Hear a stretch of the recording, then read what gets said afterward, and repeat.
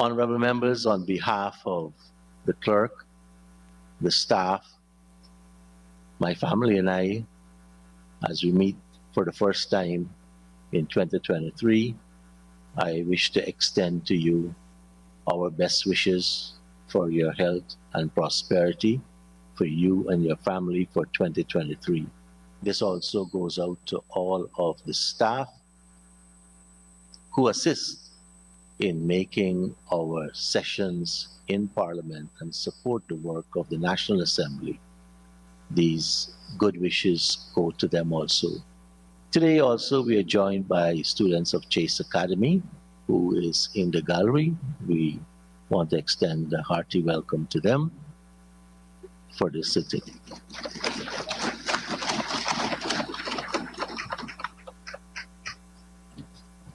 And to President's College, sir. And also the students of President College.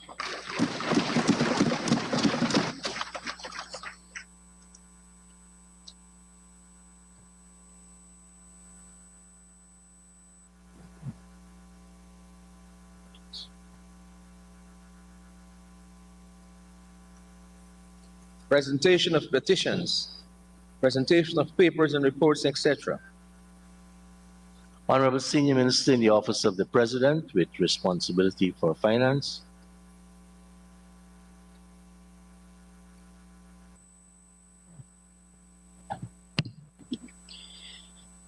Thank you very much, Mr. Speaker. I rise to present to this Honorable House the following papers and reports. 1. Government Notice Number 1 of 2023 regarding notification of receipts of all petroleum revenues paid into the Natural Resource Fund during the period from 1st of August 2022 to 31st December 2022. 2.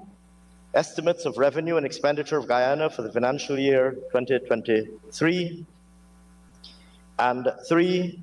Financial paper number 4 of 2022, supplementary estimates capital advances made from the contingencies fund totaling $3,812,999,559 for the period from 30th November to 31st December 2022.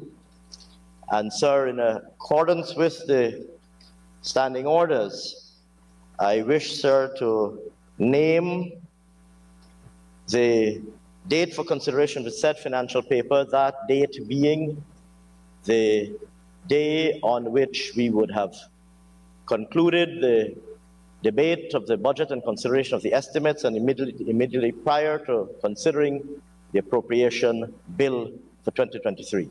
Thank you very much, sir. Thank you very much, Honorable Senior Minister.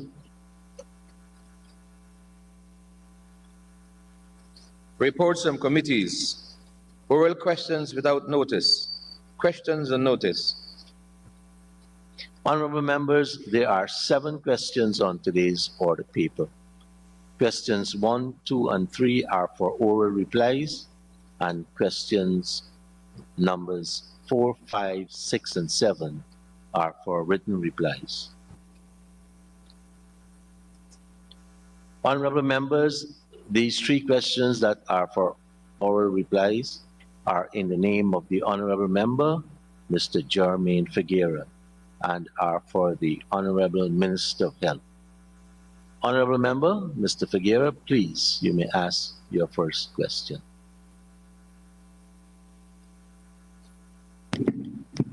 Thank you, Mr. Speaker.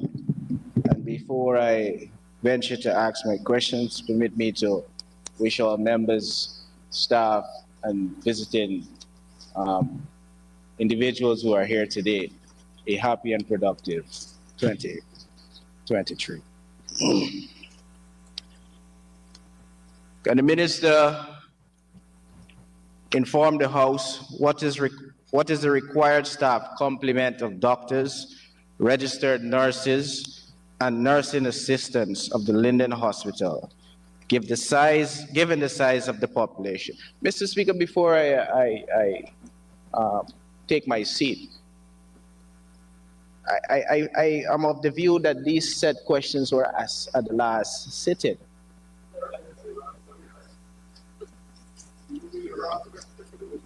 Close to.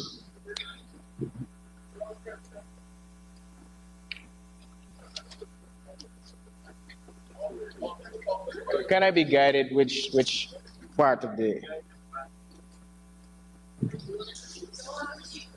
Mr. Speaker, Yes, it's the one dealing with administer blood gases testing, viral load testing, cardiac enzyme testing. I don't have my order paper here, actually. It's not on the desk. And the one that is on the desk that I'm borrowing from my colleague is the wrong one. Honorable Minister of Health, it's on the order paper correctly. thank you, Mr. Speaker. I think the question that the member would like to ask relates to testing, blood gas testing, viral load testing, and cardiac enzyme testing. In the first instance, blood gas testing was never done at the Linden Hospital. Last year, the Ministry of Health bought the equipment to do blood gas testing at Linden Hospital. That equipment has been installed, it has been tested. So as of this month, blood gas testing is now available at the Linden Hospital. In terms of viral load testing, I think the member would be referring to HIV viral load testing. It was never done at Linden Hospital nor at any of the other regional hospitals. Any one of these hospitals that require viral load testing would normally send their samples to the National Public Health Reference Lab, where that would be done. And in terms of cardiac enzyme testing, these tests are available at the Linden Hospital.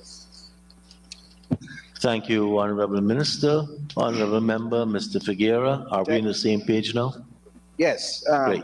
We were given the wrong order paper.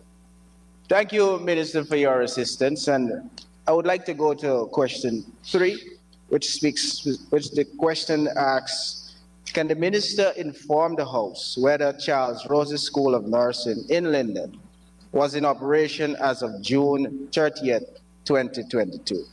And can I proceed with all 3 of the questions, or can he answer one? Honorable Member, that was question 3. I think question 2 dealt with drugs. Yes, I indicated. Yeah. Go ahead. So I'll ask both. Both. All 3 Go minister. ahead. Honorable Member. B, can the minister also further inform the House if his answer to question 1A is yes, how many of the students for the year 2022 are from Linden? And 3, can the minister also inform the House of the number of students at the nursing school who are not from Linden? Thank you. Honorable Minister of Health. Thank you very much, Mr. Speaker. I think the honorable member skipped question 2, but we'll answer 3. In terms of Charles Rosa, yes, the school was operational at the 30th of June, 2022. On the role or the intake that we have at the school for the periods, there are courses, nursing courses that would last for 3 years. And we have currently enrolled 67 students, 29 of whom are from out of the region and 38 are from Region 10. We also have, as of early this year, we started the assistant nursing program. There are 25 students who are currently enrolled in that program. Next month, we'll be starting the pharmacy assistance program, and persons would be enrolled in that as well. In terms of nursing overall in the country, we have limited capacity to train nurses because we have been using physical classroom space where we can only train about 200 to 250 persons, an intake of 200 to 250 persons per year. We are going to change that. We are now going to do a hybrid program starting from this year, where we are hoping to enlist approximately 1,000 persons into the registered nursing program. Thank you, Honorable Minister. Honorable Member, Mr. Figueroa. Yes, I heard the minister said 250 nurses per year, or is that that's for the entire country or that's for the region? The entire country. So, and in this year, you say you're gonna endeavor to do 1,000 students. Could you provide the house with regards to Linden in particular? How many students you will facilitate at that institution? Region 10 rather, sorry. Honorable Minister of Health. Thank you very much, Mr. Speaker. Again, this would be a national program where we would be doing it online. So you'll have anyone who would meet the eligibility criteria would be part of the program. So I don't know how many would apply from Linden, but certainly from the whole country, whoever apply once they meet the eligibility requirement, they would be allowed to be on the program. So we'll do the online component, which is theoretical, and you'll have a practical component where we have several simulation centers where people would come in to do the practicals. So, Honorable thank Member, you. Mr. Figueroa. So 1,000 students for the entire country. Would the determination based on region be premised on the need for nurses within each respective regions, or once the student is qualified, the first 1,000? What's the criteria with regards to how do we determine how we're going to choose these nurses from across the country, given the fact that there is need for nurses and the population of each region is different? Honorable Minister. Thank you very much, Mr. Speaker. One, you have to meet the basic qualification. So that's the first thing. Secondly, we are expanding the amount of students we can have in the country, moving it from 200 or 250 per year to where we now have close to 1,000. So if there are people out there that meet the academic requirements, they would all be accommodated on the program. The platform, if we need to go beyond 1,000, the platform would be able to accommodate that. So if there are 200, 300 persons from Region 10 who would like to apply, then that's fine. They can apply. They would have a space to start the theoretical training online. Thank you, Minister. Honorable Member, Mr. Figueroa. Thank you. Thank you, Honorable Minister. I did say that based on the qualifications of the applicants.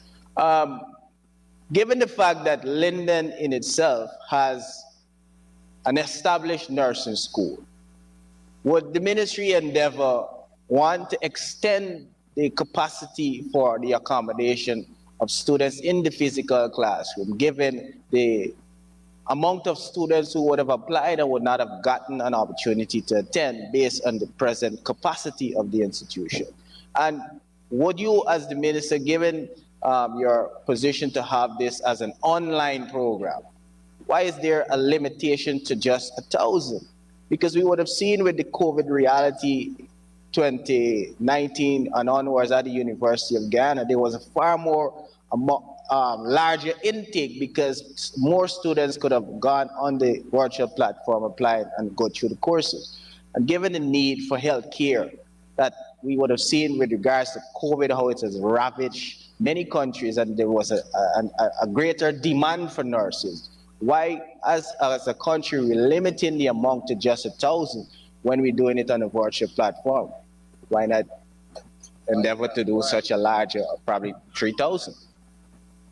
Honorable Minister of Health. Thank you very much, Mr. Speaker. Again, we're starting with 1,000. When people apply, if we get 2,000, then fine, we can accommodate 2,000. So there's no limitation. But we want to start with at least 1,000. Right now, we take in 200 to 250. So this is a big jump. Whether we'll have enough people applying That we'll see when we do the intake. All right? In terms of expanding the physical space at the Charles Rosa School, we don't think we need to do that at this point because we are migrating our training to be more online training. What we'll have to do in almost all the regions is to make sure that they have simulation centers where the nurses who are in training can go there and do their practicals. And that's what we'll work on this year. Thank you, Minister. Honorable Member Mr. Figueira. Question 2 with respect to the drugs. Go. Thank you. Honorable members, question 4 for written reply is in the name of the Honorable Member Ms. Amanza Walton Desir and is for the Honorable Minister of Foreign Affairs and International Cooperation. Honorable Minister of Parliamentary Affairs and Governance. Mr. Speaker, I seek your guidance to defer the submission of this question as Minister Todd is overseas, and I'm not aware that a written submission has been made to the House. So I'd ask that under Standing Order 22, Subclause 9, that this be deferred. Thank you very much. On his return, I will ensure that the response will be submitted in writing. Thank you very much, Honorable Minister. Question 5 is in the name of the Honorable Member, Ms. Valda Lawrence, and is for the Honorable Minister of Human Services and Social Security. We have received that answer. Question 6 is in the name of the Honorable Member, Ms. Valda Lawrence, and is for the Honorable Prime Minister. We also have that response. And question number 7 is in the name of the Honorable Member, Ms. Valda Lawrence, and is for the Honorable Minister of Human Services. I see the Honorable Minister of Public Works trying to catch me. Okay. Mr. Clerk. Statements by ministers, including policy statements, personal explanations, requests for leave to move the adjournment of the National Assembly on definite matters of urgent public importance, motions relating to the business or sittings of the National Assembly, and moved by a minister. Honorable Minister of Parliamentary Affairs and Governance. Thank you, Mr. Speaker. I wish to bring a motion of suspension of the standing orders numbers 10, subclause 2, and 38, subclause 9A. Be it resolved that standing orders numbers 10, subclause 2, and 38, subclause 9A be suspended to enable the senior minister in the House Office of the President with responsibility for finance to complete and uninterrupted the reading of the budget speech for 2023 at the sitting of the National Assembly on Monday, the 16th of January, 2023. Honorable Member, the motion is proposed. I will now put the motion. Those in favor say aye. Those against say no. Ayes have it. The motion is carried. Introduction of bills, public business, government's business. Honorable members, we have now come to the item budget for 2023. Honorable Senior Minister in the Office of the President with responsibility for finance will move the motion for the approval of the estimates of revenue and expenditure for financial year 2023. Honorable Senior Minister, you may proceed.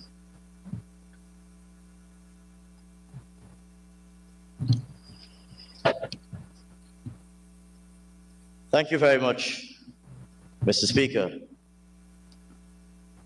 I rise, sir, to move the motion for the approval of the estimates of the public sector and the budget for the financial year 2023. And in doing so, sir, I wish to indicate that the Cabinet has recommended that the National Assembly proceed upon this motion pursuant to Article 171, Paragraph 2 of the Constitution of Guyana. Mr. Speaker, Budget 2023 is the fourth budget of this People's Progressive Party civic government. Formed in August 2020 after the protracted struggle to ensure that the constitutional consequences of the December 2018 no confidence motion were adhered to and that the results of the March 2020 elections were respected as the democratic will of the people. Inevitably, even if belatedly, democracy and the rule of law finally prevailed, and our beloved Guyana was rescued from the precipice of becoming a rogue dictatorship and a pariah state. Since assuming office, our government has set about the task of repairing the deep and lasting damage caused by 5 years of misrule and mismanagement, rebuilding Guyana's credibility in the international and global community, restoring our attractiveness as a destination for private investment, improving infrastructure and social services, and ensuring enhanced opportunities and improved quality of life for the Guyanese people. All this we endeavor while guided by His Excellency's overarching and abiding philosophy of one Guyana. Mr. Speaker, Budget 2023 comes at the 30-month mark or approximate midpoint of our current term of office. It therefore presents a timely opportunity both to look back at the first half of this term and, even more importantly, to look ahead at that which is yet to come and which beckons with such abundant and exciting promise. To give just a few examples, in the 2.5 years since assuming office, we have combated the COVID-19 pandemic, providing protection to citizens by administering 958,365 doses of vaccines in total, and achieving a fully vaccinated rate of 68% of the adult population, and at the same time provided relief to households by distributing over $7 billion in cash grants. We've improved social safety nets by increasing old age pensions by nearly 40% to $28,000 monthly, resulting in transfers of over $21 billion in 2022 to our senior citizens, and increasing public assistance by over 55% to $14,000 monthly, resulting in transfers of over $3 billion in 2022 to the most vulnerable in our society.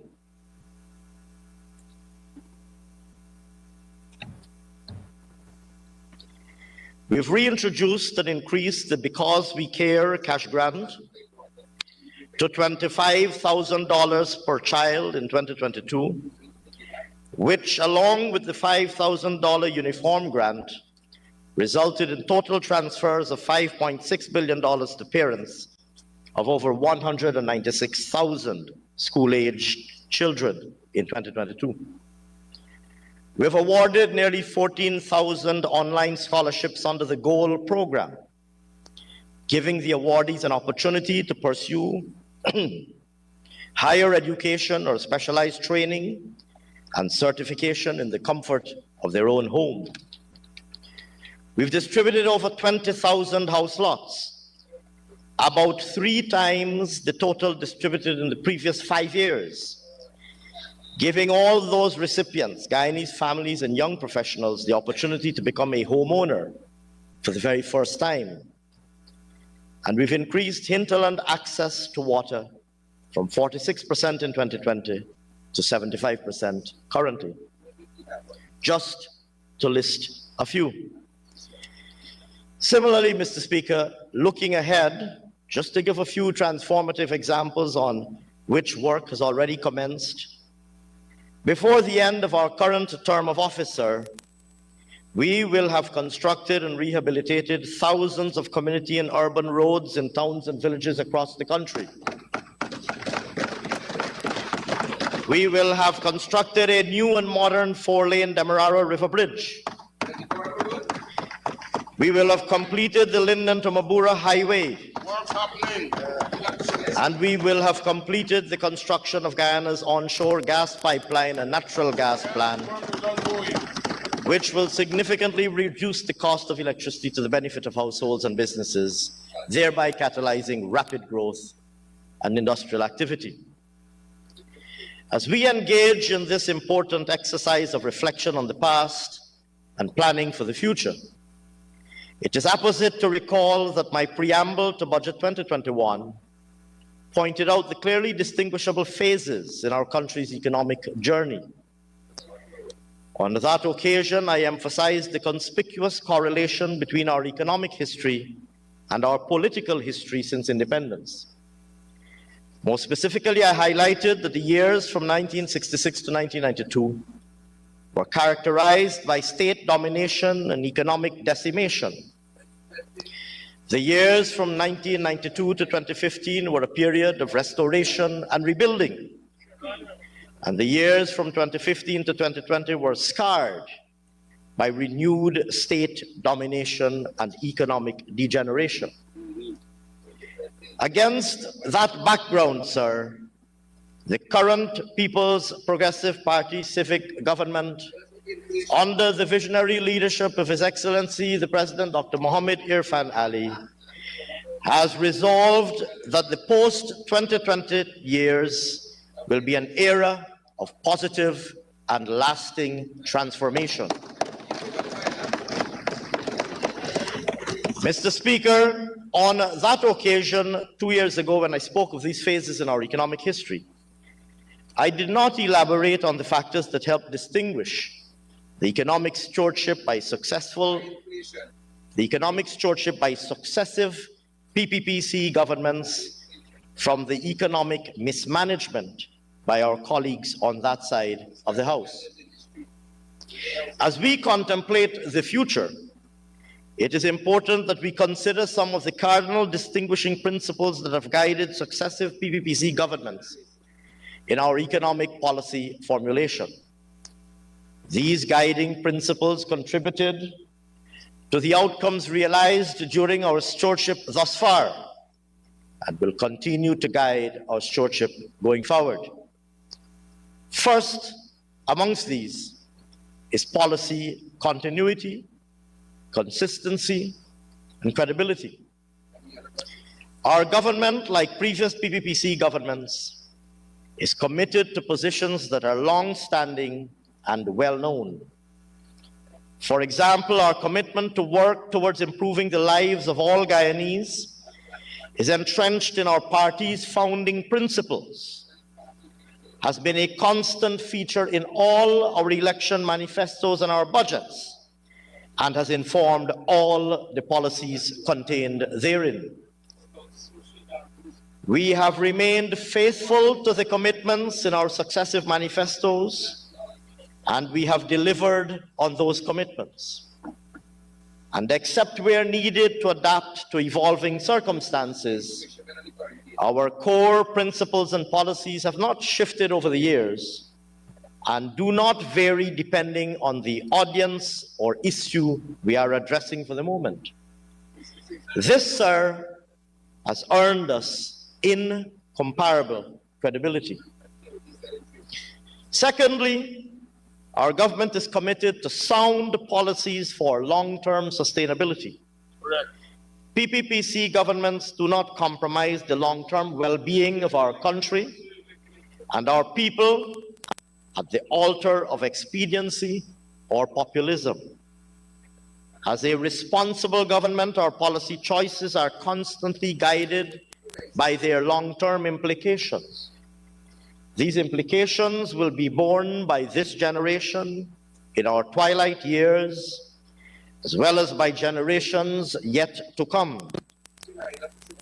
We owe it to ourselves, and even more so to them, not to make decisions today that have short-term appeal, but that will have adverse consequences in years to come. Long-term sustainability and the avoidance of policy myopia remain a paramount concern for us. This is absolutely critical for many of the fiscal choices with which we are faced today. Third, our economic policy making is guided by objective, sound, and rigorous examination of prevailing realities.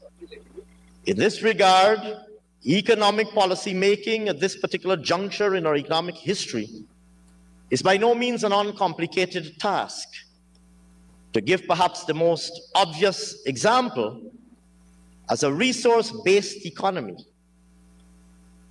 the avoidance of Dutch disease and the containment of overexposure to and overdependence on any one sector of the economy necessitates concerted policy action now.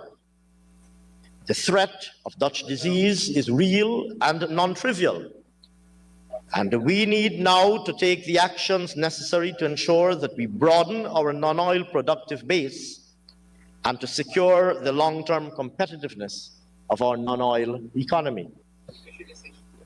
It is for this reason that we're investing so heavily in the catalytic infrastructure that is so critically needed for expanding productive capacity and improving competitiveness in the non-oil economy. Mr. Speaker, it is not accidental that we're investing as heavily as we are to build roadways to open up new cultivable acreage for agriculture and to improve access to our non-oil extractive resources such as minerals and forestry. It is similarly not accidental that we are investing in energy infrastructure to increase the supply and reduce the cost of electricity to ensure a competitive industrial and manufacturing sector. At the same time, we are working assiduously to reduce and remove supply-side bottlenecks, both in the market for goods and services, as well as the labor market, given that these can exacerbate the risks of overheating. Examples of this include facilitating ramped-up domestic production of construction inputs, such as quarry aggregate and sand, both of which will be needed in vastly increased quantities in the coming months, given the construction boom on the way. In the labor market, we've been investing heavily in training to maximize the availability of skilled personnel and to enhance the capacity of Guyanese nationals to take up new and emerging job opportunities. Fourth, Mr. Speaker, we are always mindful of the global environment in which we operate. In the current instance, we are navigating the transformation in our country at a time when the global economic context is extremely unhelpful and highly unpredictable. Having only partially exited the throes of the COVID-19 crisis, the global economy is now characterized by elevated inflationary pressures, as well as strong recessionary risks for a variety of reasons, which I will discuss shortly. This is a reality from which we in Guyana are by no means isolated, and to which we are by no means immune. And this is the very real background against which economic policy is being formulated. I emphasize all of these points for the following reason. Our government considers it extremely important for the entire population to be fully attuned to the complexities of the policy environment in which we're operating, the very real threats and risks we face, as well as the policy choices before us and their implications. For this reason, we consider a high level of economic literacy countrywide to be a high priority, and we will continue to ensure that the complexities of the policy-making environment are explained in the most accessible way possible to build broad-based appreciation of the very real issues that confront us and the policy choices that lie before us. Finally, Mr. Speaker, even as we remain focused on ensuring the long-term well-being of Guyana and the Guyanese people, our government remains fully cognizant of the importance of addressing the most urgent and immediate imperatives. We understand and appreciate the urgency with which the most pressing problems and irritants of today need to be fixed. Matters like ensuring decent quality community infrastructure, including community roads and drainage and irrigation structures, to reduce the risk of flooding, good quality education for our children, good quality health care for all, reliable electricity and water supply, and decent jobs for everybody of employable age are all, Mr. Speaker, urgent and immediate needs. We recognize and appreciate the urgency with which these basic needs must be met. The initiatives contained in Budget 2023 represents a major step forward in ensuring that these needs are met in the shortest possible time. At the same time, we attach an equally high level of importance to ensuring that the investments needed for longer-term well-being are also being made. Reflecting this recognition, Mr. Speaker, Budget 2023 is presented under the theme, Improving Lives Today, Building Prosperity for Tomorrow.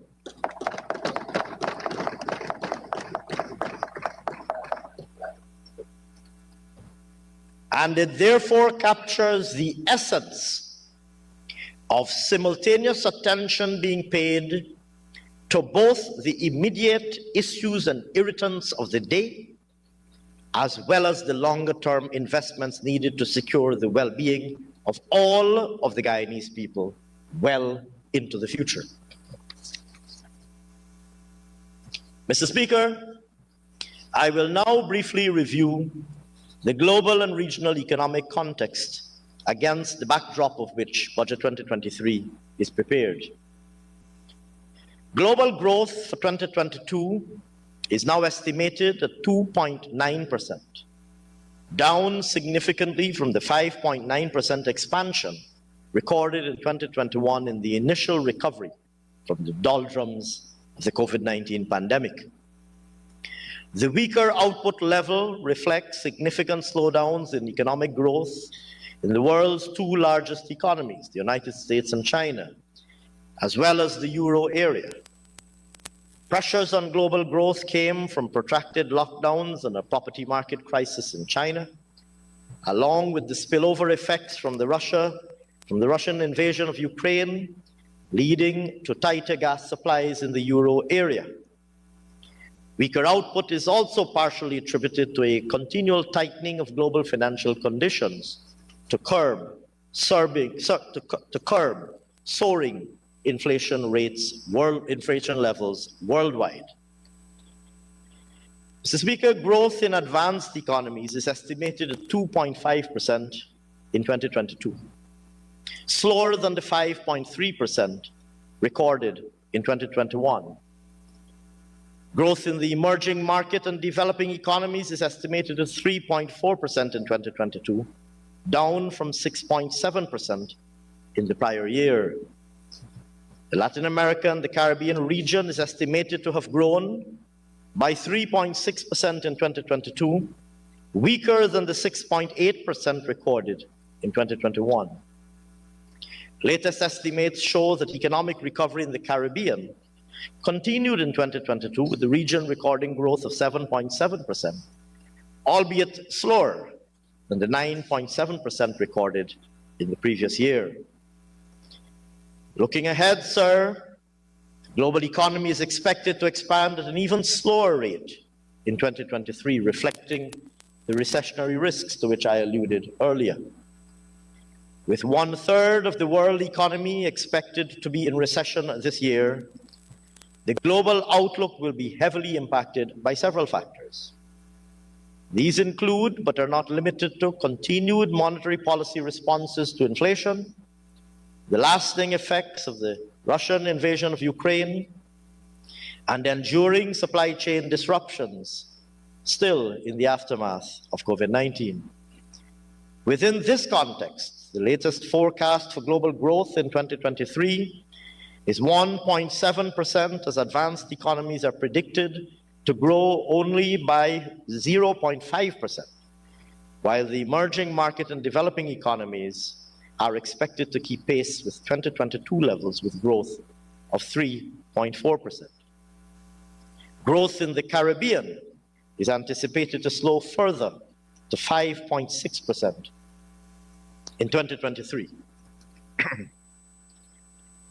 Meanwhile, Mr. Speaker, inflation levels remain elevated, with global inflation estimated at 8.8% in 2022, rising from 4.7% in 2021. In advanced economies, inflation rates have risen to their highest level since 1982, up from 3.1% in 2021 to an estimated 7.2% in 2022.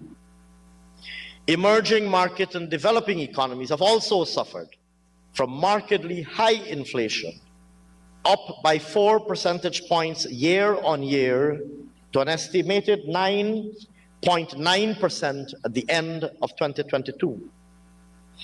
Finally, inflation levels closer to home have also remained elevated as tourism-dependent Caribbean nations have seen inflation rise from 5.4% in 2021 to an estimated 8.3% in 2022.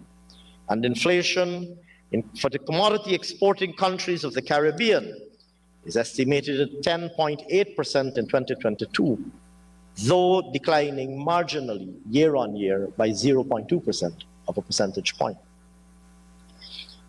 Mr. Speaker, stemming from the existing geopolitical developments and weather-related production shortfalls, the price of some of Guyana's key commodity exports, rose in 2022, especially in the first half of the year. In particular, prices for oil, sugar, and metals were up year on year, while a decline was observed for rice.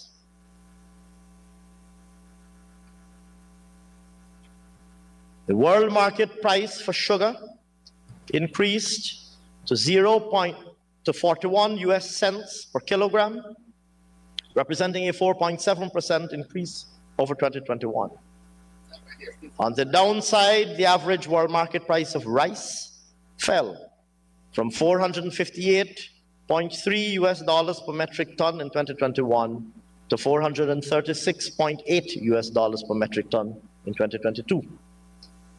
With respect to the price of metals, aluminum prices averaged $2,705 per metric ton in 2022, up 9.4% from 2021.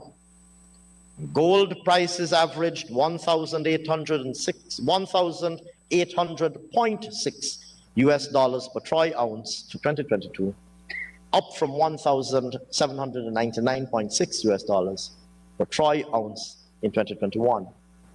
Lastly, sir, the price of crude oil averaged 99.8 US dollars per barrel, 98 US dollars and 80 cents per barrel in 2022, 41.7% above 2021 levels.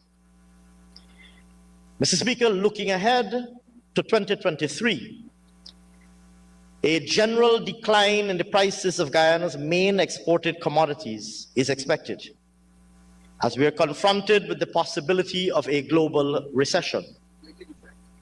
Rice and sugar prices are expected to fall by 0.4% and 6.8% respectively, to 435 US dollars per metric ton and 38 US cents per kilogram. Metal prices are also expected to fall in 2023, with aluminum prices expected to average 2,400 US dollars per metric ton, or 11.3% lower than 2022. And gold prices are expected to decline by 5.6% to 1,700 US dollars per troy ounce. Most recent forecasts show or suggest rather, that the price of crude oil is projected to average $83.10 per barrel in 2023, a decline of about 17% year on year. Even though this level prices would be expected to remain above the 5-year average of $60 per barrel. Mr. Speaker, on the whole, the commodity price outlook in the global economy is therefore heavily tilted on the downside for key commodities produced and exported by the Guyanese economy.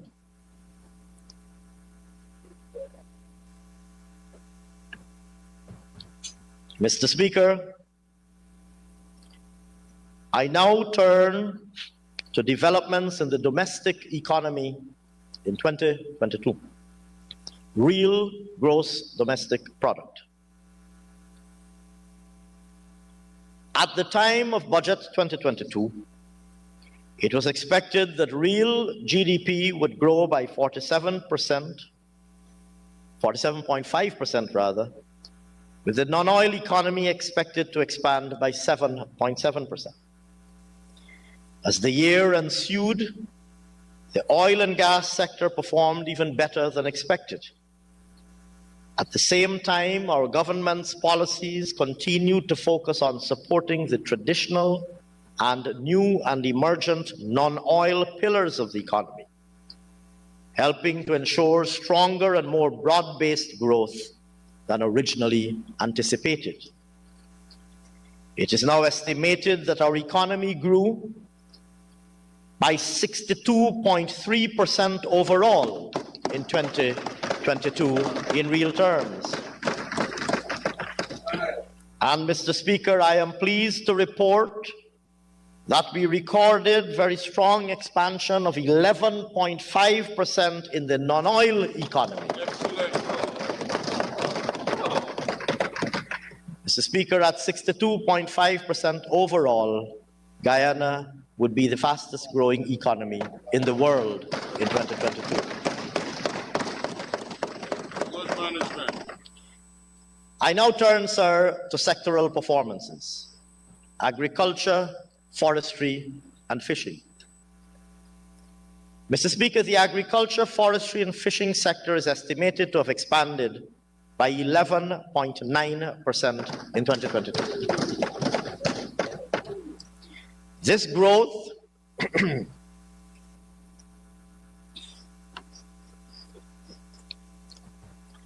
growth sir, is attributable to notable performances in the other crops, rice growing, livestock, and forestry industries.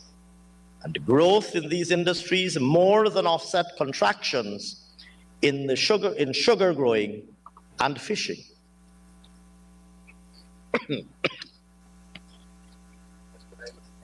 Mr. Speaker, the sugar growing sector is estimated to have declined by 18.9% in 2022, with sugar production for the year totaling 47,049 tons.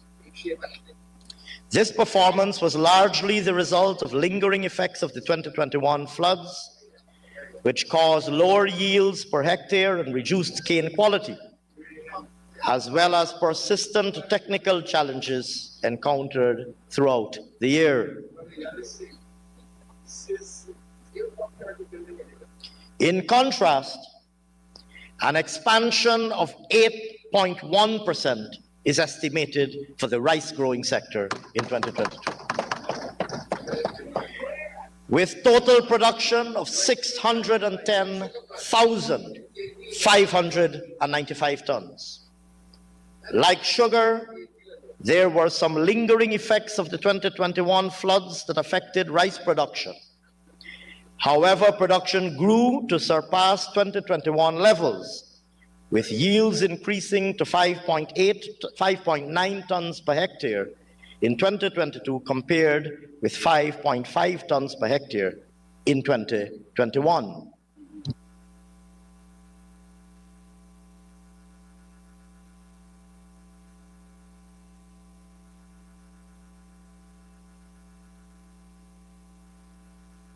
My apologies, my apologies, Mr. Speaker.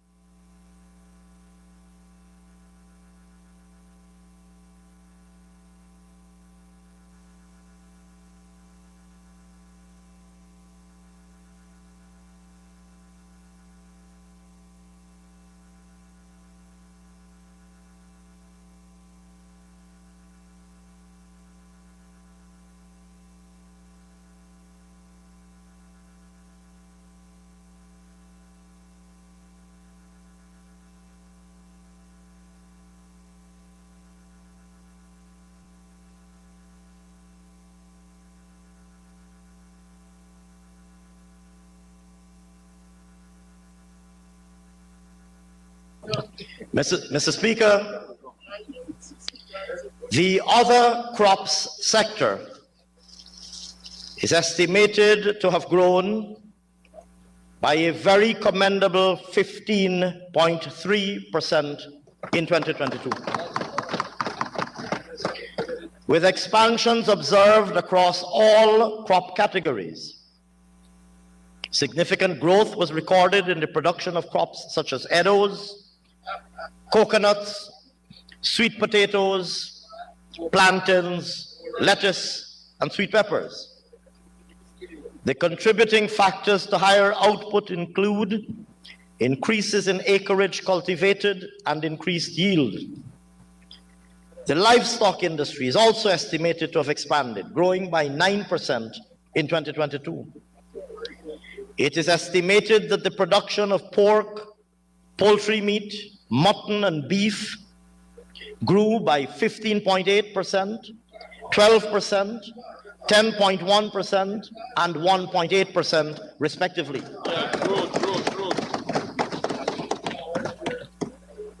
On the downside, the production of eggs and milk declined by 37.5% and 10.8%, respectively.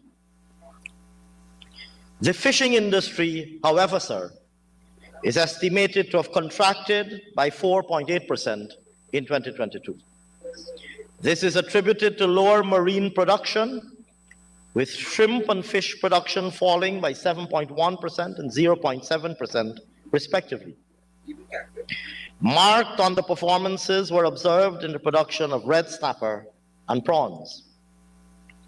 On a more positive note, government's efforts to transform the aquaculture industry, inclusive of the construction of over 60 ponds in 2021, have resulted in growth in the overall productive capacity of shrimp ponds and 454.1% growth in the production of brackish water shrimp, with production totaling 621,000 kilograms in 2022. On the upside, sir, the forestry sector is estimated to have expanded in 2022, growing by 13.4%. It is estimated that approximately 441,000 cubic meters of timber products were produced in 2022, largely on account of growing demand from the construction sector. Extractive industries. Mr. Speaker, the mining and quarrying sector is estimated to have expanded by 109.7% in 2022. The estimated growth is driven mainly by an expansion in the oil and gas and support services industry, which, when combined with growth in the other mining and bauxite industries, outweighs the contraction in gold mining activity. Mr. Speaker, the oil and gas sector is estimated to have expanded by 124.8%, with a total of 101.4 million barrels of oil produced, compared with 42.7 million in 2021. This performance is attributed to the commencement of production on our country's second floating production, storage, and offloading vessel, the Liza Unity, early last year, In 2022, the Liza Destiny produced crude oil at an average rate of approximately 128,000 barrels per day, compared with 117,000 barrels per day in 2021. The Liza Unity FPSO produced at an average rate of about 169,000 barrels per day, reaching a peak monthly rate of just over 233,000 barrels per day in December. Mr. Speaker, the bauxite mining industry is estimated to have expanded by 35% in 2022, with increasing output from both producing operators. Total output from the industry is estimated to have expanded from 618,452 tons in 2021 to 706,634 tons in 2022. Output from the largest producer increased from 388,510 tons in 2021 to 407,225 tons in 2022, despite delays in the startup of a new kiln.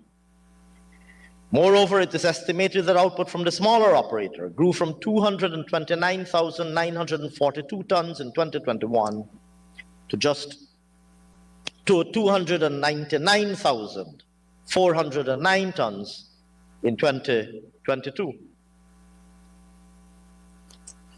On the downside, sir, the gold mining industry is estimated to have contracted by 2.5% in 2022. Stemming from lower output from the small and medium-scale producers. Overall declaration of gold fell marginally from 499,054 ounces in 2021 to 486,415 ounces in 2022. The single producing foreign operator recorded a notable increase in declarations, with 101,418 ounces declared in 2022, while output from the small and medium-scale operators fell by 10.6% to 384,998 ounces, attributed to lower declarations from the top two dealerships. Mr. Speaker, output from the other mining and quarrying sector, which comprises diamond, sand, and stone mining, continued its upward trajectory, resulting in the sector expanding by an estimated 38.5%.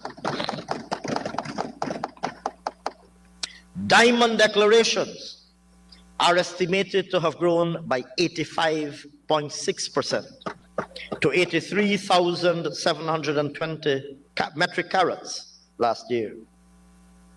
Sand extraction and stone production are estimated to have grown by 35.6% and 18.6%, supported by the heavy emphasis of construction activity in our government's public sector investment program, as well as rapid expansion in private sector construction activity. Notably, sir, within the other mining and quarrying sector, for the first time in the last 5 decades, 255,081 tons of manganese were produced in 2022. Good start. Mr. Speaker, the manufacturing sector is estimated to have expanded by 3.9% in 2022. While sugar manufacturing is estimated to have contracted by 18.9%, the rice manufacturing and other manufacturing subsectors are estimated to have grown by 11.7% and 2.8%, respectively. With respect to the latter, growth was driven largely by fabricated metal products, plastic products, and paper products, which grew by 4.9%, 35.7%, and 98.8%, respectively. On the downside, there was a 33% contraction in the manufacture of pharmaceuticals and a 9% contraction in the manufacture of chemicals, particularly oxygen, amid lower COVID-19 related hospitalizations in 2022. Mr. Speaker, both electricity and water supply are estimated to have expanded in 2022 by 9.3% and 0.7% respectively.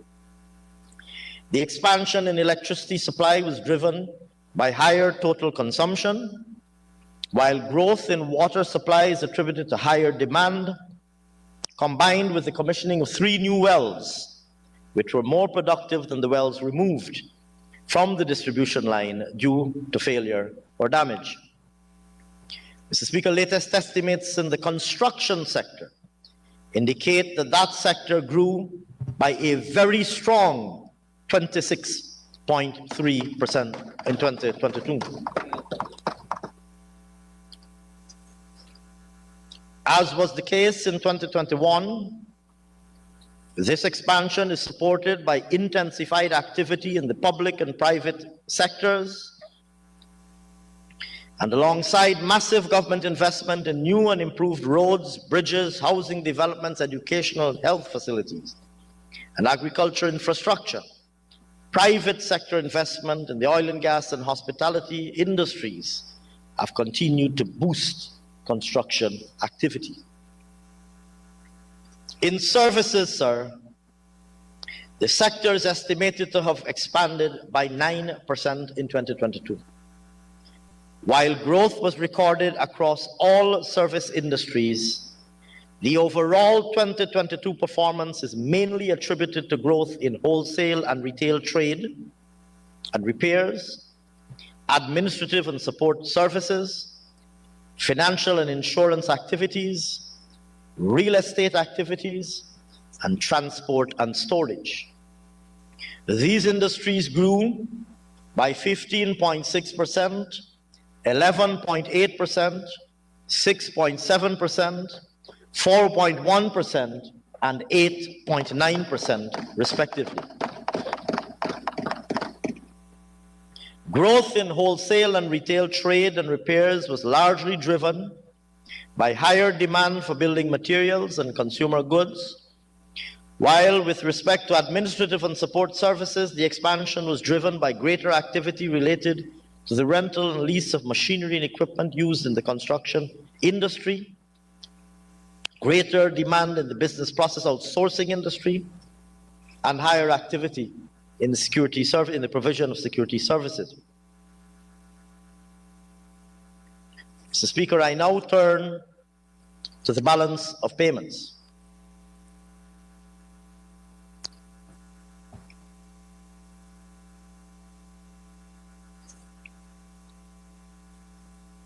The overall balance of payments recorded an estimated surplus of $128.3 million at the end of 2022. The current account improved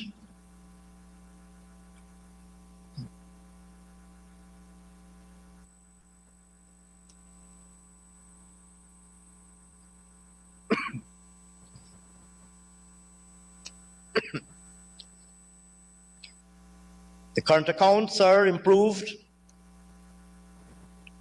from a deficit of $1,999,000,000 in 2021 to an estimated surplus of $4,262.4 million in 2022.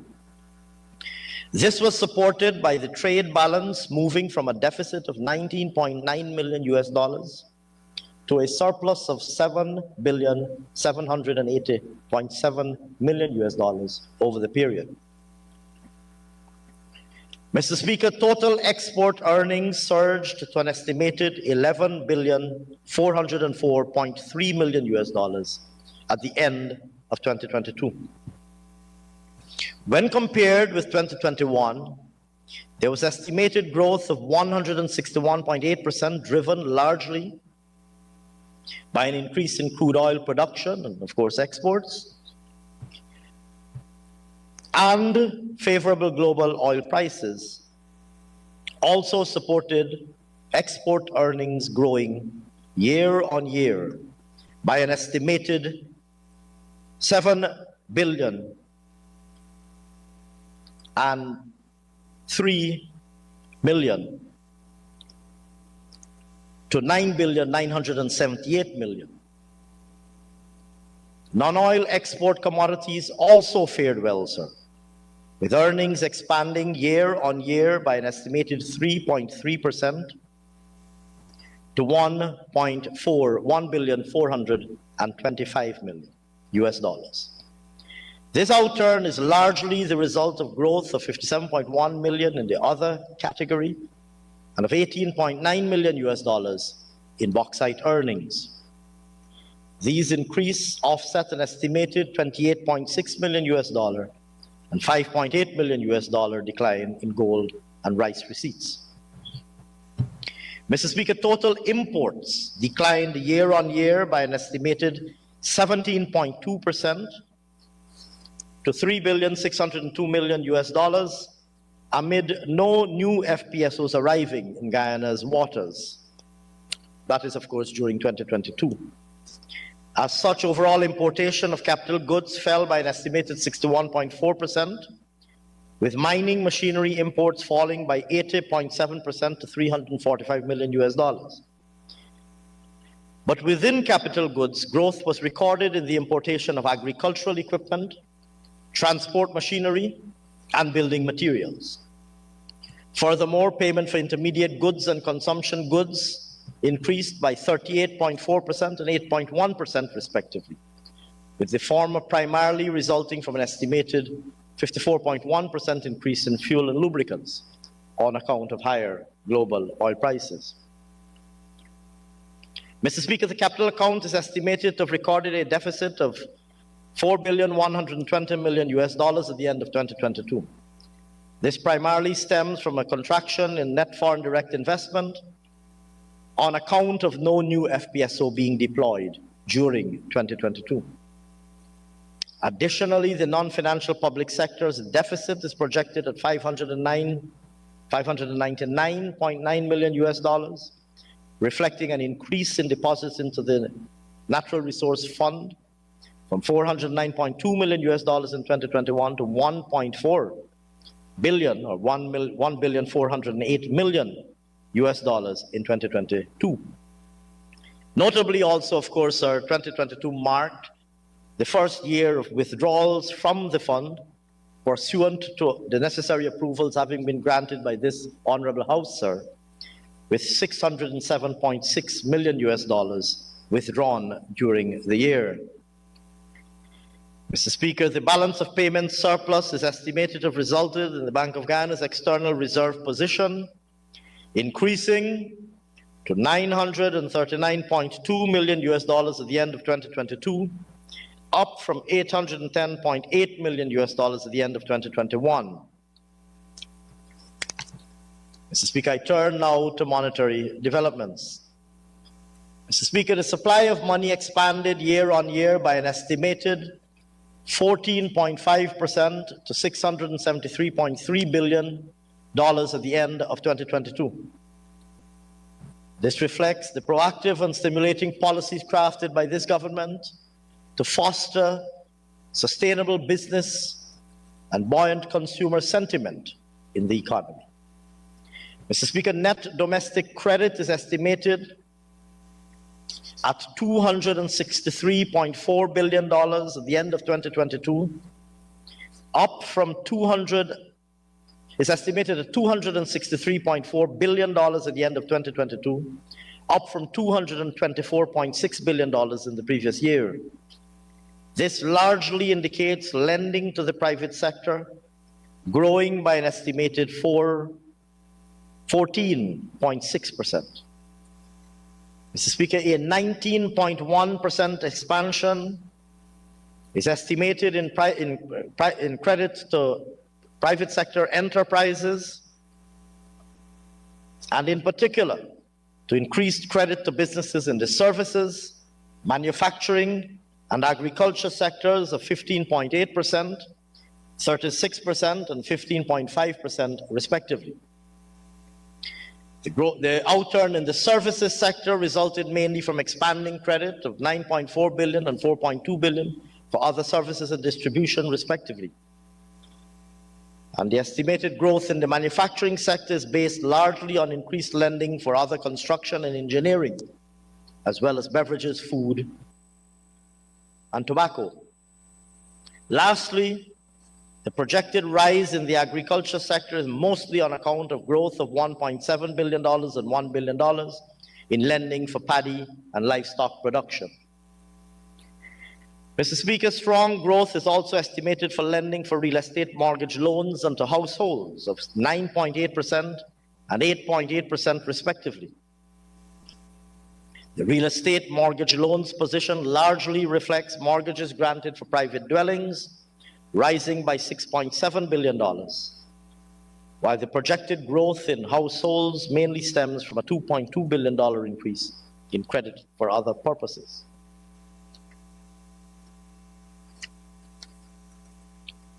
I now turn, sir, to prices and income.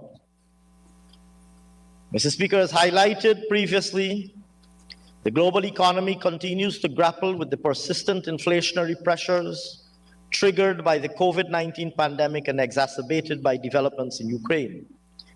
In 2022, it is estimated the global inflation rose to 8.8%. As I indicated a few minutes ago, sir, Guyana was not and is not insulated from these pressures.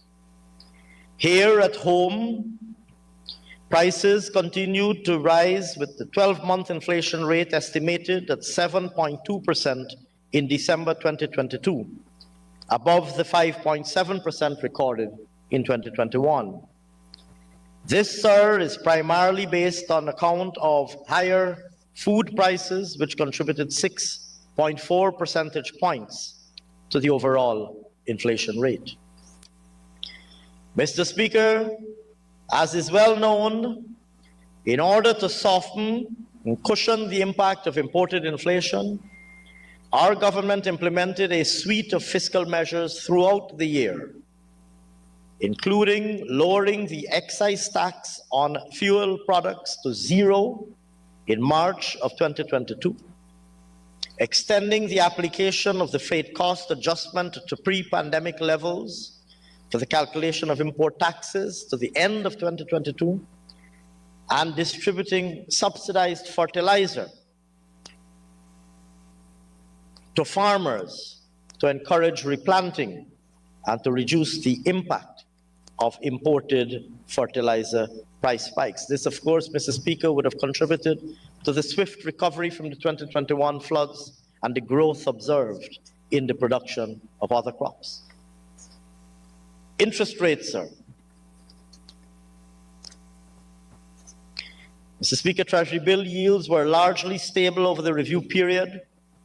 The 91-day and 182-day Treasury bill yields unchanged at 1.54% and 1% respectively.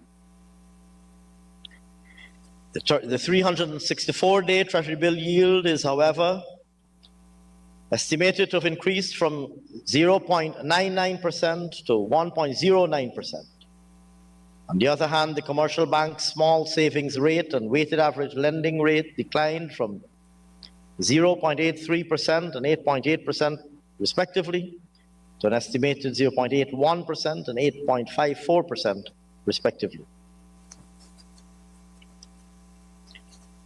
Incomes. Mr. Speaker, our government remains committed to improving the well-being of all Guyanese citizens and recognizes and appreciates the hard work of employees delivering services to the people of Guyana.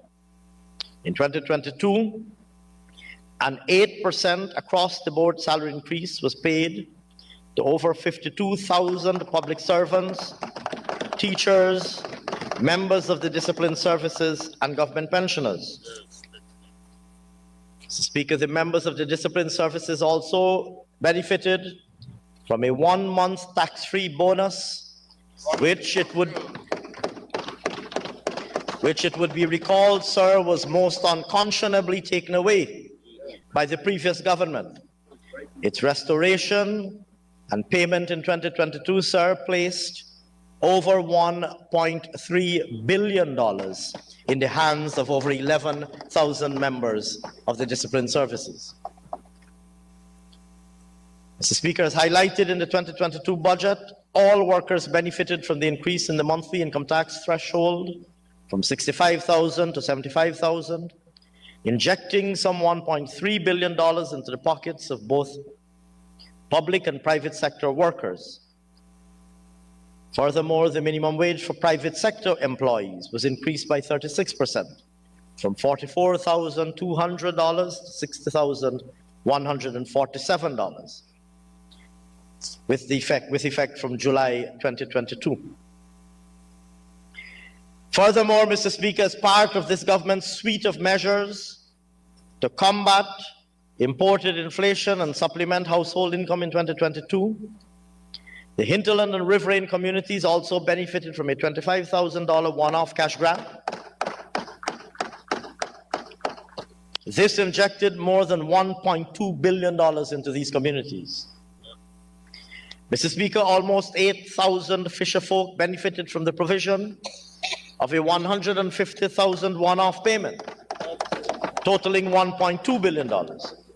And over 1,400 sugar workers at IFLOT who were affected by the estate downtime were provided a one-off payment totaling over $277 million. Mr. Speaker, our government remains committed to ensuring that all categories of workers at the end of the day have a better standard of living, better opportunities, and greater prospects for the future. I turn now, sir, to the fiscal position. Mr. Speaker, at the end of 2022, the non-financial public sector deficit after grants was $152.5 billion, or 11.5% of GDP. This deficit is attributed to government's continued ramp-up of capital investments, continued expansion in public expenditure to finance improved social programs, and higher outlays related to the implementation of measures to provide relief to citizens as we continue to combat both external and domestic economic shocks. On the central government, a deficit of $155.5 billion, or 11.8% of GDP, was recorded at the end of 2022. This was on account of a 53.1% increase in overall expenditure. Total expenditure totaled $593.1 billion at the end of the year, and its growth outweighed the $162.4 billion increase in total revenue. Mr. Speaker, total revenue of the central government, net of inflows of the Guyana Red Plus Investment Fund, the GRIF, and the NRF, was $302.1 billion at the end of 2022, 13.3% above 2021 collections, reflecting the strong and dynamic growth in the economy. Within this, tax revenue collections amounted to $292.3 billion, growing by 14.6%. Internal revenue collections totaled $176.1 billion at the end of 2022, attributed largely to higher collections of private sector corporation taxes, personal income tax, and withholding taxes. These grew by $16.9 billion, $12 billion, and $10.4 billion, respectively. Of note, sir, growth in withholding tax collections is mainly attributed to higher collections from the oil and gas sector. Mr. Speaker, collections of value-added tax and excise tax contracted by $9.6 billion in 2022, amounting to $85.2 billion at the end of the year. This, sir, is attributed to the reduction of the excise tax rate applied to petroleum products, which resulted in a total loss of $17.2 billion on the collection of excise tax products. of excise tax on petroleum products, rather. That revenue loss, of course, Mr. Speaker, would have translated to direct relief to the consuming and traveling public of Guyana. On the upside, sir, collections from VAT net of refunds expanded by $8.5 billion, totaling $56.8 billion on account of higher collections related to both domestically supplied goods and the importation of goods and services. Customs and trade taxes collected $4 billion above its previous year level, largely attributed to higher collections of import duties, again reflecting the marked recovery and dynamism in our economy. In contrast, sir, non-tax revenues totaled $9.8 billion at the end of 2022, $1.8 billion below 2021 collections, driven by lower collections of rents and royalties. Mr. Speaker, within the central government, non-interest current expenditure grew by 18.6% to $326.1 billion, largely on account of growth in transfer payments and outlays for goods and services. The 21.3% growth in transfer payments was driven by transfers to local organizations, higher outlays on such social programs as education grants and old age pensions, and reflected many of our government's initiatives highlighted previously. Mr. Speaker, in 2022, government's public sector investment program grew by 147.2%. Wow. Progress. With total capital expenditure amounting to $258.1 billion at the end of last year. This reflects, sir, our government's commitment to continue to invest in repairing, rehabilitating and expanding our country's infrastructure and in building strong implementation capacity.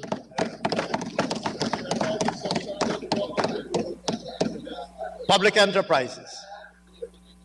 Mr. Speaker, at the end of 2022, the public enterprises recorded an overall surplus of $3 billion. Total receipts were $177.2 billion, $36.9 billion higher than in 2021. And total expenditure amounted to $174.2 billion, $27.7 billion above the level spent in 2021. The growth in expenditure is largely attributed to higher operational costs associated with the Guyana Oil Company as a result of higher imported fuel prices, the GPL as a result of the same factor, fuel of course being its primary input, and Gaisuco, which I addressed earlier. Public debt management. Mr. Speaker, since the presentation of the last budget, government has maintained its long-standing practice of prudent debt management. Consequently, we continue to enjoy strong debt sustainability fundamentals, even as we expand investments in public infrastructure, social services, and other initiatives geared at ensuring improved standards of living for all Guyanese. This delicate balancing act hinges on our time-honored debt management strategy of contracting, development, financing, and meeting debt service obligations at the lowest cost within prudent risk parameters.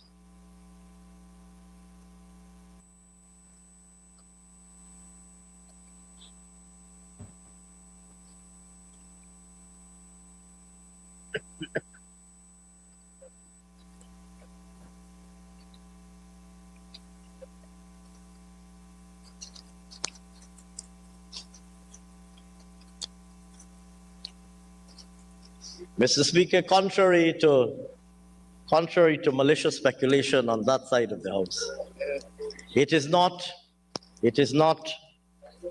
It is not by any measure it is not by any measure GWI water that I'm consuming. This, sir, is not the 1970s and the 1980s. I am in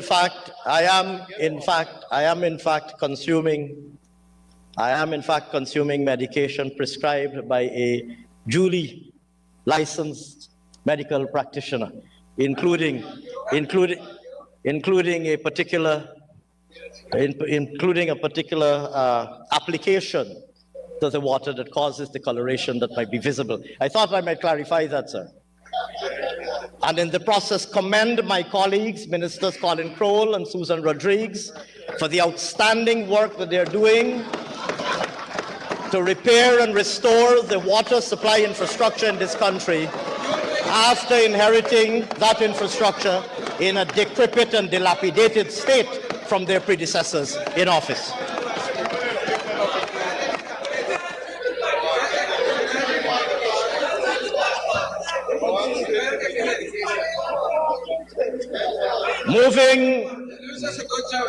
Moving swiftly on, sir.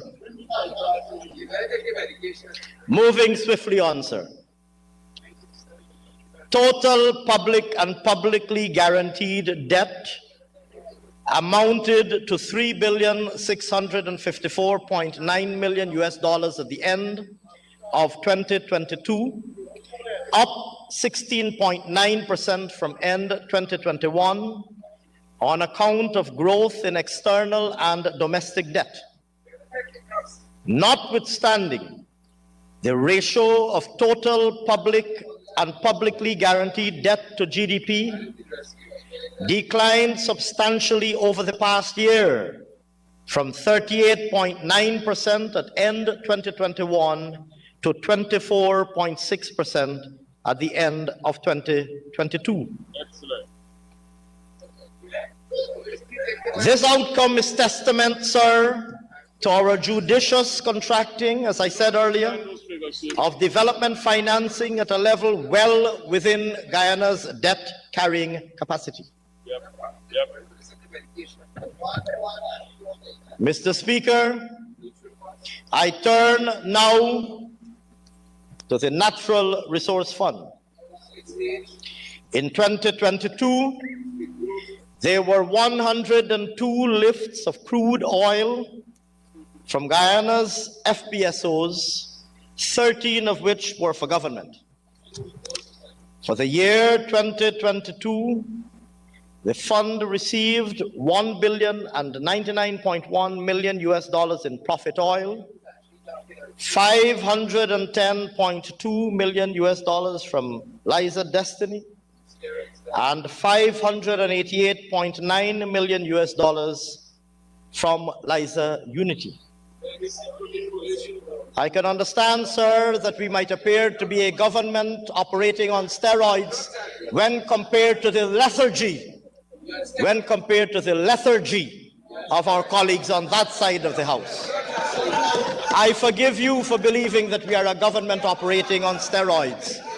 Sir, even a turtle or a tortoise would have made the APNU AFC look like they were moving on steroids. Even the proverbial turtle or tortoise would have appeared like they were moving on steroids compared to the APNU AFC.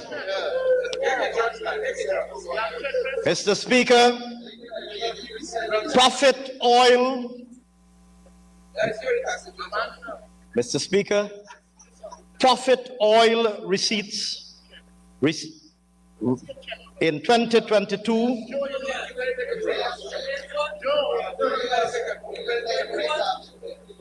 Mr. Speaker, profit oil receipts in 2022 correspond to 11 government lifts, as the remaining 2 will be received this month. Additionally, $155.2 million was received in royalty payments from the operator. In keeping with the NRF Act, $607.6 million was withdrawn to finance national development priorities in the 2022 budget. Mr. Speaker, at the end of 2022, the overall balance in the fund, inclusive of interest income and after transfers to the budget, amounted to $1,271.8 million US.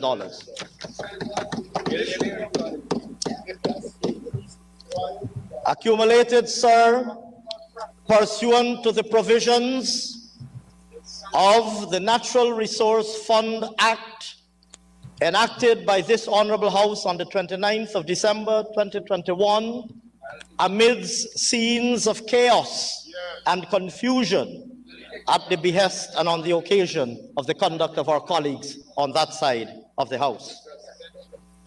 I turn now to sectoral developments in the agenda for 2023. Introduction and macroeconomic context. Mr. Speaker, in my speech for 2020, in my budget speech for 2022, I outlined our government's development priorities, which are grounded in our 2020 manifesto, the basis on which we were elected by the people of Guyana. These priorities remain the same, and it is worthwhile to emphasize that they are fully aligned with the regional and international aspirations and obligations to which we have subscribed. These include the Sustainable Development Goals under the United Nations Agenda 2020, to which we are firmly wedded, as well as the CARICOM Regional Agenda, including on food security, the 25 by 25 initiative. In that regard, sir, we are, of course, providing strong leadership, having resumed lead responsibility in the CARICOM quasi-cabinet for agriculture and food security immediately upon returning to office.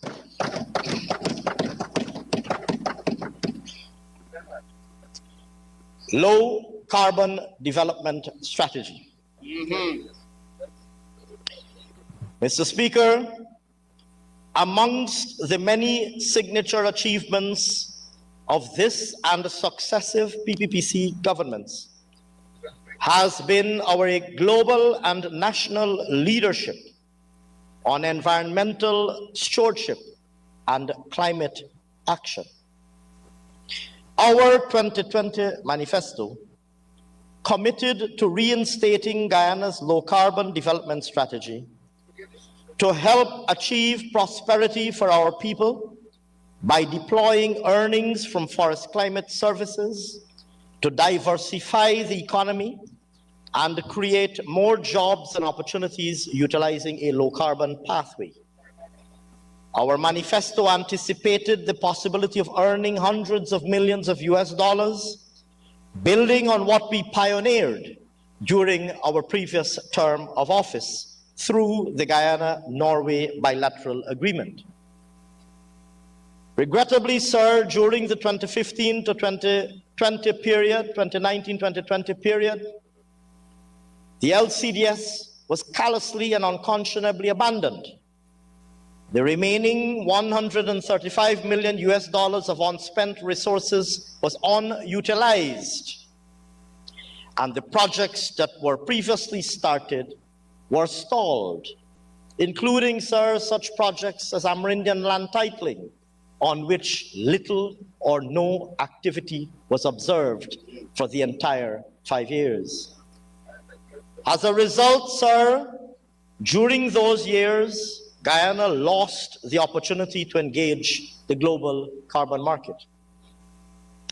The challenge facing this government on returning to office was to repair this damage, re-establish a vision for moving forward for the benefit of Guyana, and resume contributing to the global search for solutions.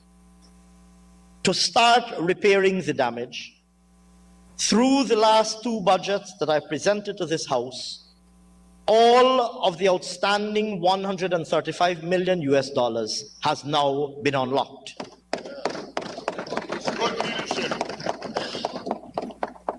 Mr. Speaker, to resuscitate the vision of Forest Climate Services, we developed our second generation LCDS, LCDS 2030, that takes forward our world-leading mechanism for payment for forest climate services.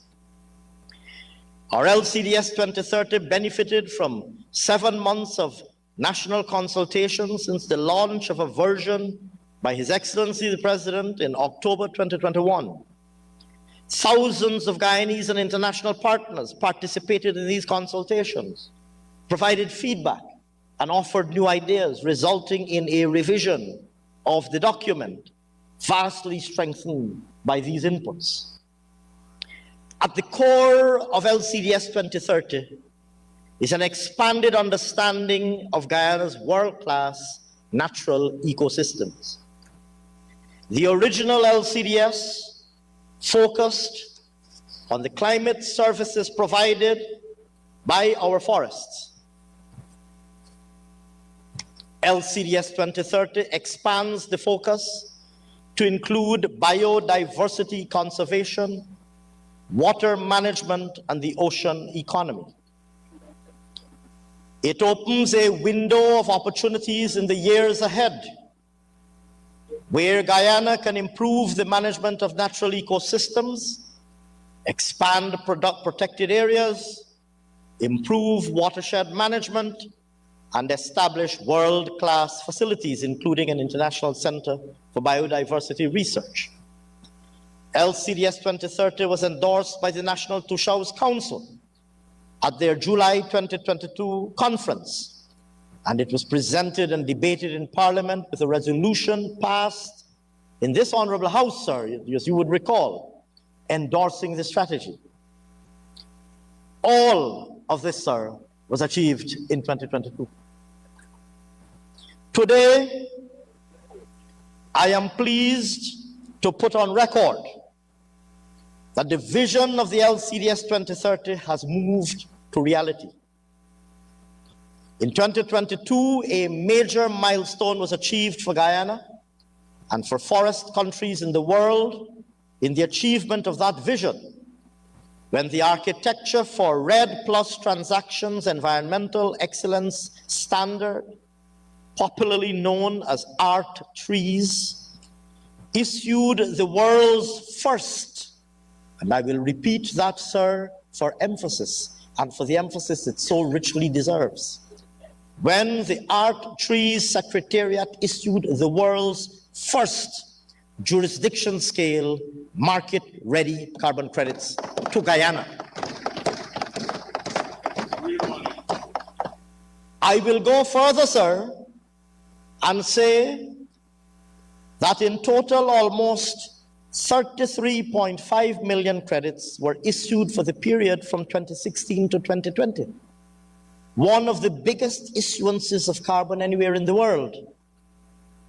Needless to say, sir, these credits for 2016 to 2020 relate to a period when the former government did absolutely nothing to monetize them. We, sir, instead, sir, they chose to brandish a green state development strategy, I would believe it was called, that was whose greenness extended, sir, only, I believe, to the dominant color of its pages. Mr. Speaker, this People's Progressive Party civic government has now corrected that travesty.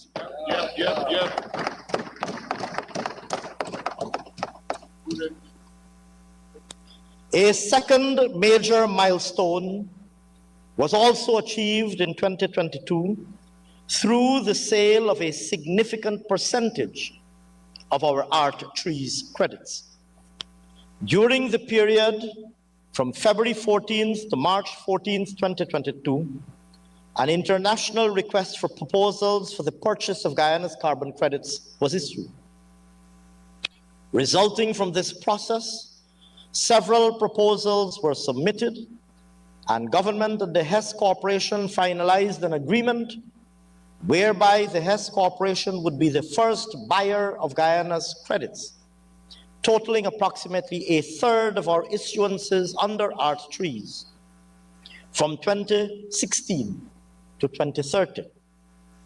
The agreement sets out that Hess will buy 2.5 million credits per year for 2016 to 2030 to a total of 37.5 million credits for a minimum payment of $750 million US dollars. For a minimum payment of $750 million US dollars to be paid to Guyana between 2022 and 2032. Sir, this may very well be the largest carbon transaction to have ever taken place anywhere in the world to date.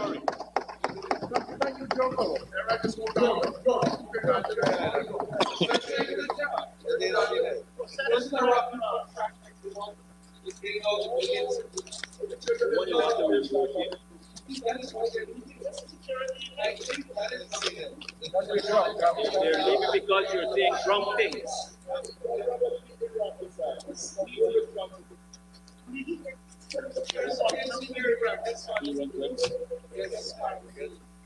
Mr. Speaker,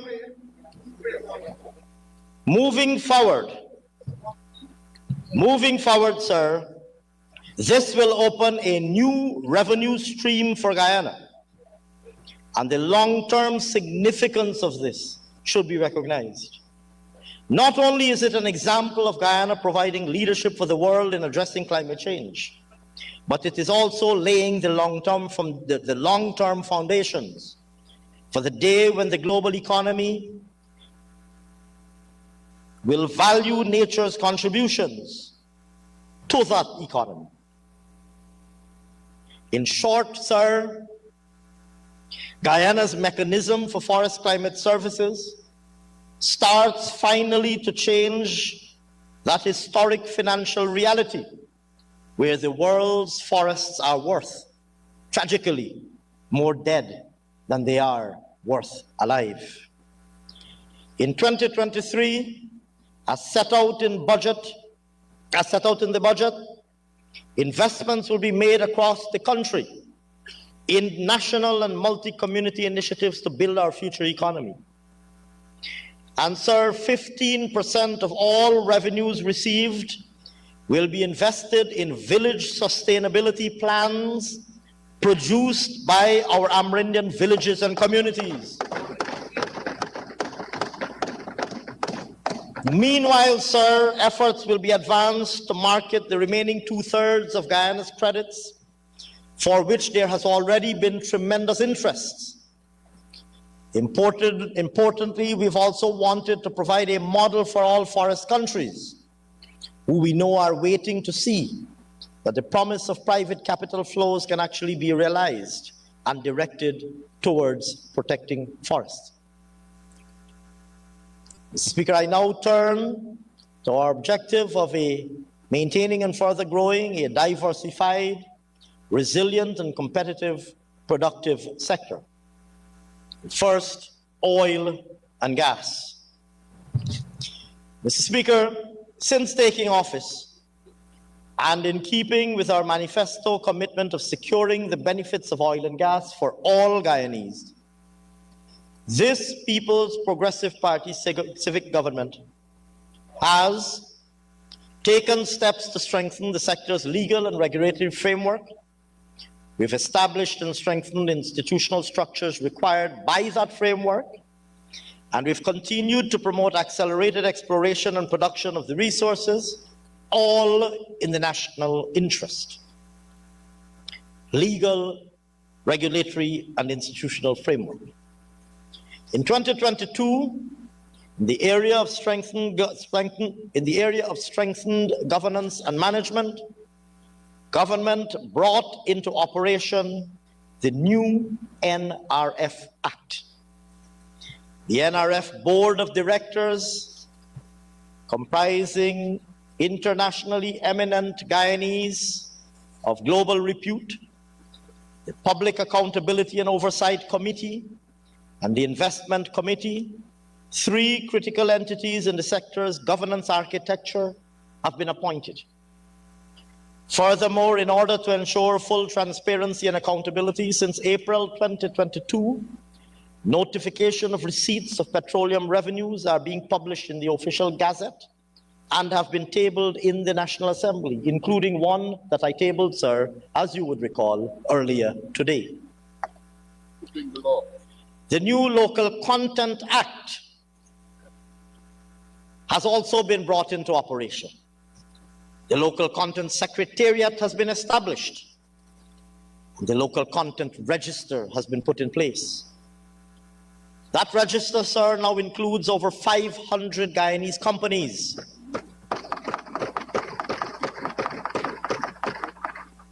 The Secretariat has approved over 29 5-year local content master plans to date.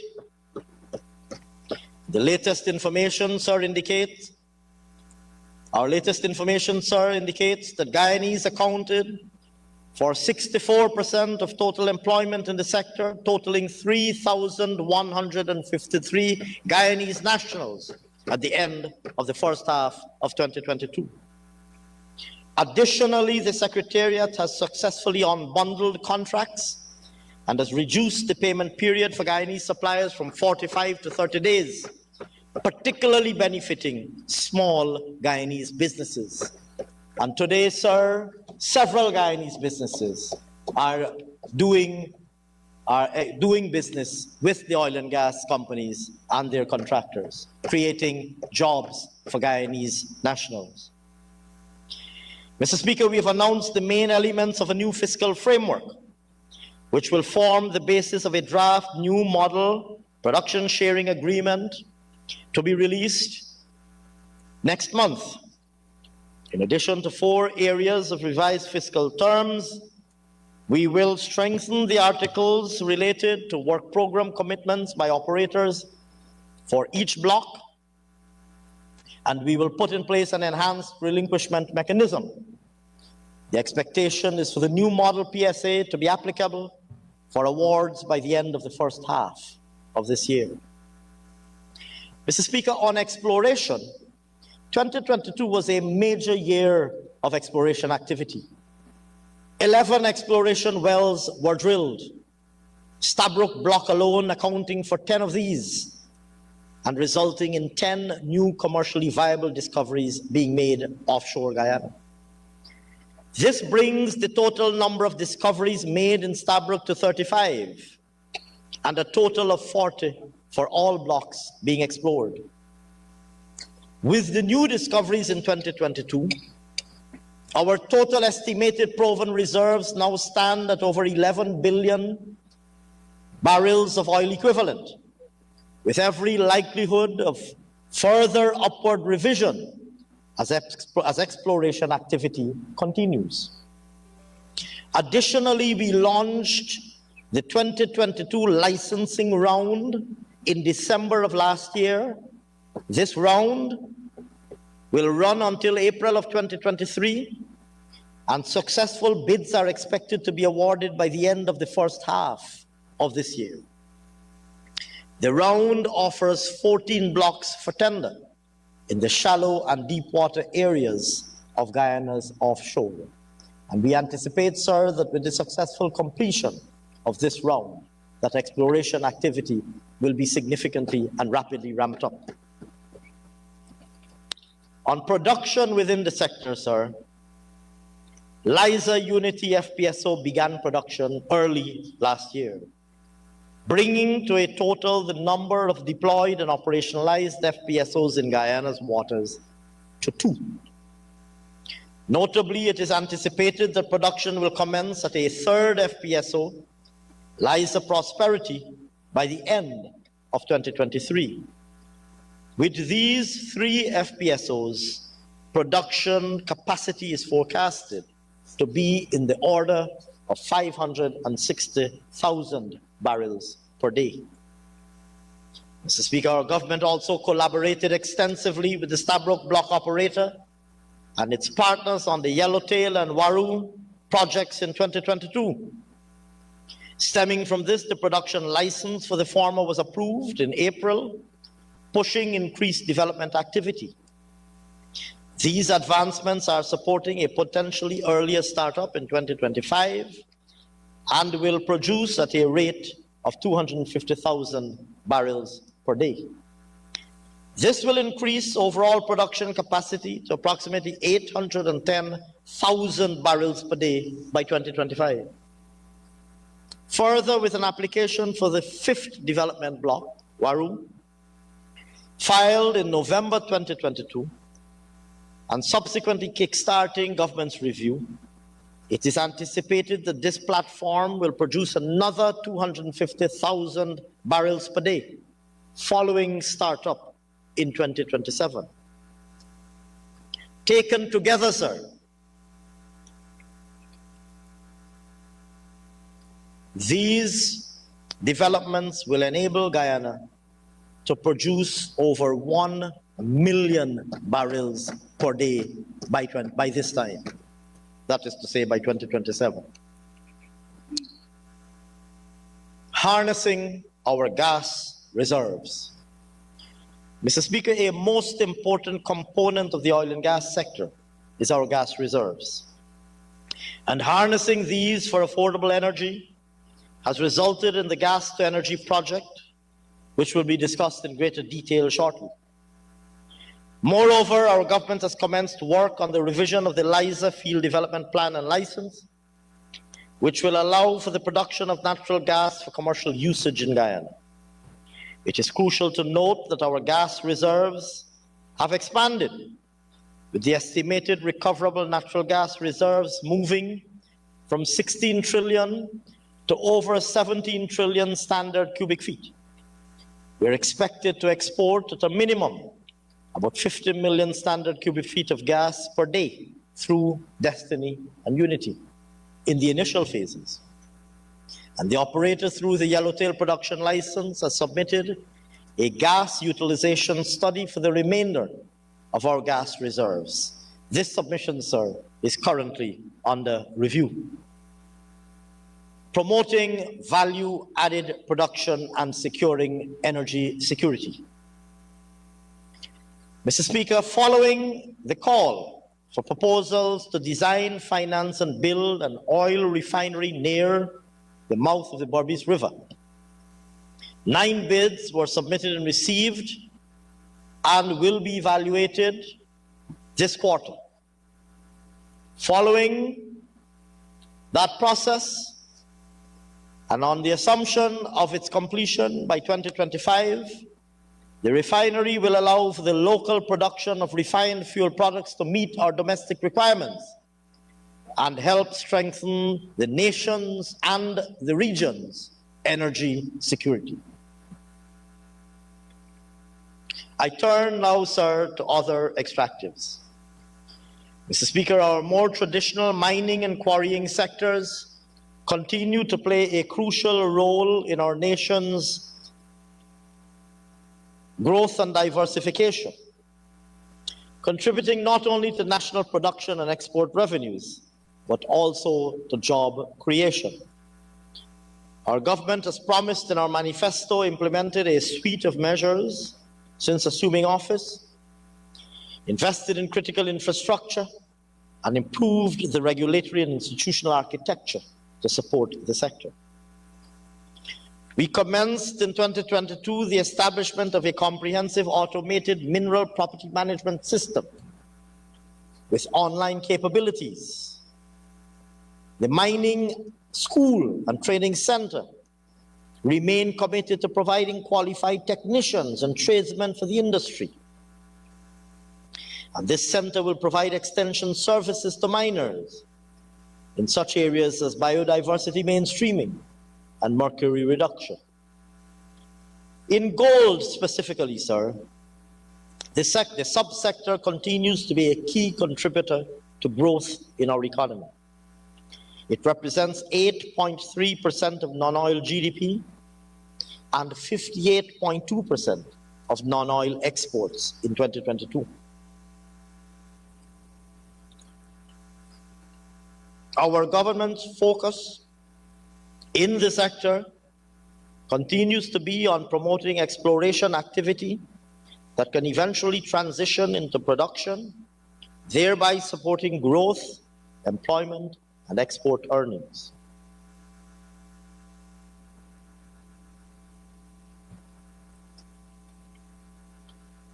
Mr. Speaker, in 2022, development of underground mining, work on the development of underground mining capability in the sector progressed. With a new timeline for underground mining to come fully on stream by 2024.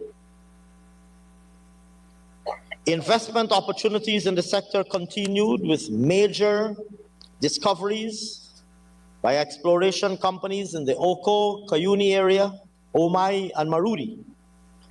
Notably, sir, the Torparo area potential also remains hopeful, but changes in the company architecture and ownership led to some revision in the initial investment timelines.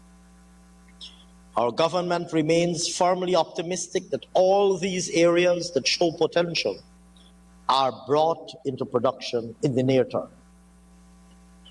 Mr. Speaker, in the bauxite industry, we continue to encourage value-added production to accompany the raw products to secure greater value. As such, in 2022, one of the two large operators advanced investments to further refine their ore, while the other made progress in the installation of its kiln at its Linden facility. It is now expected to come on stream, this kiln, before the end of 2023. The investment outlook for the sector is promising amid additional discoveries of world-class deposits, especially the Tarakuli deposit in Berbice, as we continue to seek additional large-scale investors for the industry. Notably, sir, the number of persons employed in the bauxite sector increased steadily from 438 in 2020 to 905 in 2022. Sand and stone. Mr. Speaker, a construction boom is very visibly underway in Guyana. This is seen through the massive ramp-up of the PSIP, with robust activity from the housing drive, the building of several hospitals, schools, roads, and bridges, private sector investment infrastructure, including hotels and business complexes, and the positive spillover effects of removing VAT on critical construction materials. Supporting this construction boom is a rapid expansion in sand and stone production. And facilitating these activities are the 22 operators to date in the sand and loam subsector, with production almost doubling 2022. Our government in 2023 will continue to promote accelerated investment in the sector and ensure that concessions are brought to production in the shortest possible time in order to boost production and productivity. Mr. Speaker, similarly, quarry stone reached record high levels. The currently operating quarries collectively ramped up operations in 2022 to produce a record 1,021,000 tons, the highest in over a decade.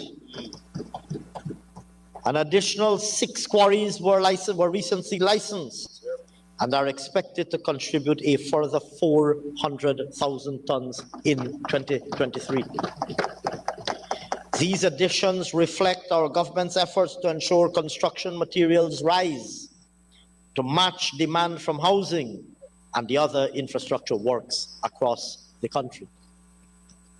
Manganese. Mr. Speaker, the sole operator in the area commenced production in 2022 and remains on track to deliver on their $75 million investment over the next 3 years. Despite logistical challenges, the company still managed to make 2 shipments last year, totaling over 100,000 metric tons. This was the first time in over 5 decades, as I mentioned earlier, since Guyana exported manganese. Mr. Speaker, in 2023, manganese output is projected at 500,000 metric tons. Other minerals. Beyond the traditional minerals, Guyana has placed and will continue to place emphasis on the diversification of our mining industry. Since assuming office in 2020, 5 prospecting licenses were issued for non-traditional minerals, and it is anticipated that exploration of rare earth elements, including scandium, lithium, columbite, tantalite, will continue into the medium term as government continues to push diversification in the sector. Forestry. Mr. Speaker, when we assumed office in 2020, we met a forestry sector in a state of disrepair and despair, with the Guyana Forestry Commission unable to pay salaries and cover its operational costs. We committed to repair this devastation and to put the sector on a path to prosperity. In Budget 2020, consistent with our promise to improve the ease of doing business in Guyana, the forestry sector benefited from an adjustment to the national export log policy and the removal of several restrictive VAT and tax hindrances. In particular, the former was instrumental in enhancing the competitiveness of the sector through enhanced market access for sawmillers without concessions. These measures materialized into a strong recovery for the forestry sector in 2021 and an even stronger estimated performance in 2022. Looking ahead, sir, government anticipates issuing 15 new small concessions to enhance the sector's output. Loggers will also be supported through government's rehabilitation of key hinterland roads, including the Linden to Mabura Road and the Puruni Road and others. Efforts are also expected to continue with the GFC's implementation of our timber legality assurance system, a requirement for the voluntary partnership agreement under the EU FLECT program, Forest Law Enforcement, Governance and Trade program.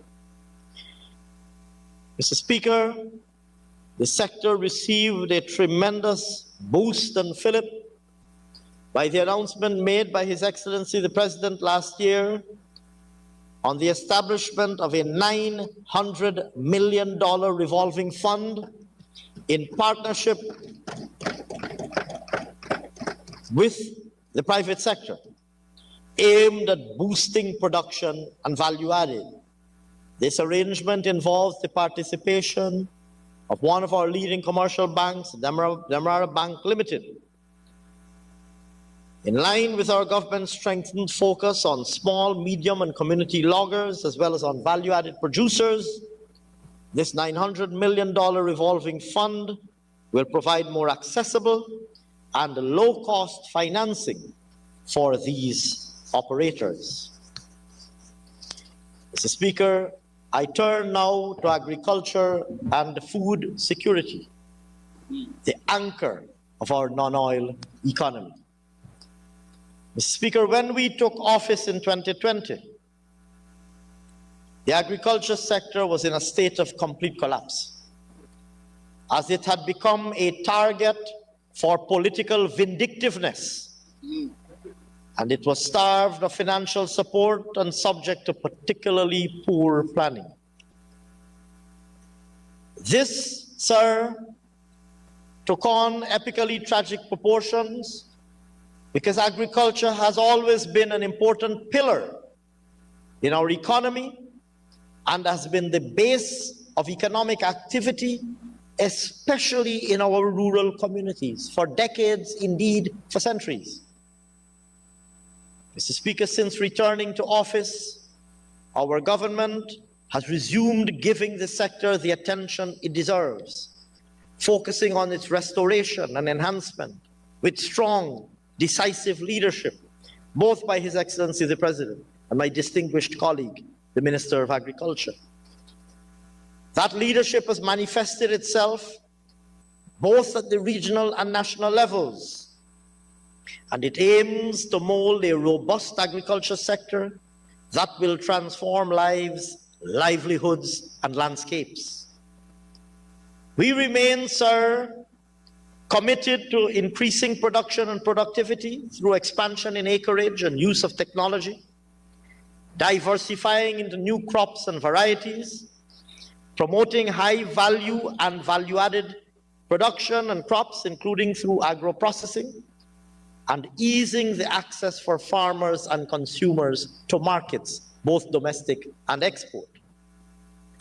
Mr. Speaker, in the interest of advancing the food security and agribusiness agenda, we will, in partnership with the private sector and with the Guyanese public at large and Guyanese communities across the length and breadth of our country, pursue an agricultural strategy built around three major initiatives.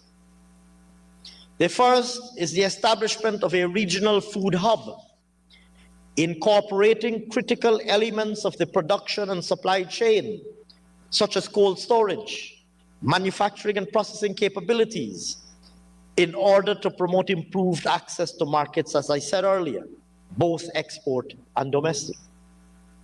Second, establish and further strengthen the capability to harness greater use of science, technology, and research and development to promote scientifically based innovation and product development. And third, promote hinterland agriculture for food security and self-sufficiency, as well as to meet the needs, food security and self-sufficiency within the producing communities, as well as to meet the needs of markets beyond the producing communities. Mr. Speaker, an amount of $2 billion is allocated in Budget 2023 for these initiatives. Sugar. Mr. Speaker, as has already been said, we met a sugar industry that was deliberately, callously, and unconscionably neglected and deliberately decimated. Fields and factories were left abandoned, billions of dollars in machinery and equipment were left to the elements, and over $2.5 billion in valuable standing canes were left to rot in the fields. As has often been said, and as is most worthy of repetition, that we never forget, over 7,000 workers were severed, and their extended families left without a livelihood. We, sir, remain committed to the revitalization and restructuring of the sugar industry, to support a diversified and modernized sector, ensuring its sustainability and economic viability. Since returning to office, we have invested over $10 billion in plant and equipment. We have rehabilitated cane fields at all factory locations. We have fostered private sector partnerships through lending support to cane farmers to expand land under cultivation.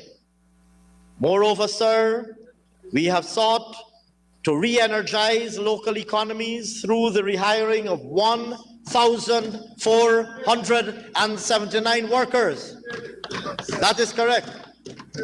Who were unconscionably dismissed by the APNU AFC. And we have delivered, sir, a cash grant, as mentioned earlier, to all workers who were severed. Mr. Speaker, in 2022, we advanced the recapitalization of Albion, Iflot, and Blairmont, and we remodeled the marketing and sales mix to move away from bulk sugar to packaged higher value-added sugars. This year, sir, in support of the sugar industry and those who work in that industry, our government has allocated in Budget 2023 $4 billion for Gaisuko. $4 billion for Gaisuko. Out of which we will see the commencement of construction of the Albion packaging plant and the expansion of the capacity of the Blairmont packaging plant. We have also targeted, sir, the acquisition of a drying machine to improve the quality of our packaged sugar, and the acquisition and deployment of a stick packaging machine to offer a smaller sachet of sugar to meet the needs of premium markets. Additionally, sir, You don't understand that. it is anticipated that grinding operations at Rose Hall will commence in the second crop of 2023. And smoke, sir, will once again rise from the chimneys of the estate. Smoke in the chimneys, Ramjitan. Smoke in the chimneys. Turning, sir, to rice. Mr. Speaker, the rice industry remains a dominant contributor to agriculture overall. And rice is, of course, a staple in our diet and a staple in our food security agenda. Importantly, sir, rice supports employment and well-being and livelihood in rural communities throughout Guyana.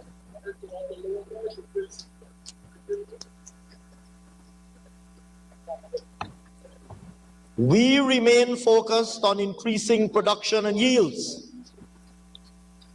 Since assuming office, we reversed the increases in land rent that was crippling the industry. We reversed the taxes on agricultural equipment and inputs.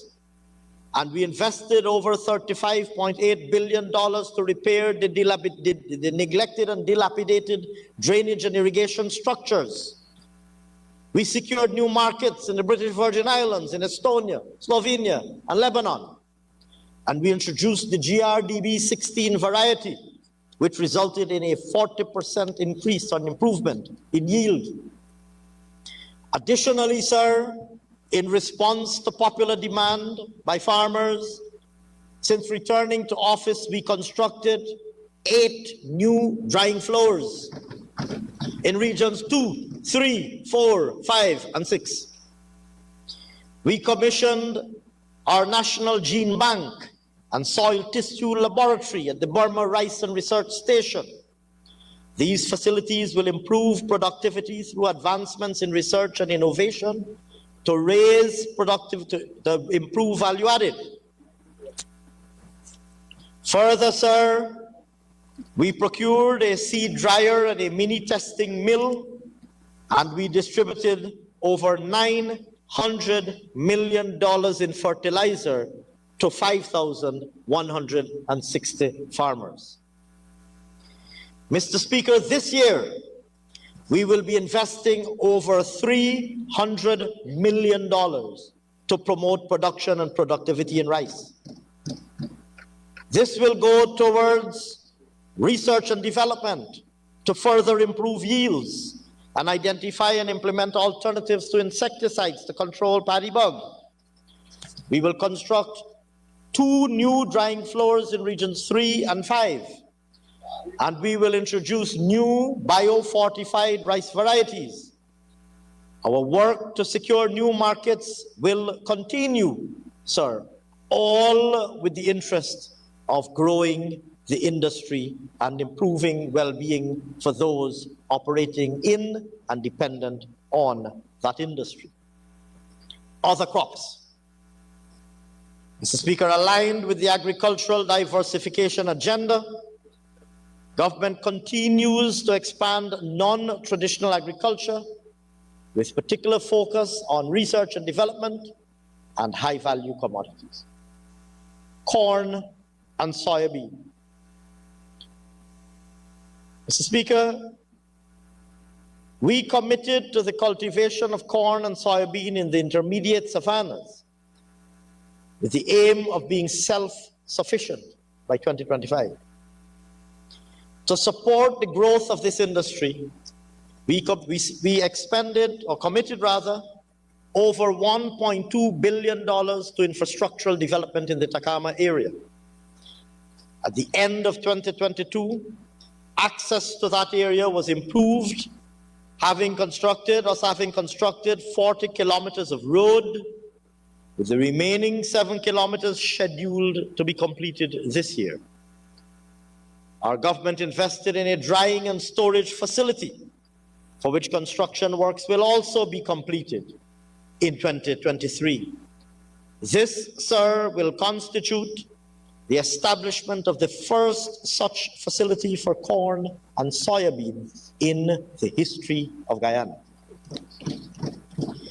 In 2023, sir, we will invest $150 million in the construction of a wharf in the Takama area.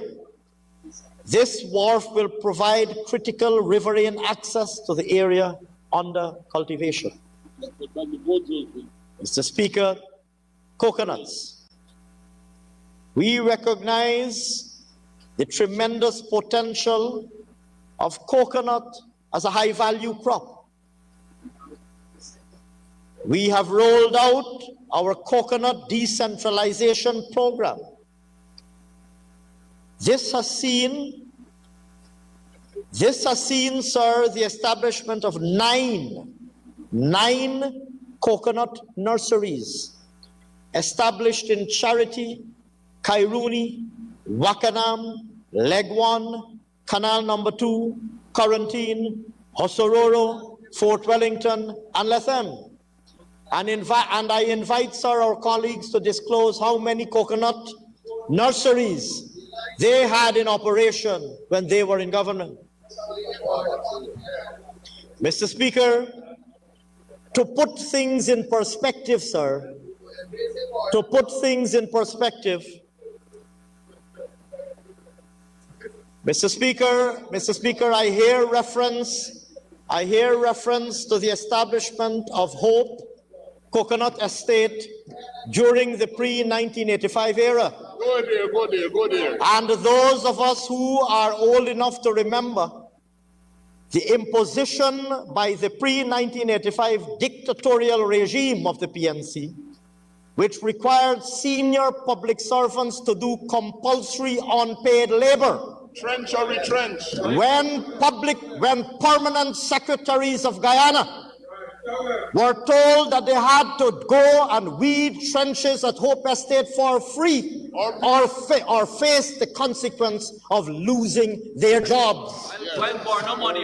That, sir, is the PNC's legacy. Hope Coconut Estate. While I'm advised that the maximum leader, fine equestrian that he was, patrolled the estate astride his preferred horse of the day, looking down on his subjects as they conducted free and unpaid labor in the trenches of Hope Estate. That, sir, is the PNC's legacy and perspective on coconuts. So don't be disrespectful and besmirching of the establishment of 9 coconut nurseries across this country. Sir, to put things in perspective, in 2022, sir, 45,000 coconut seedlings were produced. To put things in perspective, 45,000 coconut seedlings were produced, each one of which promoted expanded cultivation. In 2023, sir, a new high-yielding and disease-resistant coconut variety will be introduced to farmers, with 8 demonstration plots to be established in regions 2, 3, 4, 5, and 6. I turn now, sir, to citrus and spices. Mr. Speaker, in 2022,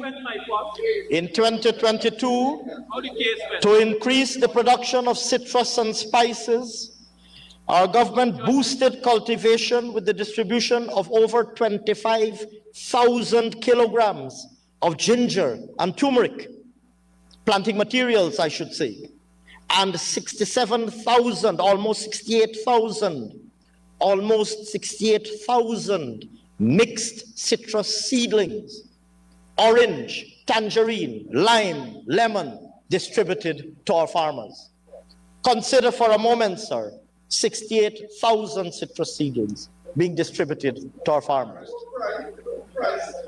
Mr. Speaker, we will continue to invest in the processing of these crops. To this end, sir, the sum of $153 million is budgeted to improve processing capacity at Hosororo, Parika, and Linden Soosdijk. The improved mechanization will reduce drying time from 3 to 5 days to 8 hours daily, directly increasing productivity and targeting over 300 metric tons of production of ginger and turmeric, high-value products. To boost citrus production, sir, in 2023, we will expand distribution of seedlings to farmers to a total exceeding 100,000. High-value crops. Mr. Speaker, in keeping with our manifesto commitment to incentivize young people to pursue a career in agriculture, we launched, under the leadership of no less a person than His Excellency the President, the Agriculture and Innovation Entrepreneurship Program. This program saw over 100 students engaged in shade house farming, growing crops such as broccoli, cauliflower, carrots, and romaine and iceberg lettuce, products that previously we had to import. Through this initiative, sir, over 16 metric tons of high-value vegetables were produced. At the end of 2022, 120 shade houses were constructed to support the production of these crops, of these and similar crops, I should say. We rolled out a fresh flower project, which saw the production of 2,551 roses, while creating employment and generating income for single parents. Excellent, excellent. President, Mr. Speaker,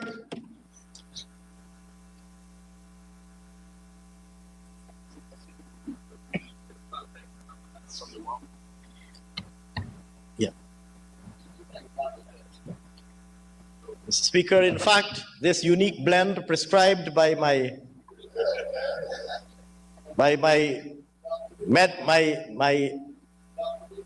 medical advisor, I'm proud to say, sir, comprises good quality water, Guyanese water, and locally produced, and in fact, locally produced honey from a Guyanese Amerindian community. Guyanese Amerindian honey, it's water and honey.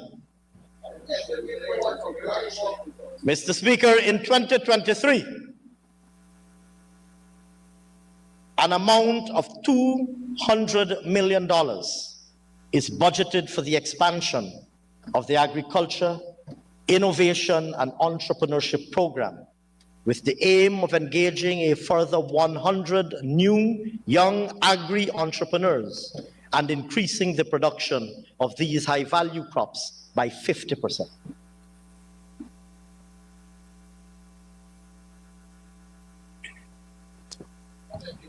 Agro-processing.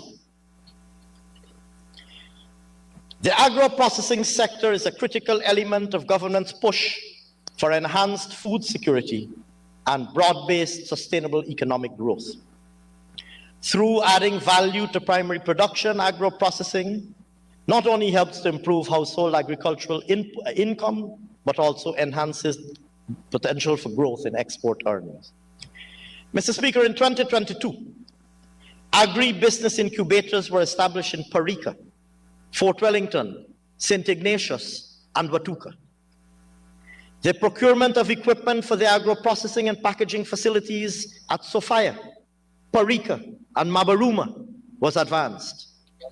Moreover, notable progress was made on the establishment of new processing facilities at Whitewater Creek and Charity, both of which are expected to be commissioned this quarter.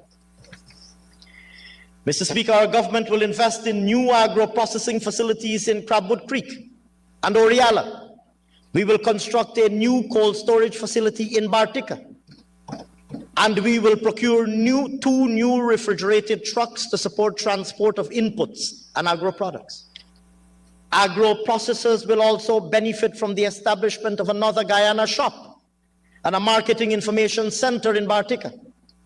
Moreover, sir, the regional food hub, which will form an anchor, one of the major anchors of our agriculture and agri-business strategy for the sector, and to which I referred earlier, will provide strong impetus to agro-processing, value-added food production, and market access. Mr. Speaker, the livestock sector is vital to government's plans for enhanced food security, economic growth, and farm incomes. Mr. Speaker, we embarked on a series of initiatives in the livestock sector, including the Black Belly Sheep Program, which saw a commitment from the government of Barbados to supply Guyana with 1,000 Black Belly sheep, the procurement of 65 breeding bulls, and distribution of $581.9 million in cash grants to 6,991 livestock farmers. We are encouraging private investment. Sir, I hear our colleagues on that side of the house saying Guyana is more advanced than who and more advanced than who. It is that arrogance, it is that very arrogance of the APNUAFC, thinking that they were more superior to everybody, that placed them where they're sitting today.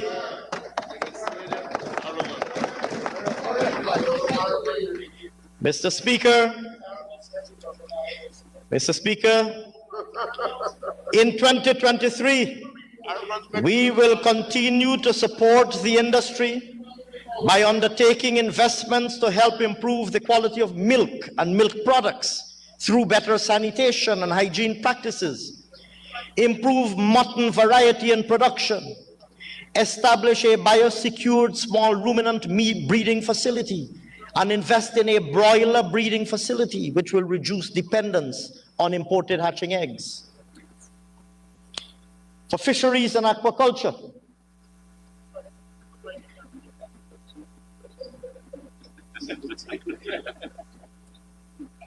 Mr. Speaker, since assuming office, we reversed, as I said earlier, licensing fees and taxes that were crippling the fishing industry. We distributed over $1 billion in cash grants to 7,518 fisherfolk. We rolled out a $221 million program to improve wharves and landing sites. And to improve coordination and consultation with the sector, we facilitated the creation of a multi-stakeholder aquaculture committee. We invested in developing marine cage culture and 33 brackish water shrimp farms. We upgraded the Satyadev Saw aquaculture station, and we completed training for 424 persons in aquaculture. To develop marine cage fishing culture, we have established 5 fishing cages in Kapui and Lake Mainstay villages. And an additional 53 cages will be operationalized during 2023. Mr. Speaker, to finance the expansion of brackish water shrimp farms and to establish Vaname shrimp farms in 2023, an amount totaling $349.6 million is budgeted for this sector. Drainage and irrigation. Mr. Speaker, in 2022, we completed DNI works across the country at a total cost of $19.1 billion, including in areas such as Kamuni, Warimina, Truly Island, Cane Grove, Blackbush Polder, and Good Intent. We procured over 100 tractor-driven pumps. We commissioned $125 million in machinery. We fulfilled a long-standing demand to begin dredging the Pomeroon River. And we advanced works on the construction and rehabilitation of pump stations at Cottage, Blackbush Polder, Canal Number 1, A-Line Sluice, Charity, and Koja. Mr. Speaker, we commenced work on the design studies for replicas of the historic Hope Canal drainage system. These Hope-like canals will realize at-scale solutions for regions, for the drainage challenges and the flooding problems confronted by regions 3, 5, and 6. Mr. Speaker, in 2023, this budget provides a sum of $19.7 billion to upgrade the D&I systems countrywide. Farmers and residents of Metamirezorg, Jimbo Grove, Bellevue, and Letterkenny will be direct beneficiaries of new pump stations that will be constructed in these areas. Expanding agriculture, as Minister Ajil says. D&I upgrades will also benefit farmers and residents across the country, including those at Amazon, Adams Creek, Dambaklis, Golden Grove, Buxton, and Bellamy Creek. Even Buxton is involved. Sustainable tourism. Mr. Speaker,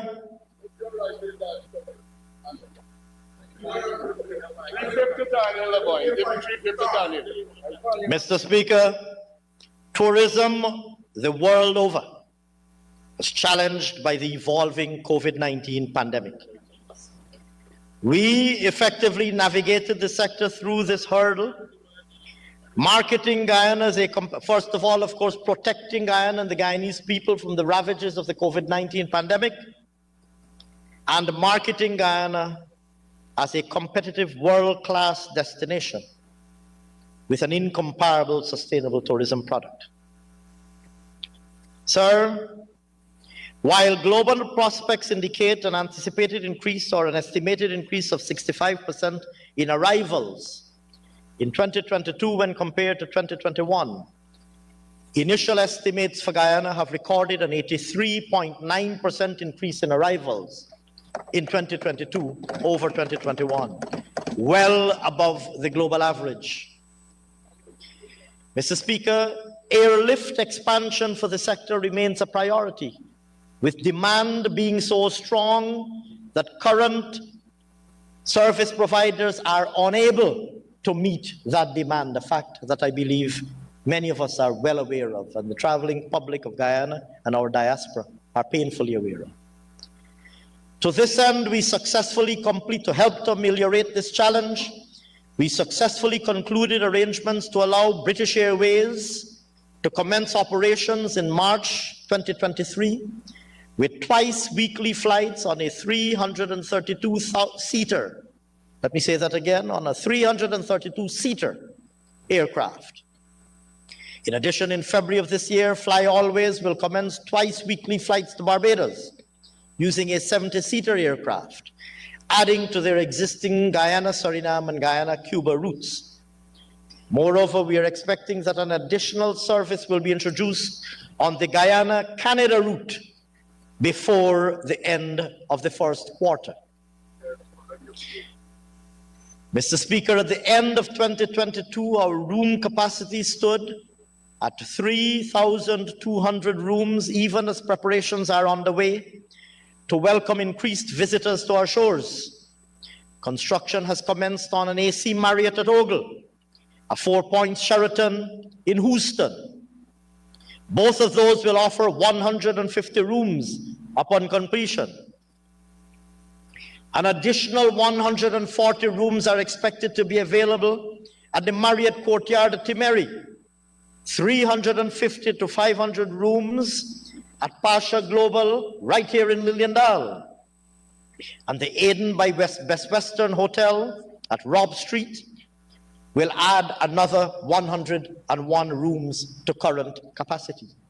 all private investors coming to invest in Guyana since the return to office by the People's Progressive Party Civic.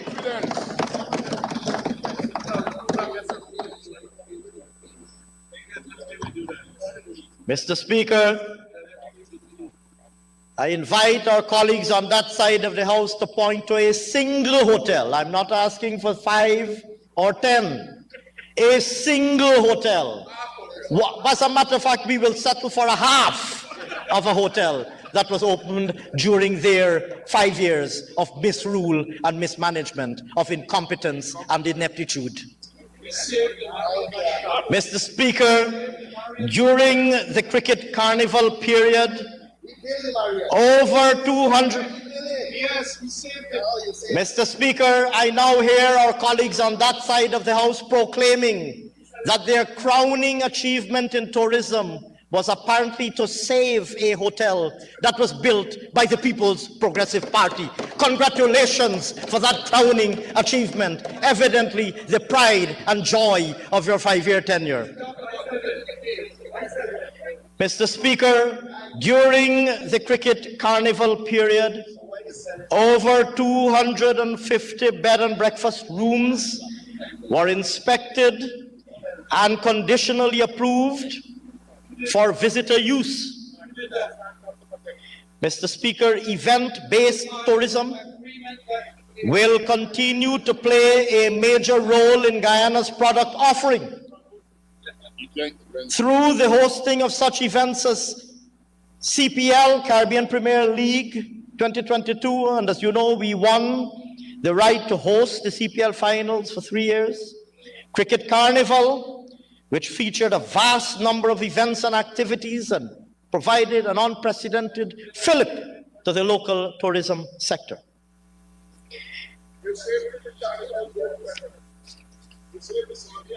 Mr. Speaker, our tourism sector would clearly benefit given how poised it is for rapid expansion from a larger pool of skilled personnel. This year, or rather, over the last 2 years, we executed various hospitality and tourism-related training programs to over 3,500 persons. However, our capacity to deliver formal training and world-class certification will receive a significant fillip with the completion of the Hospitality Institute. This institute will have the capacity to train 2,500 persons annually, putting those 2,500 persons, sir, into gainful employment. These and other programs will further solidify Destination Guyana as a globally recognized brand. Business process outsourcing. Mr. Speaker, in alignment with our diversification agenda and commitment to create 50,000 jobs during this term of office, we continue to support and foster the expansion of the BPO industry. This industry has vast potential to create substantial employment and has already recorded tremendous success in bringing women into the workforce.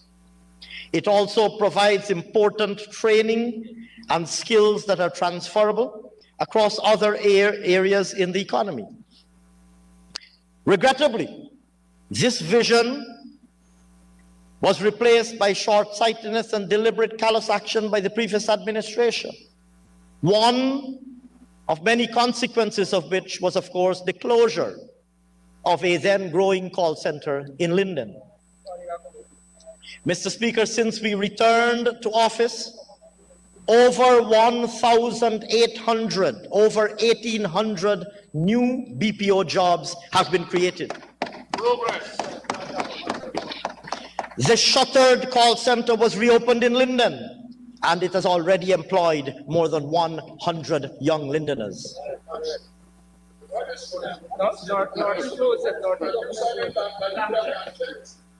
Mr. Speaker, this was followed by the establishment of another call center, again by the private sector, which commenced operations in Essequibo. In 2023, a total of 4 new call centers are targeted for Essequibo and Berbice. This intervention is expected to increase employment in this industry by 800, with the potential to scale up to 1,600. Our government will continue to be engaged with the industry to make Guyana a preferred destination for investors operating BPOs. Small business support. Mr. Speaker, the local small business sector is, in Guyana, as it is in many places, an integral part of the national developmental thrust. Small businesses are essential to ensure a diversified and resilient economy, and of course play an extremely important role in securing livelihoods for thousands of householders.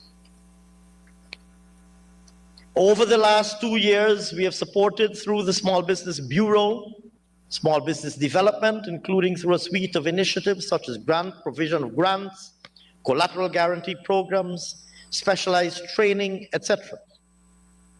Mr. Speaker, in 2023, we have allocated $584.2 million to the Small Business Bureau and the Small Business Development Fund.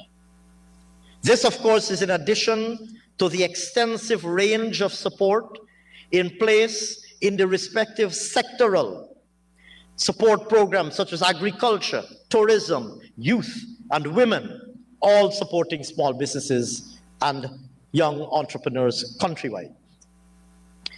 Mr. Speaker, in 2023, of the amount stated, a sum of $300 million is budgeted for the Small Business Development Fund to continue assisting small entrepreneurs.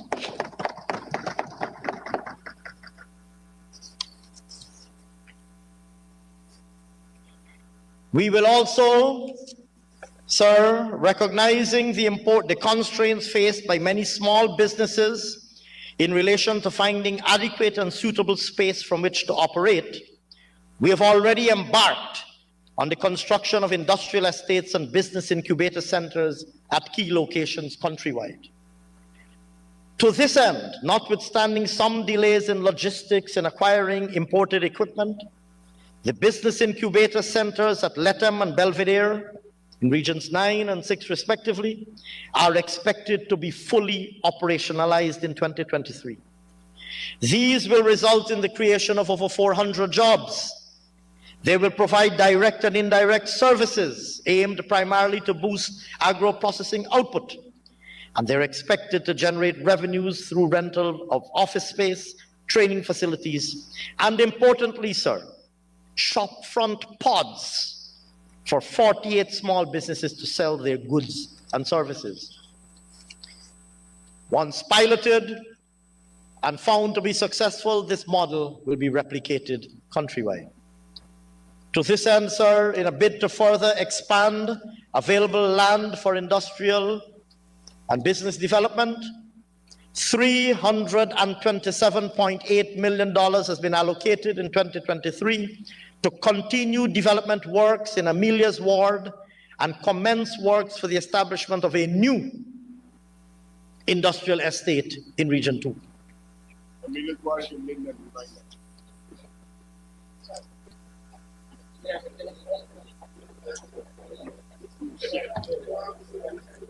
Turning, sir, to transformational infrastructure. I think Ganesh likes it. No, I don't want Ganesh like him. I don't want him like him.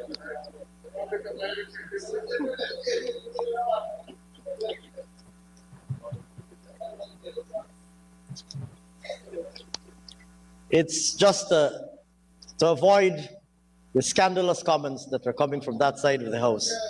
Scandalous. I'm pleased to announce that it is over-the-counter cough syrup prescribed in very strict measure by a properly licensed medical practitioner. On energy expansion and diversification.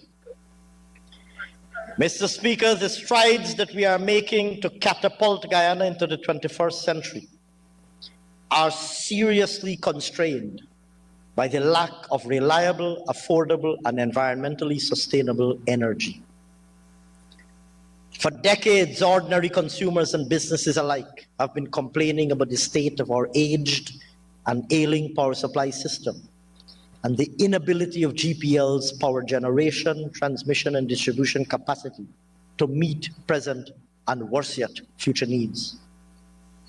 Industrial and business activity have been affected and constrained.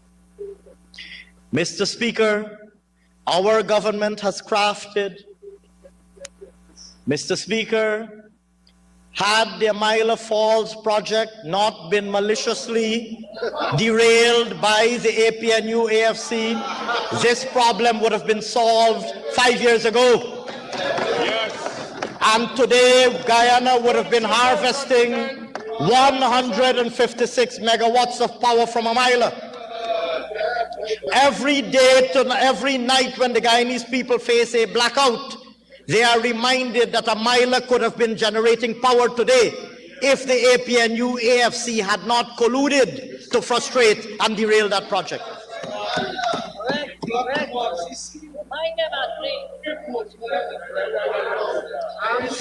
Mr. Speaker, we have crafted, sir, an energy matrix that looks well beyond today's needs and which will cater for strong forecasted future demand. More importantly, our energy matrix is a careful study that addresses immediate short-term interventions and transformational medium to long-term initiatives. Mr. Speaker, GPL is examining options for boosting its short-term generation needs through the acquisition of an additional 50 megawatts of firm generating capacity. Additionally, sir, 413 kilometers of new distribution lines and feeders, a new 69 kV transmission line from Kingston to Sophia and from Edinburgh to Hydroni, new and rehabilitated substations at Hydroni, Sophia, Columbia, Canefield, and number 53 Village, and the replacement of 320 inefficient transformers will all be realized in 2023. Looking to our medium and long-term needs, sir, and in keeping with our manifesto promise to produce more than 200 megawatts of electricity from natural gas, our government has signed a contract for the construction of the integrated natural gas liquids plant and the 300 megawatt combined cycle gas turbine power plant within the Wales development zone.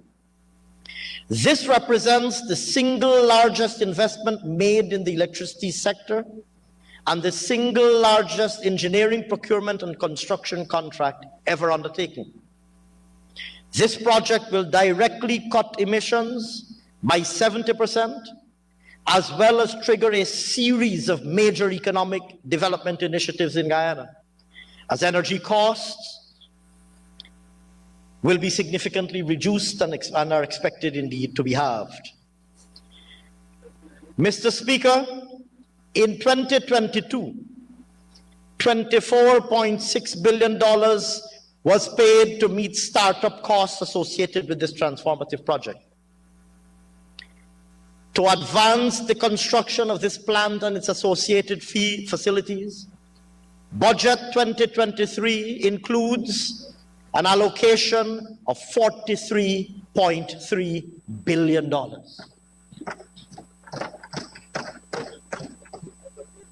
In the area of hydropower, I have already, sir, referred to the Amila Falls project.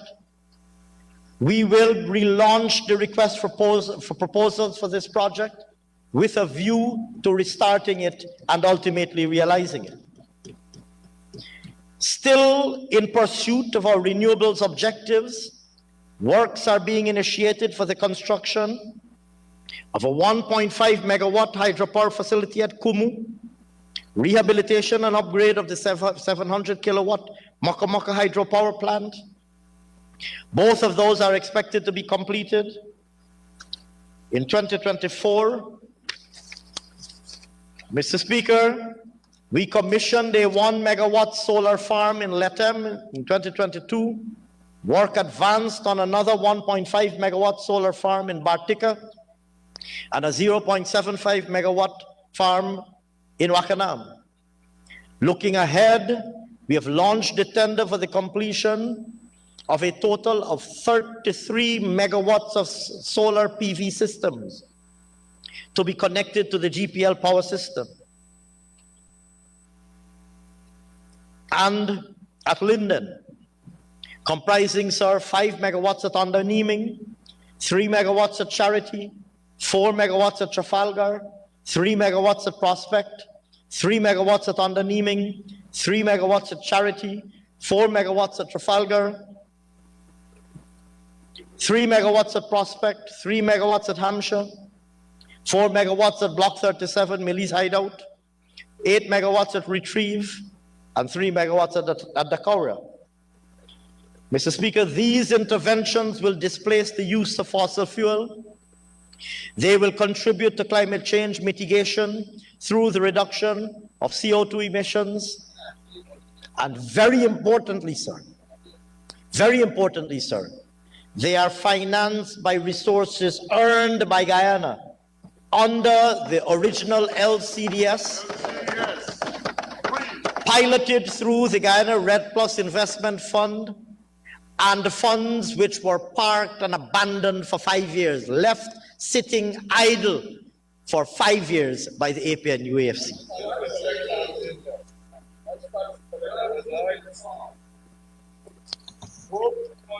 Mr. Speaker, in keeping with the vision to reduce our carbon footprint, we installed 36,520 LED lights for residents and businesses in Linden, Wakanam, Legwan, and Bartica. Mr. Speaker, in preparation for the major investments that we're making in power generation, and in particular to prepare GPL to be the off-taker of the gas-to-power project and of Amila, we are investing heavily in resilient T&D infrastructure in order to be able to distribute and deliver this electricity. Mr. Speaker, I turn now to transport infrastructure. Yes.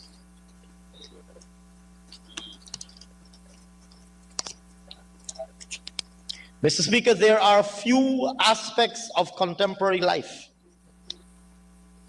in which Guyana's ongoing transformation is more visible than in the area of transport infrastructure. To put it mildly, our transport infrastructure is being expanded and upgraded at a pace that has never been seen before. Never before. At a pace that has never been seen before in the entire history of this country. Never before. The results are visible changes to the physical landscape and in particular to our transport networks. Several projects are either at an advanced stage of implementation or are poised for takeoff this year.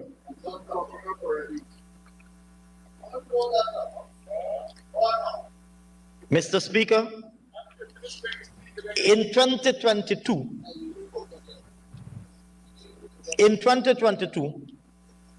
an amount of $67.9 billion was expended to further improve our road connectivity across the 10 regions.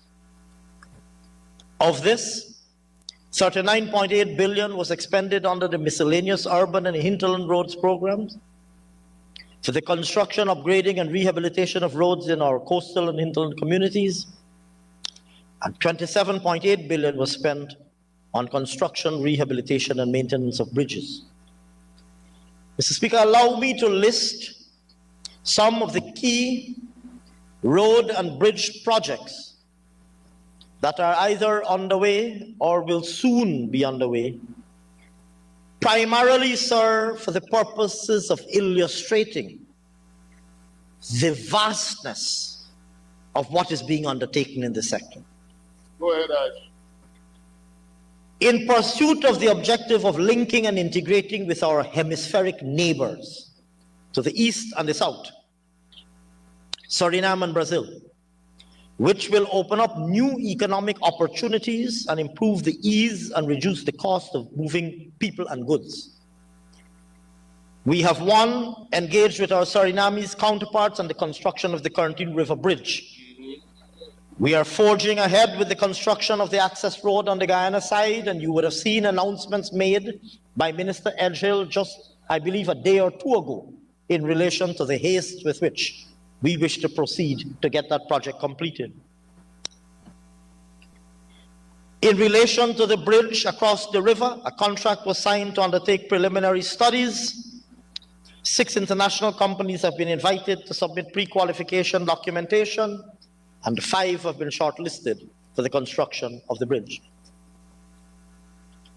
Moving southwards, we have commenced construction with the Linden to Mabura Hill Road. In fact, a project that was languishing, and one of the first things that we did when we returned to office was to secure its approval by the Caribbean Development Bank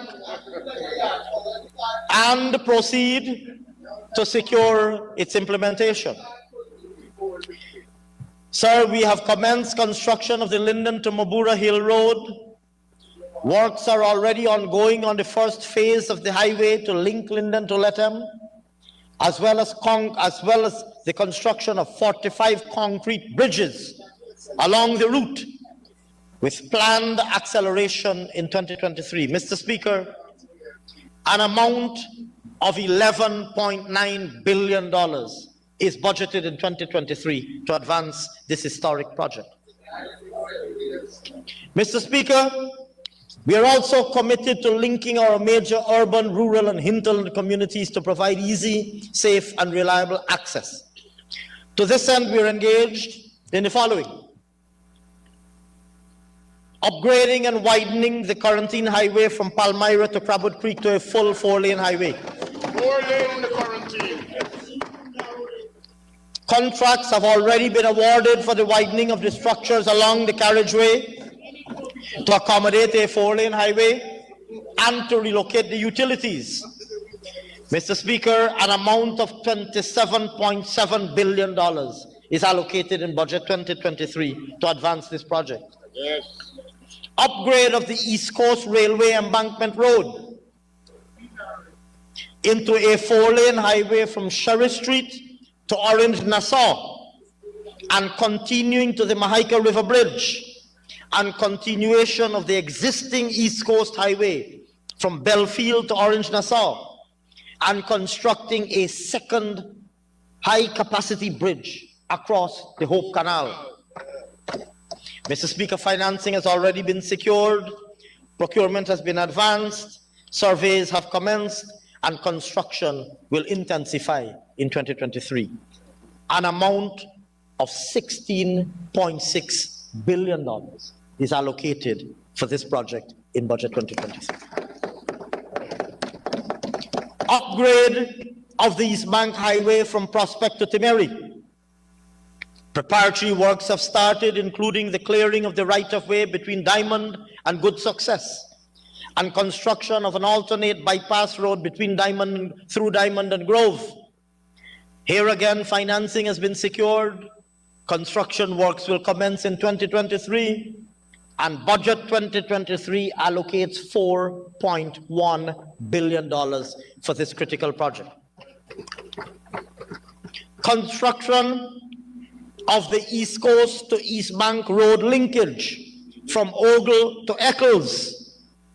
This will be the first phase of a 4-lane highway intended ultimately to link the east coast of Demerara and the Soesdijk-Linden Highway. Works are already ongoing and will be accelerated in 2023, and Budget 2023 provides an amount of $10.3 billion to advance this project. Rehabilitation of the Linden to Soesdijk Highway. Preparatory works have commenced. Financing has been secured, and construction will commence in 2023. Mr. Speaker, Budget 2023 provides an amount of $5 billion to advance this project.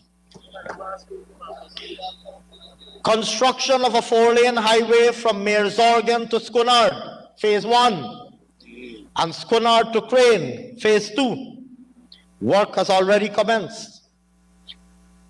And Phase 3, Crane to Parika, is currently under review and is likely to commence late in 2023 also.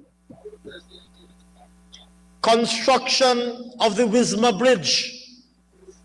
This is a new bridge across the Demerara River at Wisma to replace the existing old bridge and provide synergy with the Linden to Mabura corridor and onwards to Lethem, thereby generating economic and commercial activity in Linden.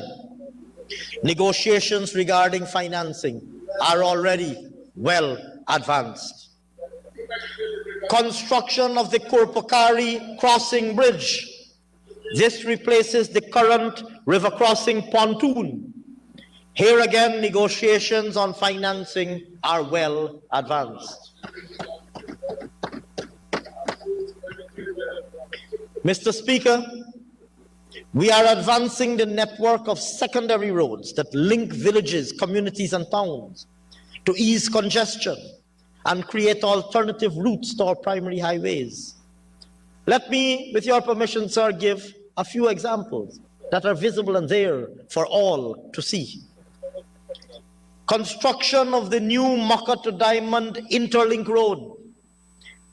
This project was completed in 2021, designs having been prepared and left in the Ministry of Housing when we demitted office in 2015.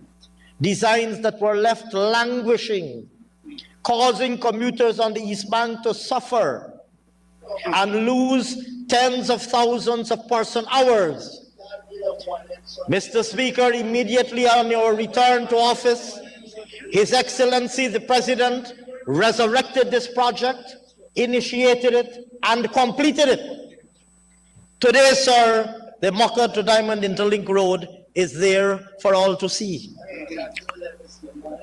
Sir, construction of a 4-lane highway from Mandela Avenue to Eccles in a beautiful, well-designed, a beautifully engineered roundabout. This project was completed in 2022 and facilitates the reduction of traffic congestion along the East Bank corridor. Upgraded the Sherry Street to Mandela Avenue Road.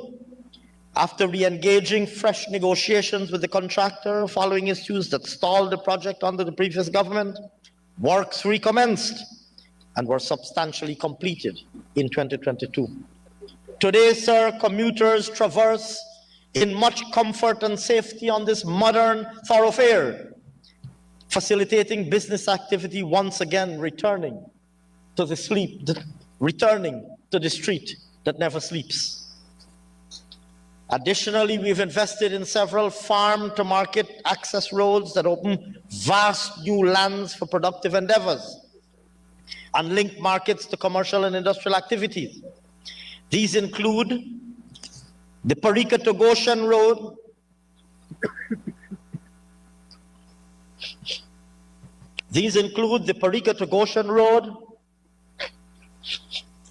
and the Sand Hills to Macquarie link.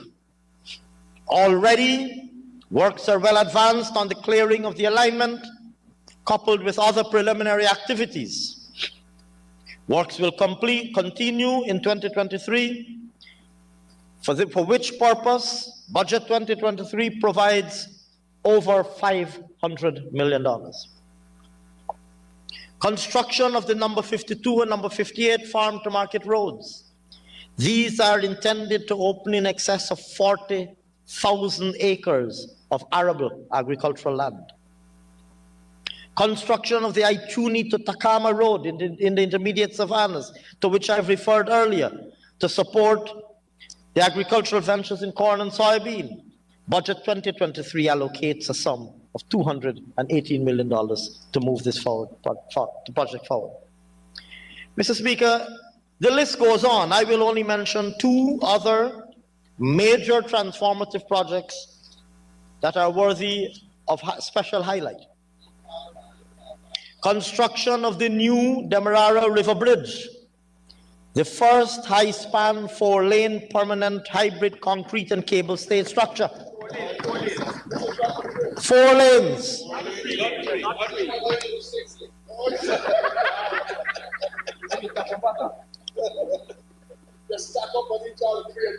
Preparatory works have commenced with an aggressive work program to advance construction in 2023. Mr. Speaker, in 2023, $5.2 billion is allocated. Finally, sir, construction of an ocean-going vessel to ply the Georgetown to Northwest route, bringing long overdue relief to commuters on that route. The ferry has been completed. It has departed India en route to Guyana, and it is expected to arrive in Port Georgetown early this year.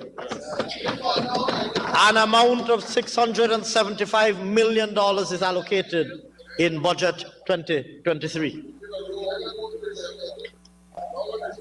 Mr. Speaker, recognizing how critical local community roads and streets are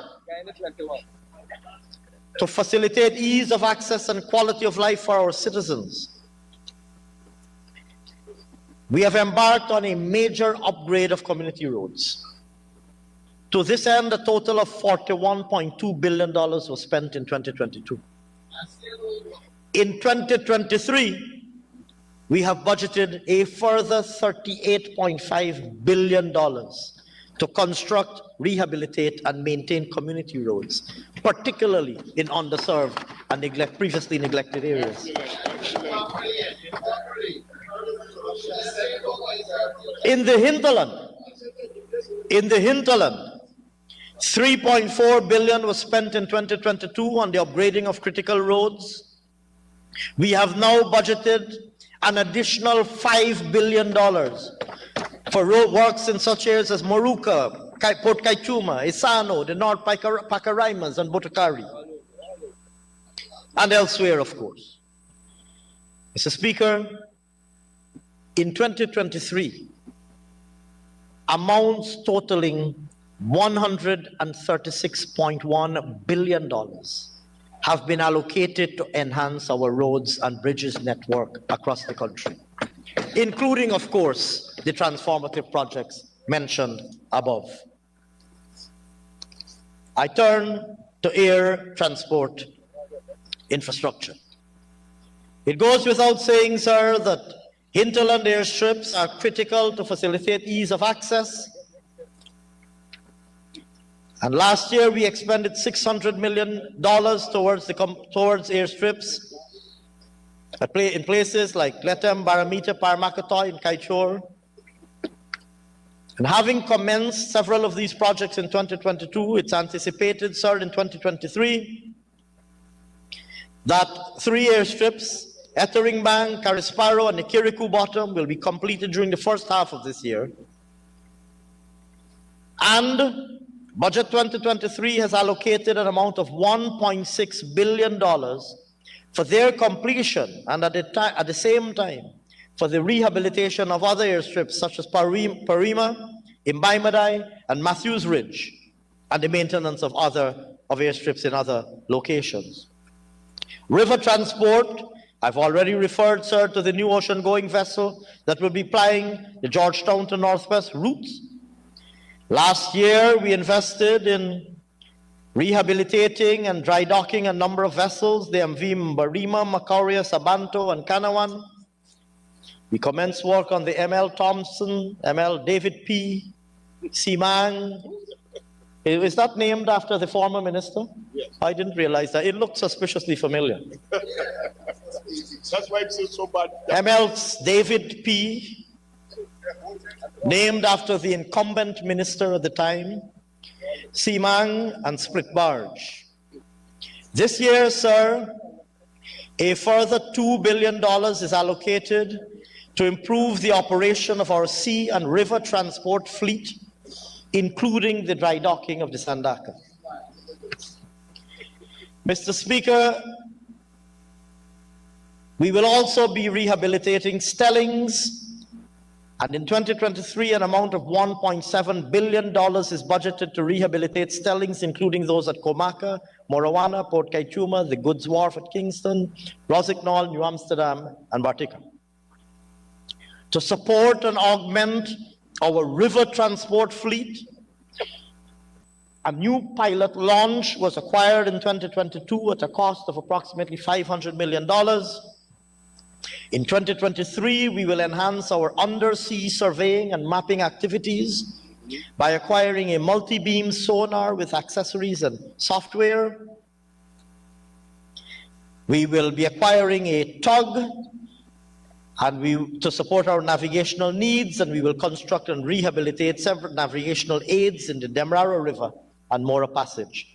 Mr. Speaker, an amount of $1 billion is budgeted for these initiatives. Sea and river defenses. It goes without saying that we face an existential threat from coastal and riverine inundation. Much has been said about this already. You can only talk north.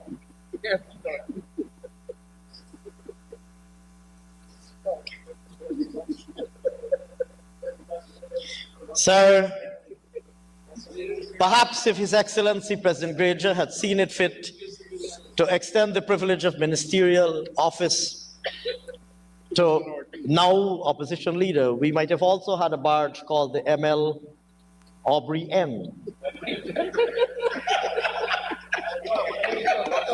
Mr. Speaker, turning to sea and river defense. We have already undertaken interventions across various areas. I will not list all of them in the interest of time, because I still have much to say. Suffice it to say, sir, that in 2023, the budget provides an amount of $4.9 billion allocated towards the protection and preservation of our sea and river defenses. And the riprap sea defense structures will be undertaken in areas such as Abramzul, Anna Katrina, Zeeburg, Better Hope, Belvedere, Joppa, Eversham, and Spikeland. I turn now, sir, to our social sector. First, investing in our people. Mr. Speaker, this House has frequently considered and debated the state of the health sector that was inherited in 2020, a sector that was woefully ill-prepared to contain the proliferation of the COVID-19 virus.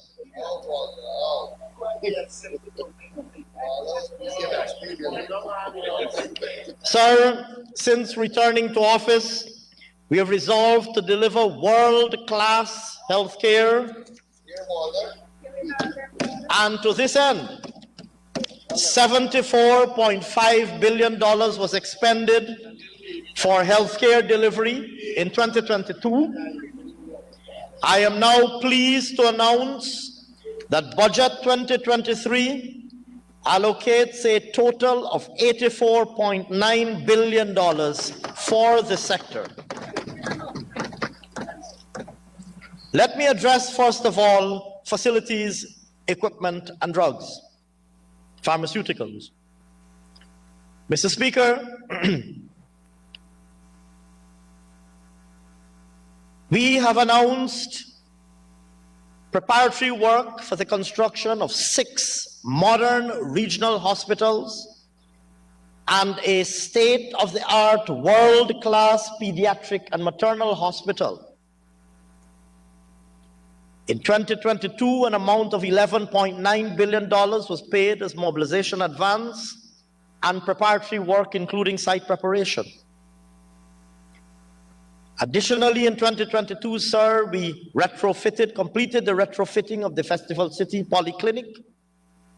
We spent $1 billion on the upgrade of existing infrastructure across, in total, 258 health facilities in all of the regions, all with the aim of improving quality of care and patient experience.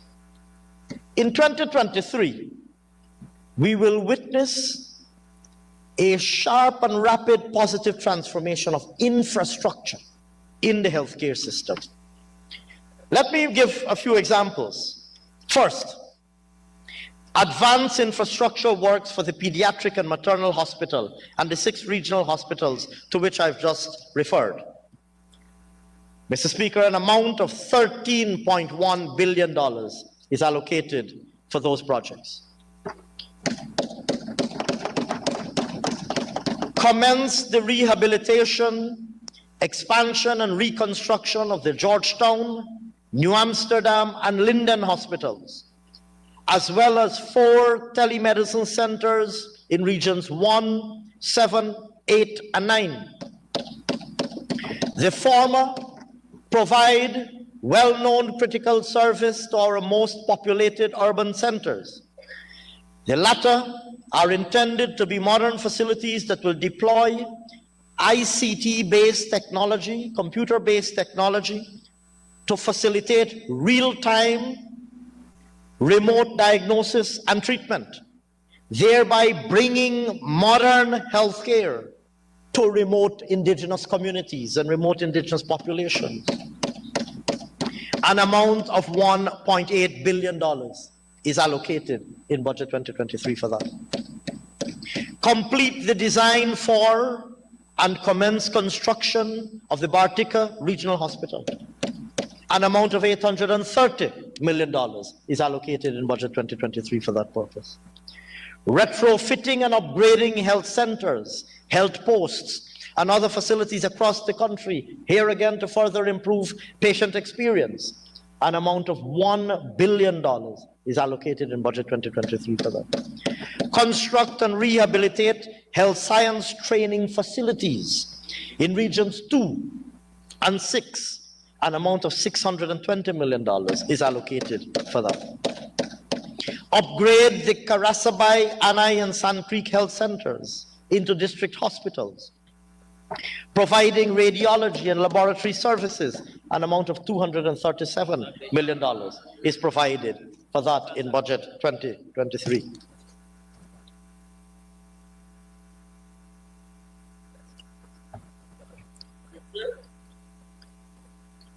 Mr. Speaker, we recognize too the importance of upgrading our stock of medical and non-medical equipment. We spent $2.1 billion in 2022 to upgrade the equipment fleet of our public health care system. We will spend a further $2.5 billion purchasing medical equipment for our medical facilities. In relation to materials management, storage, and supply management of pharmaceuticals, we are investing in increases in storage capacity. We are investing in increases in storage capacity, improving storage conditions for cold chain products, providing decentralized training of pharmacy assistants for more effective pharmaceutical supply management. And in 2023, sir, we aim to fulfill over 80% of all requests made for drugs and medical supplies. Mr. Speaker, we should mention, of course, human resource capacity. Because with the building out of these facilities, and in particular the development of capabilities in the hinterland regions, we want to make sure that we have the HR capacity to meet the needs of this new and expanded system. Let me focus, sir, in particular on the hinterland. Last year, we deployed an additional 52 doctors and 53 nurses to augment the existing complement in the hinterland regions. For the first time in recent years, I'm advised, sir, that the residents of Whitewater, Shulinab, and Monkey Mountain can now visit a resident doctor in their respective villages. In addition to the investment in health sciences training facilities, over $500 million is allocated this year for the training of healthcare professionals. Non-communicable diseases. In 2022, we ramped up our screening capabilities and surpassed our target, screening 27,000 persons for major non-communicable diseases. In 2023, we aim to achieve 50,000. We completed or substantially completed the Lusignan Diabetic Clinic. That clinic is going to be operationalized in the first quarter of this year, providing critical care for diabetic patients. We have expanded our public communication and education campaigns on lifestyle disease, and we'll be doing more of this in 2023. Mr. Speaker, in the area of mental health, which also falls under this category, as is managed under the same program in the Ministry of Health. Last year, we successfully piloted two important pieces of legislation: the Suicide Prevention Act and the Mental Health Protection and Promotion Act. Works advanced on the expansion of the mental health ward at GPHC. Once completed, this will increase capacity and service delivery capabilities. And in 2023, we have budgeted additional resources for rehabilitation works at the National Psychiatric Hospital, and we are currently at an advanced stage of exploring options for further expansion, modernization, and upgrading of that facility.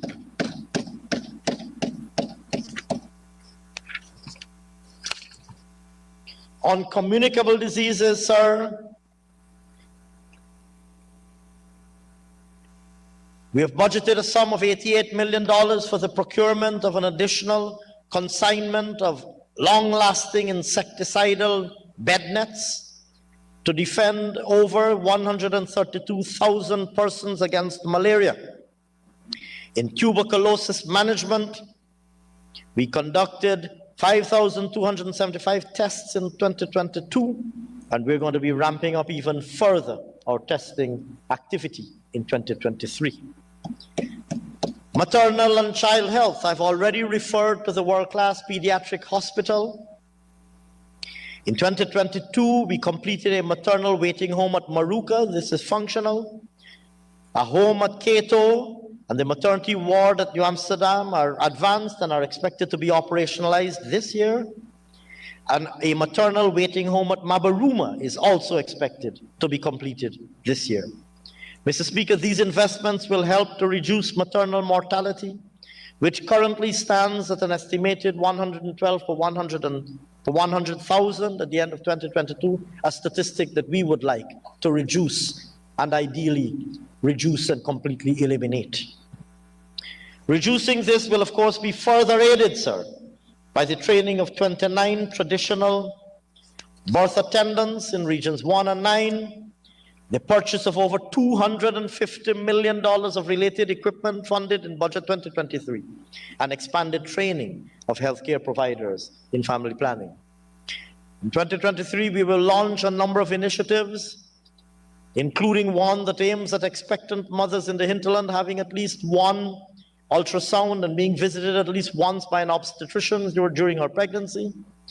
And we will roll out nationwide for new mothers screening for postpartum depression, all as part of improving maternal and child, the quality and range of depth and range of services we provide in the maternal and child care space. Turning, sir, to education, our government is committed, of course, to fulfilling our manifesto promise of increasing access to education for all, including universal primary and secondary education, increased access to tertiary education and technical and vocational education, and of course, raising quality across the entire system. This is, of course, with the aim of ensuring that young Guyanese are equipped with the skills that are needed in the world of today and in the economy of today and tomorrow, and also to ensure that the new and emerging economy is able to draw from a labor market, from a pool of skilled labor, able to meet the needs of this new and emerging economy. Mr. Speaker, in 2022, we invested $72.8 billion in the education sector. In 2023, a sum of $94.4 billion is allocated to further improve access to and quality of education, improving performance across all levels.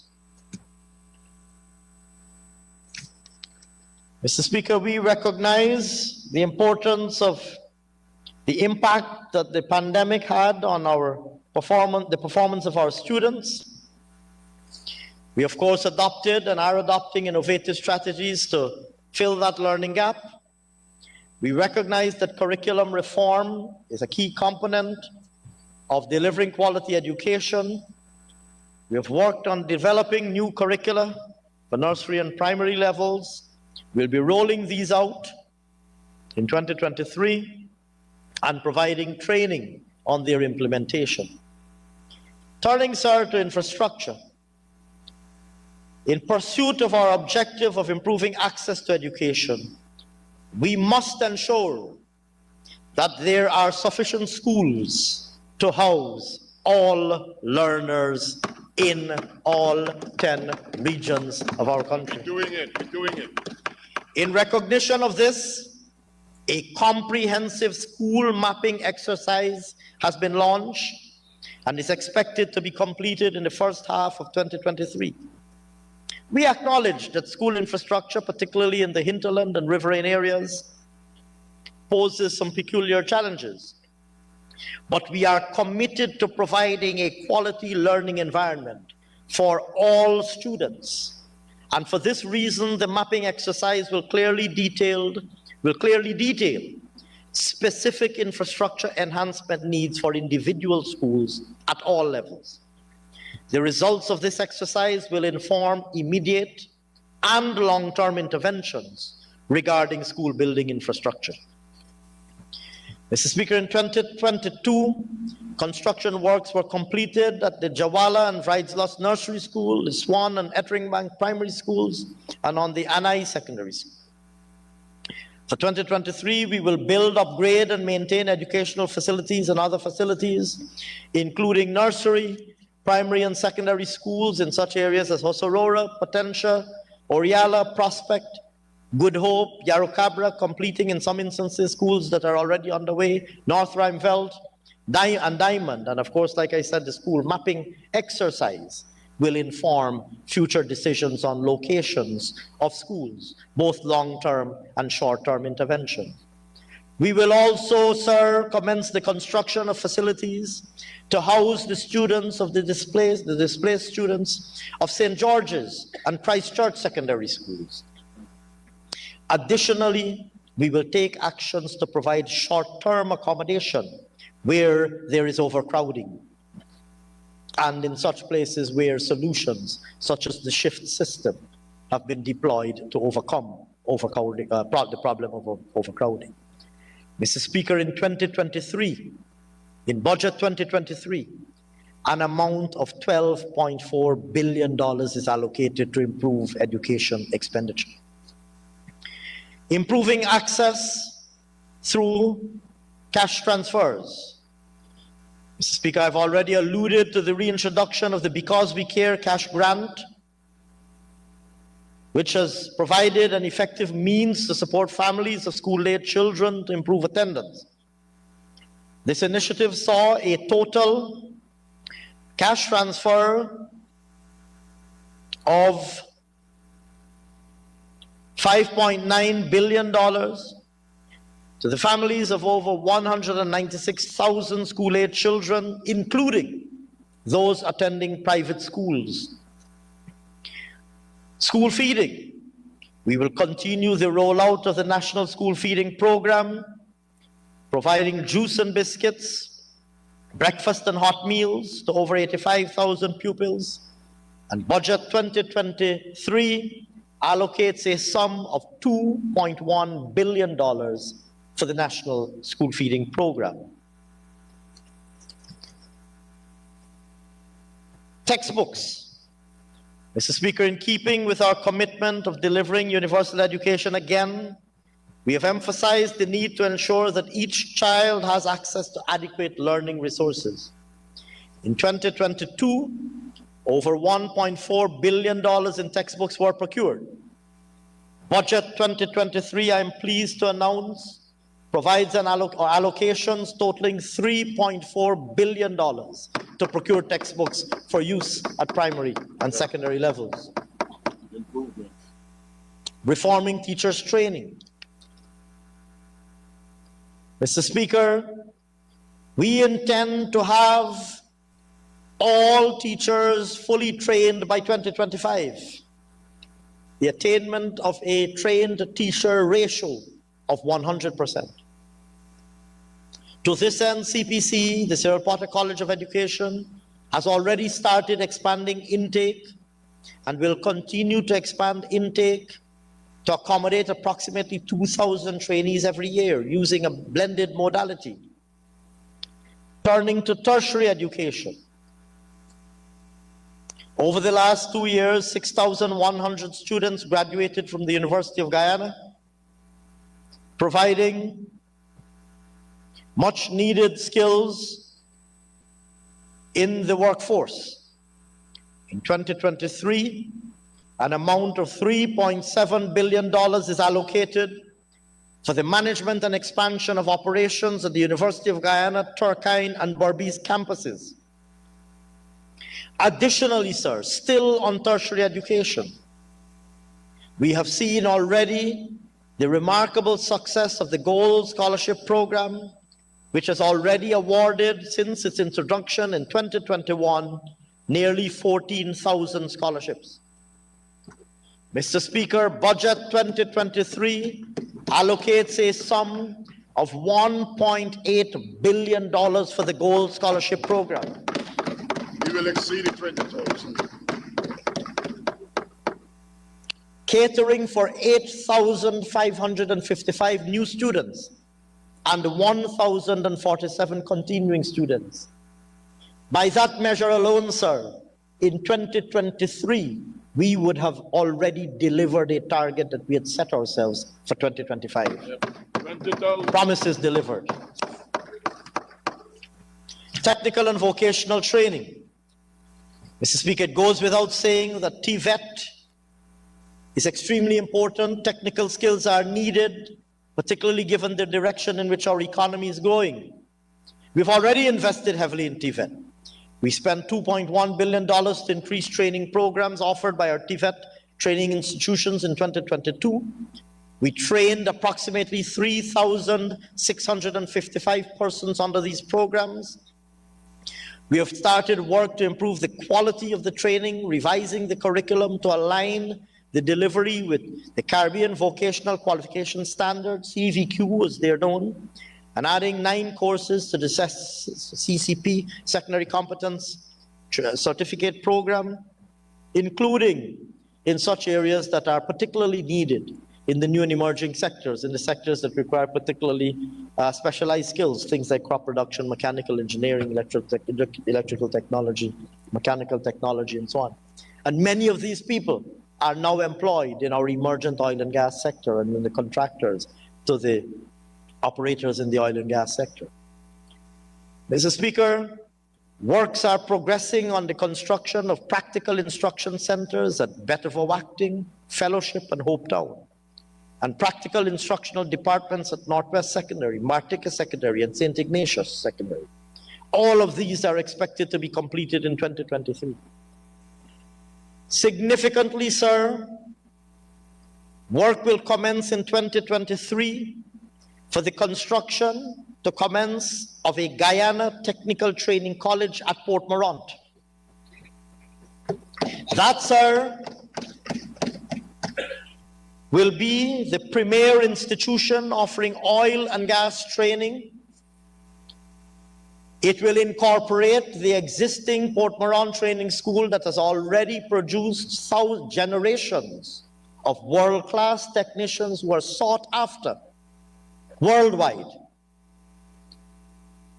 In addition to incorporating the Port Moran training, the existing Port Moran, incorporating and upgrading the existing Port Moran Training School, the National Oil and Gas Institute will be housed there, and the Tourism and Hospitality Institute will also be accommodated within that mega facility.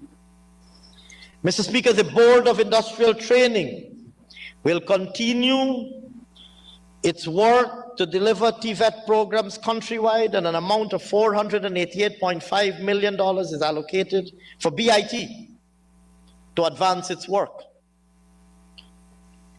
Importantly, because we would like to improve our capability to track the ultimate employment and career destinations of the persons we have trained under the TVET program, tracer studies will be done to ensure that we are able to understand better the initial and ultimate career destinations, and therefore be better informed as we customize our program for new entrants.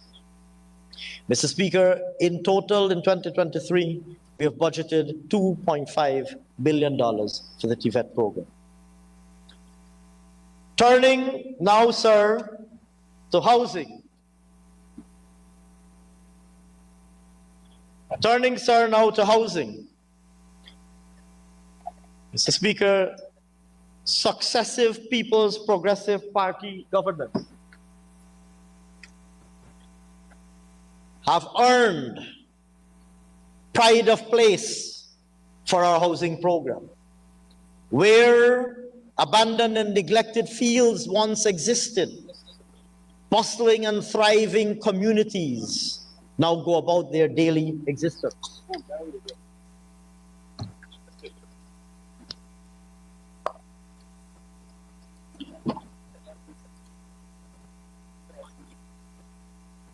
Mr. Speaker, we are opening new lands. We are putting in place the requisite infrastructure. We are accelerating the allocation process. We are supporting those who require or prefer pre-built homes, and we are providing easier access to financing. In 2022, we spent $28.2 billion on the continuation of infrastructural works in new areas such as Underneeming, Charity, Leonora, Cummings Lodge, Great Diamond, Golden Grove, Numprel, Enterprise, Experiment, Williamsburg, Lethem, and Linden, realizing, sir, 10,430 serviced lots. And notably, sir, since we assumed office, this People's Progressive Party civic government has allocated more than 20,000 house lots in new and existing housing schemes, placing us firmly on target to achieve and exceed the distribution of 50,000 house lots during our first term of office.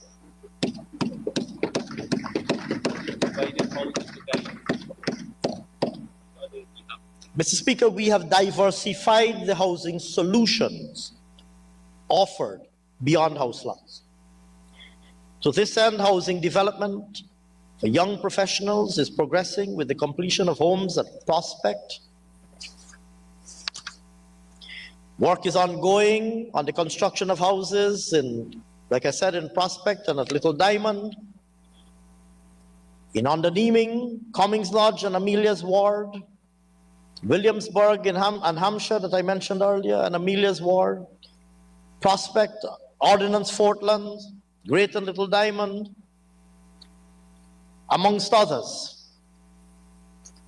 Mr. Speaker, in recognition of the circumstances of deserving cases, we have created an innovative home ownership mechanism. We launched a home construction assistance program in collaboration with financial institutions that will provide loans to persons for the construction of their houses. To date, some 194 persons were pre-qualified and accessed loans. We established a cement and steel subsidy program to provide steel and cement to home builders constructing homes. In relation to 600 allottees in Region 9, we announced a grant of $1 million each to commence the construction of their homes in that new housing development. We'll be offering loans of up to $2 million at a rate of 3.5% under the LETEM Housing Support Initiative in collaboration with partners. To that end, over 258 persons have already pre-qualified, and the list goes on. Keeping, of course, a close eye on the future and, of course, the changing preferences of the market, we enacted the Condominium Act in 2022. It would be recalled, sir, in this very chamber, that lays the foundation for alternative building solutions which are tried, tested, and proven in other markets, and for which we anticipate a new and emerging demand in Guyana, including, sir, from amongst our rapidly returning diaspora and expatriate community looking for single unit or smaller housing solutions. We will shortly be implementing, we are currently developing and will shortly be implementing, making a reality, a single window approval system for building permits to make it easier to navigate the process from land allocation to home construction. We recently signed a contract for the development of the IT platform. Mr. Speaker, Budget 2023 allocates the sum of $54.5 billion for housing development in new and existing areas. This will include the construction of roads, drains, bridges, installation of utilities. Areas will include Mabaruma, Oranok, Buxton St. Joseph, Stortville, Wakanam, Block A and B Hopes, Success, Baltiok, number 75 Village. Mr. Speaker, government will also undertake infrastructural works in regularized areas such as Charity, Tushan, Chateau Margaux, Block S, Sophia, Belvedere, and Amelia's Ward. And more lands will be acquired for new housing areas across the country. Water and sanitation.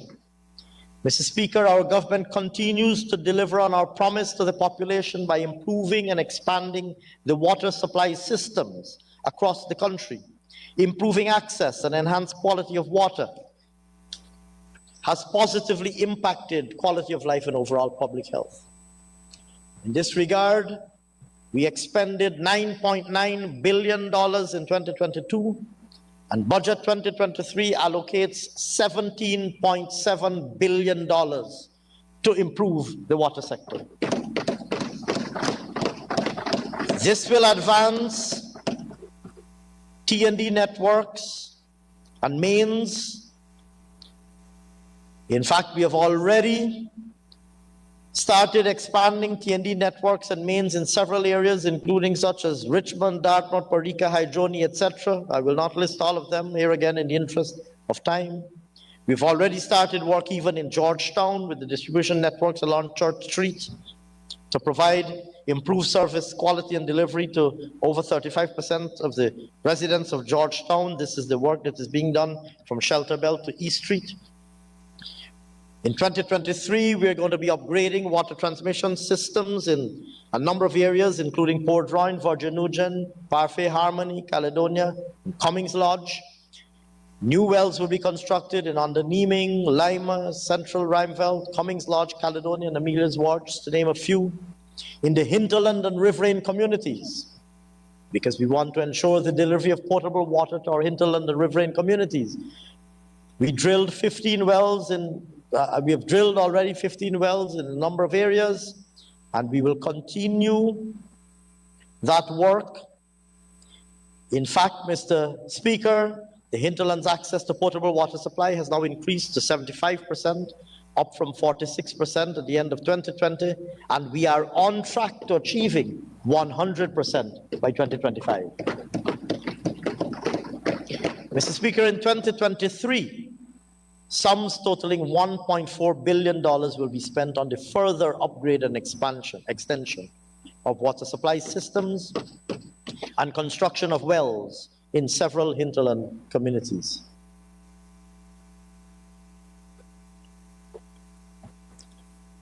Still on water, but this time on water quality and service, we target an increase in treated water coverage for the coastland from 52% currently to 90% by 2025.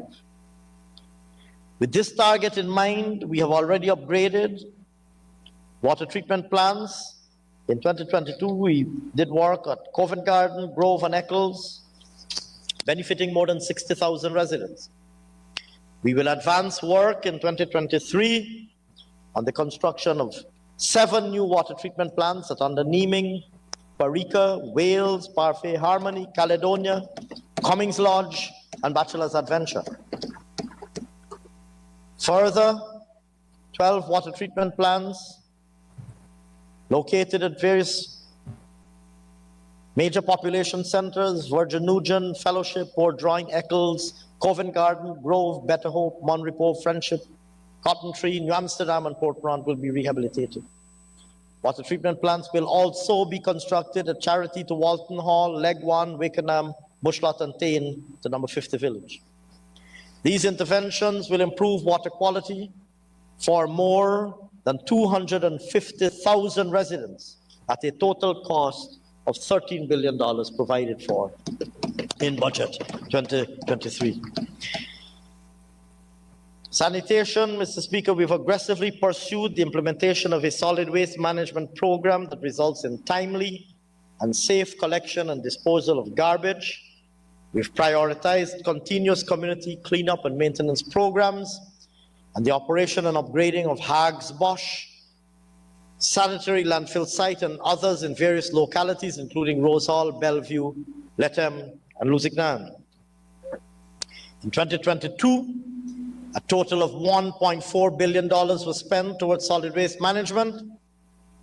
Mr. Speaker, Budget 2023 provides an amount of $1.9 billion to support infrastructural development, the operation of existing and additional landfill sites, and for the solid waste cleanup program. Provision is made for the facility, the access road and bridge at Blairmont, the closure of dump sites in Charity, Lima, and the Edward, further upgrades and construction of stormwater ponds and a landfill gas management system at Hags Bosch, and upgrades to landfill sites at Kildonan, Bon Success, and Caracara. Culture and the arts. Mr. Speaker, even as our government undertakes a physical transformation of our country, we consider it of equal importance that the moment be seized to harness and fortify our rich cultural diversity. Indeed, the preservation and promotion of our unique Guyanese cultural identity will be essential to the definition of who we are as a nation, both now and in the long term. Additionally, of course, it's important that we recognize the vast economic potential of our cultural assets and that our young people view cultural endeavors as a viable and attractive proposition. Mr. Speaker, I referred earlier to our hosting of CPL Cricket Carnival, where we partnered with the private sector, created a stage for 89 local artists to showcase their abundant talents. And in 2023, we will, of course, repeat this. We also launched the studio subsidy for recording, which will be issued in 2023. Provisions are also made for a recording studio to aid in the promotion of creative arts. And Mr. Speaker, in 2023, also 30 artists will receive cultural and creative industry grants of $1 million each to support their creative venture, expanding our national cultural inventory. Mr. Speaker, we have budgeted $1.4 billion to directly support culture and arts in Guyana, including $100 million towards the Endowment Fund for the Arts. Within this, $277 million has been allocated for the preservation of our cultural heritage sites, including monuments, museums, and historic buildings, amongst others, which will be upgraded and rehabilitated. Last year also heralded the return of the Guyana Prize for Literature after a hiatus of 6 years. And Mr. Speaker, in addition, We have budgeted within culture a sum of $100 million in Budget 2023 to support activities associated with the observance of the International Decade for People of African Descent. Turning, sir, to sports. On our assumption to office, our sport and recreational facilities across the country, like so many other things, were in a state of abject neglect. It was therefore no secret why Guyana could not have made substantial contributions to regional and international competitions. To address this travesty, our government gave specific commitments in our manifesto to upgrade sporting facilities and expand access to such facilities countrywide. Mr. Speaker, beyond CPL 2022, we saw at the regional level the return of the Inter-Guyana Games to these shores after a 5-year hiatus. We were able to upgrade in a public-private partnership the South Dakota Circuit for motor racing. We partnered with the Guyana Football Federation and with Corporate Guyana on the One Guyana President's Cup, a football tournament, an inter-regional football tournament, which was launched and successfully executed and witnessed the remarkable footballing talent of our country being mobilized in a single competition and led to a significant increase in national and international exposure, including by the spotting of some talent by international talent scouts. Mr. Speaker, in order to promote community-level sporting activity, we've upgraded a total, since we assumed office, we have upgraded a total of 54 community grounds across regions 1 to 6 and 8 and 9. We have provided lights for grounds at 21 locations. We have conducted rehabilitation works at the National Stadium, and we have completed synthetic tracks in regions 6 and 10. Mr. Speaker, 2023 bodes even better and more brightly than 2022 for sport investment in Guyana. Provision has been set aside for the establishment of a National Cricket Academy, with the construction of the state-of-the-art stadium at Palmyra also slated for this year. Additionally,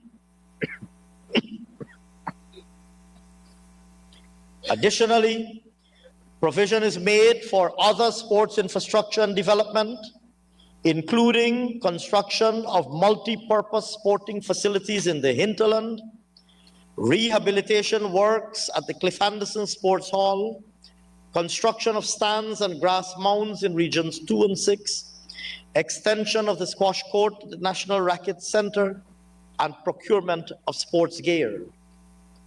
In addition, sir, the sum of $250 million is budgeted for the continued improvement of community grounds across the country. And overall, sir, the sum of $4.3 billion has been allocated in Budget 2023 for the further development of sport. Youth. Needless to say, sir, our young people are the future of our country, and we are resolutely committed to investing in them to mold better, even sharper, and more creative young minds. In 2022, the President's Youth Advisory Council was launched to coincide with the International Day of the Youth. This body is tasked with sharing government's youth perspectives on matters such as education, mental health, constitutional reform, primary health care, and agriculture. In this way, we are able to ensure that their views, the views of our young people, are heard and carefully considered by government's policy-making architecture. Mr. Speaker, in 2022, we made tremendous efforts to develop our youth through the Youth Entrepreneur and Skills Training Program.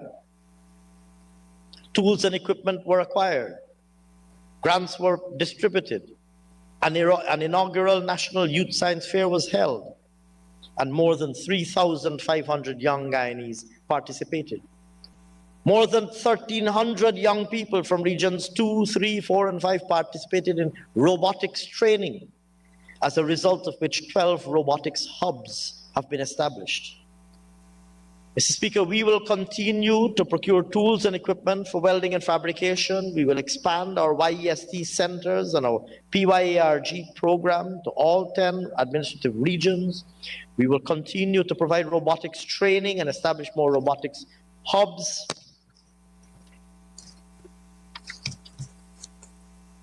Across the country. To this end, sir, $960.2 million has been budgeted for youth development. Children. Mr. Speaker, a child's well-being is at the heart and soul of the sustainable development of a nation. We recognize that apart from investing in education, early childhood education, and in the education of our young people, we recognize that addressing pressing social issues, such as the scourge of child abuse, requires a whole of society approach. To this end, we will strengthen partnerships with non-state actors in the area of child care and development and the prevention of child abuse, including through an allocation of $103.9 million to partner with child advocacy centers to ensure we reach vulnerable children in all 10 regions. Mr. Speaker, we will also provide support to establishing additional daycare centers, day and night care centers, and training for child care providers and protectors. We have the duty to ensure that a healthy, safe, and stimulating environment is cultivated for our children. Mr. Speaker, in 2023, the sum of $100 million is allocated for the establishment of these centers. Senior citizens, we remain steadfast and committed to the health, well-being, and welfare of our senior citizens. In keeping with our manifesto promises, in just 2 years, we've increased old age pensions, reinstated water subsidies, reduced taxes on basic food items and other household items, improved access to government services, including health care, etc. In just 2 years, old age pensions have increased by 40%, benefiting over 69,000 senior citizens. And our pensioners have also benefited from one-off cash grants. 28,450 of our pensioners benefit from subsidized water charges. Mr. Speaker, our senior citizens will continue to benefit from government's improved care services. To this end, 6,300 elderly persons benefited from home-based care in regions 2, 3, 5, 6, and 9. 590 persons were trained in elderly care in 2022, and another 750 are targeted in 2023. Mr. Speaker, Budget 2023 provides an amount of $100 million to commence the construction of a new care home for senior citizens.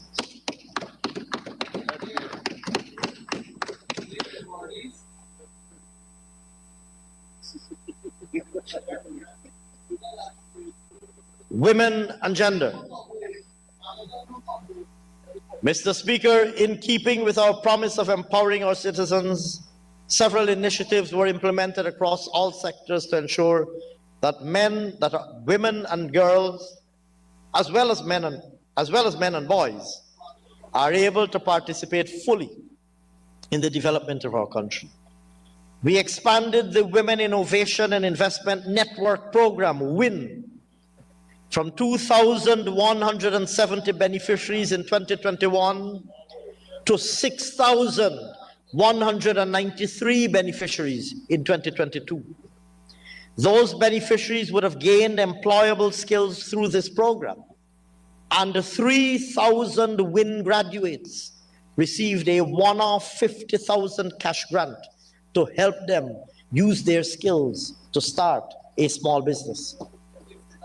Mr. Speaker, provision is made in 2023 for the continuation of this program, targeting an additional 6,000 persons.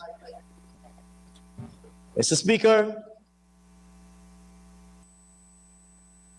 I referred earlier to the importance of provision of child care services. We have provided 444 essential workers with a stipend for 3 months for child care. We've disbursed one-off grants to daycare facilities. And in 2023, as I just mentioned, sir, we will be constructing day and night care centers to benefit women and men in need of those services.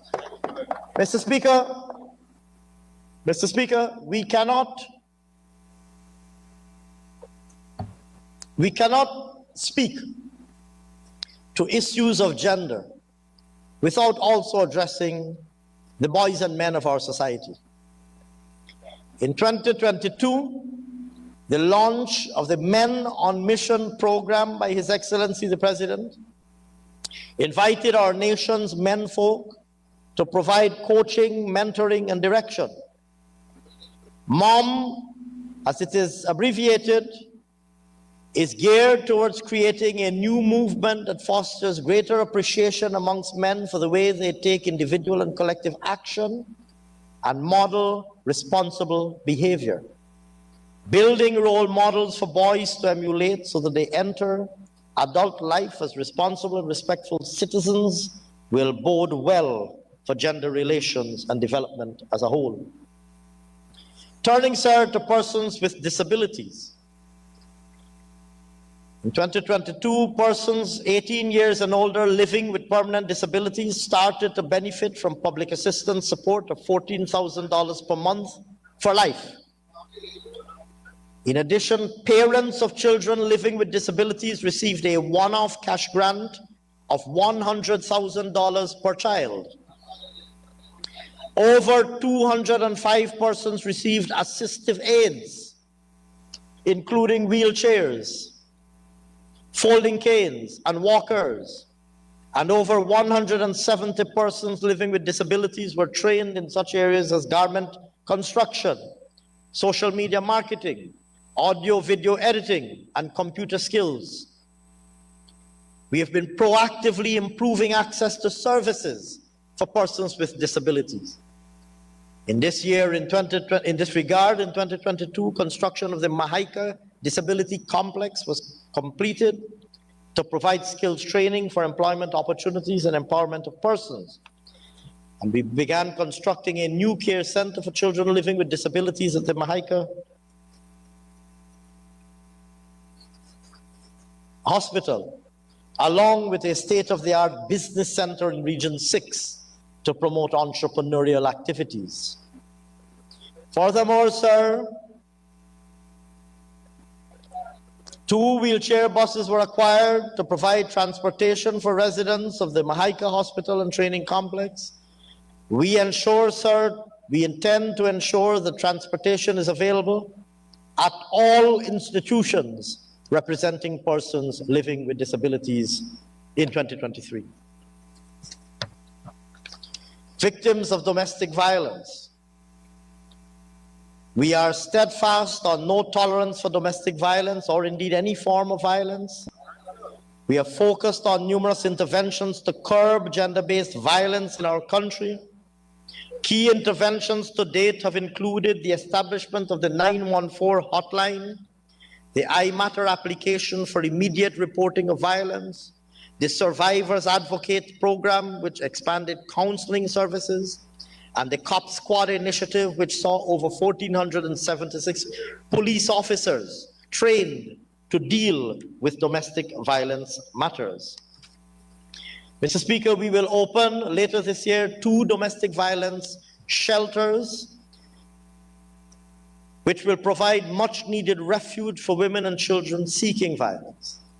We will also continue to partner with Help and Shelter. Yes, Honorable Minister Manichan, I took note of the question. nevertheless. Furthermore, sir, we will continue to support, help, and shelter, given the services they provide to women and families fleeing domestic violence. The sum of $56 million is allocated for 2023. Notably, sir, we maintained our Tier 1 ranking in the 2022 United States of America State Department Human Trafficking Report. And we've completed a draft of the Combating of Trafficking in Persons Bill, which is currently being reviewed by stakeholders. Furthermore, I mentioned the COP Squad initiative earlier. We are also investing in complementary initiatives such as domestic violence rooms at the police stations and courts and domestic violence shelters. Mr. Speaker, support to legal aid saw in 2022 7,597 persons benefiting from such services. And we will continue to partner with the Legal Aid Clinic to ensure that vulnerable persons are able to access that much needed service. Mr. Speaker, in pursuit of the implementation of all of these initiatives, which fall under the auspices of the Ministry of Human Services and Social Protection, that ministry, sir, spent $30.3 billion in 2022, and in 2023, the sum of $40.4 billion is allocated to advance all of these initiatives.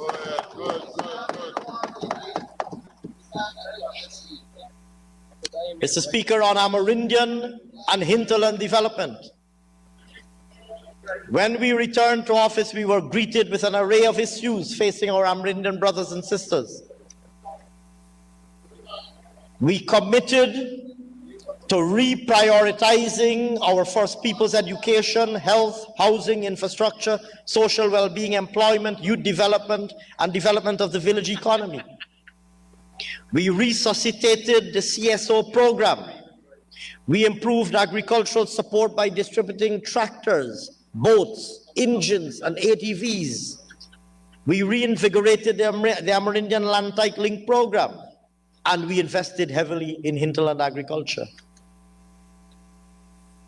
Mr. Speaker, in 2023, an amount of $500 million has been budgeted to advance Amerindian land titling activities. Mr. Speaker, the National Tushaus Conference was reconvened in 2022 following a hiatus occasioned by the onset of COVID-19. We will continue to support the National Tushaus Council, including by financing the construction of the including by providing financial support to complete the construction of the NTC Secretariat building, which started in 2022. And Mr. Speaker, I am pleased to announce that Budget 2023 provides financing to complete and furnish the NTC headquarters in the amount of $69.7 million. To further develop Amerindian communities, a sum of $2.7 billion is budgeted for the Amerindian Development Fund, which includes training in hospitality and tourism, business development, and other areas, and presidential grants to over 200 communities. Mr. Speaker, several commercial ecotourism, agricultural and infrastructure projects are also catered for. Mr. Speaker, let me emphasize that in addition to the investments that I referred to earlier in relation to hinterland airstrips, we are also, of course, investing in hinterland roads, which will improve access to Amerindian communities. On internet connectivity, we have deployed VSAT equipment now serving over 60,000 residents in 161 communities with internet service. 93 hinterland communities have benefited from grants to prepare spaces to host ICT hubs. It would be recalled, sir, this was another project financed under the original low carbon development strategy, through the Guyana Red Plus Initiative Fund, the GRIF, for which financing was already secured and mobilized, and the project was already designed. And this was one of the projects that was left languishing.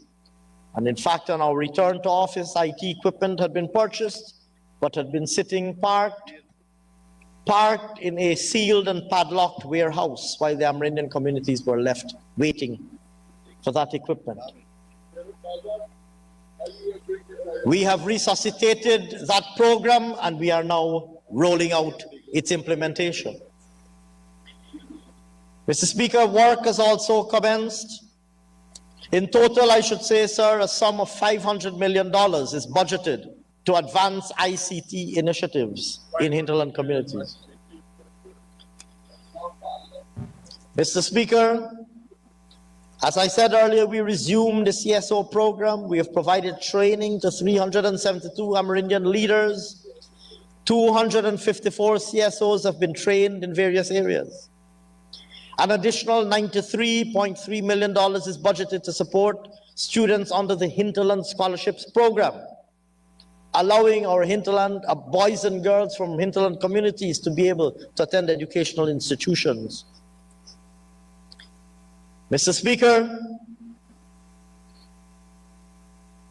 it would be remiss of me not to reiterate at this point that our indigenous brothers and sisters will be at the forefront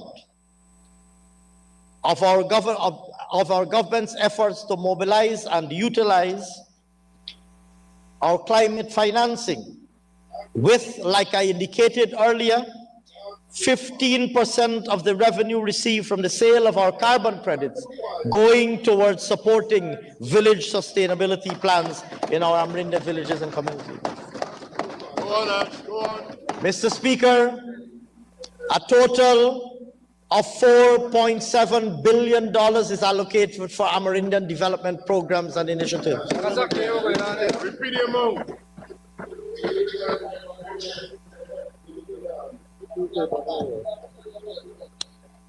Mr. Speaker, I turn now to improved governance and institutional reforms.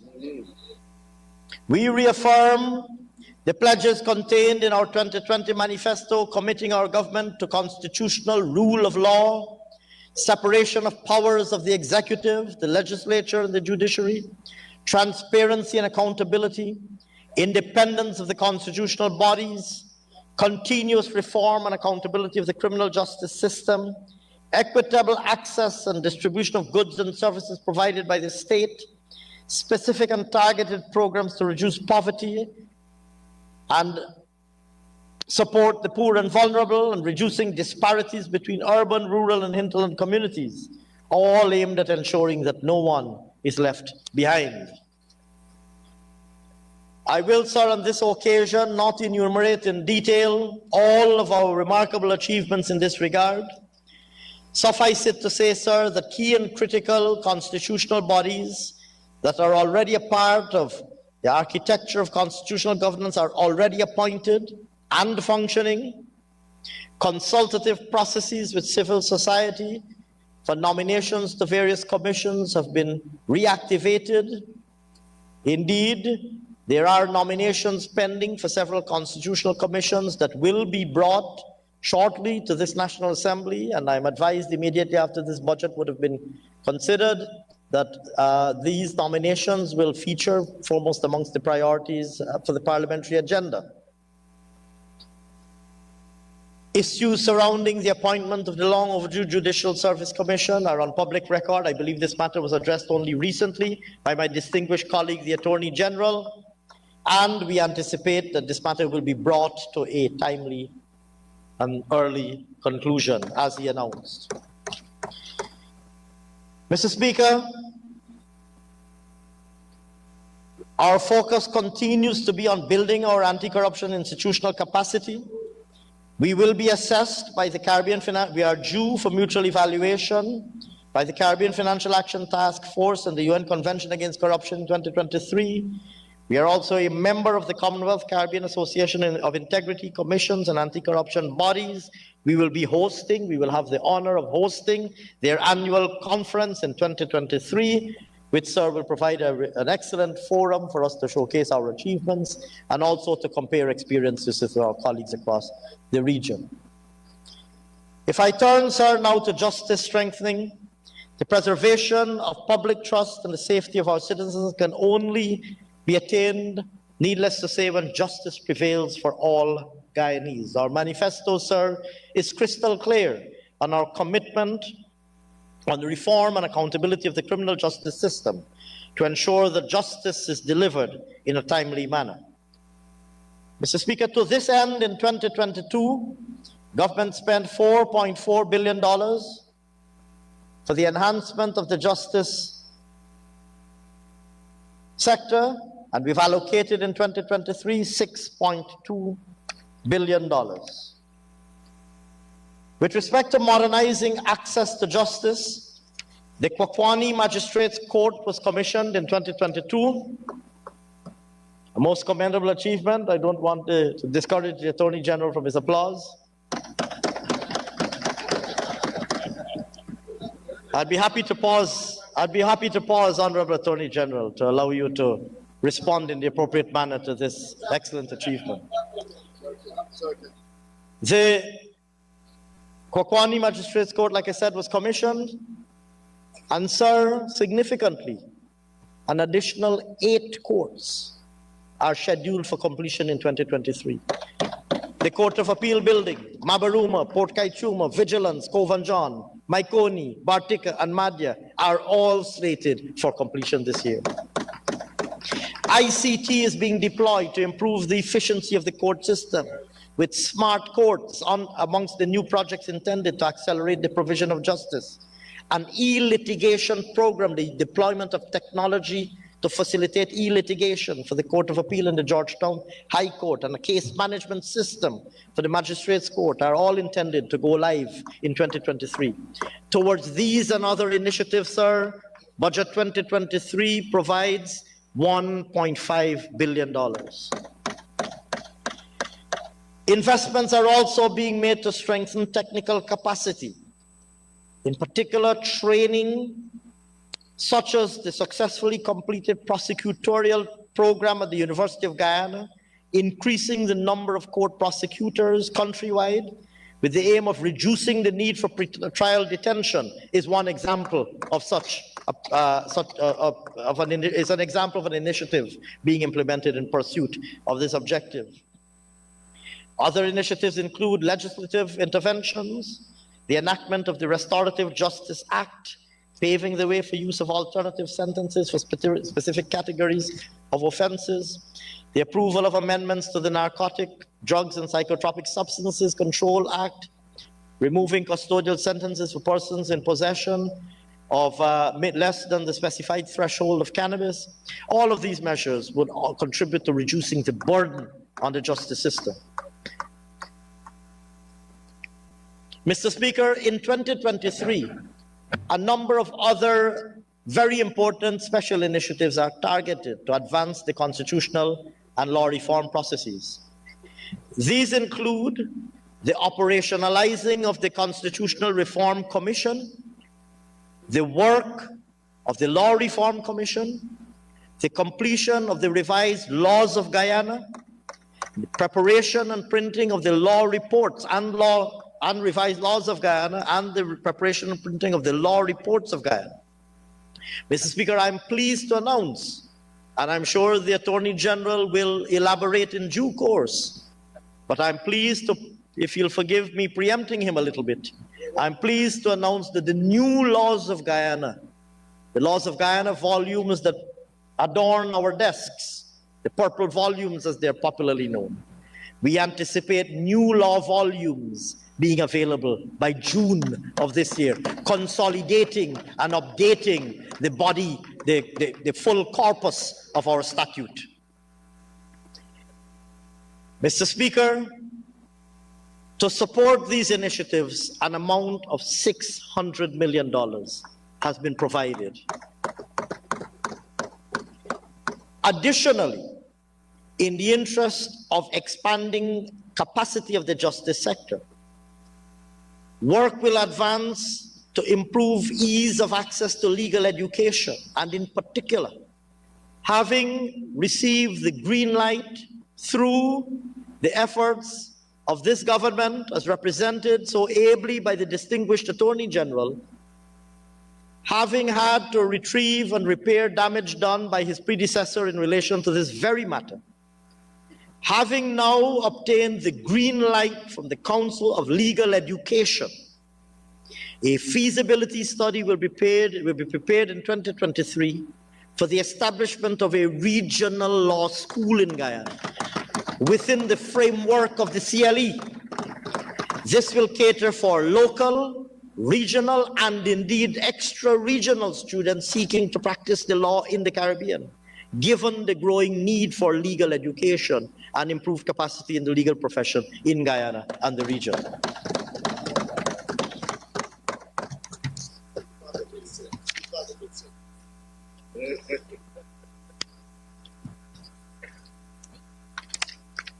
Mr. Speaker, on local, I turn now, sir, to strengthening local government.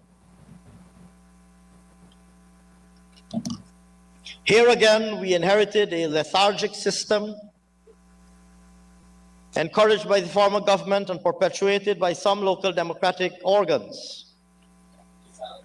We have long recognized that robust local government architecture and systems support more sustainable communities. We improved infrastructure in communities. We preserved our history and culture, including by providing support to the Georgetown municipality, finally to salvage and save the historic City Hall. We allocated funds to start constructing markets. And in 2023, we introduced the National Pathway Workers Program and others. Mr. Speaker, in 2023, works will continue to build modern markets at Charity, Parika, and upgrade existing structures at Charity, Parika, Leonora, and Monrepo.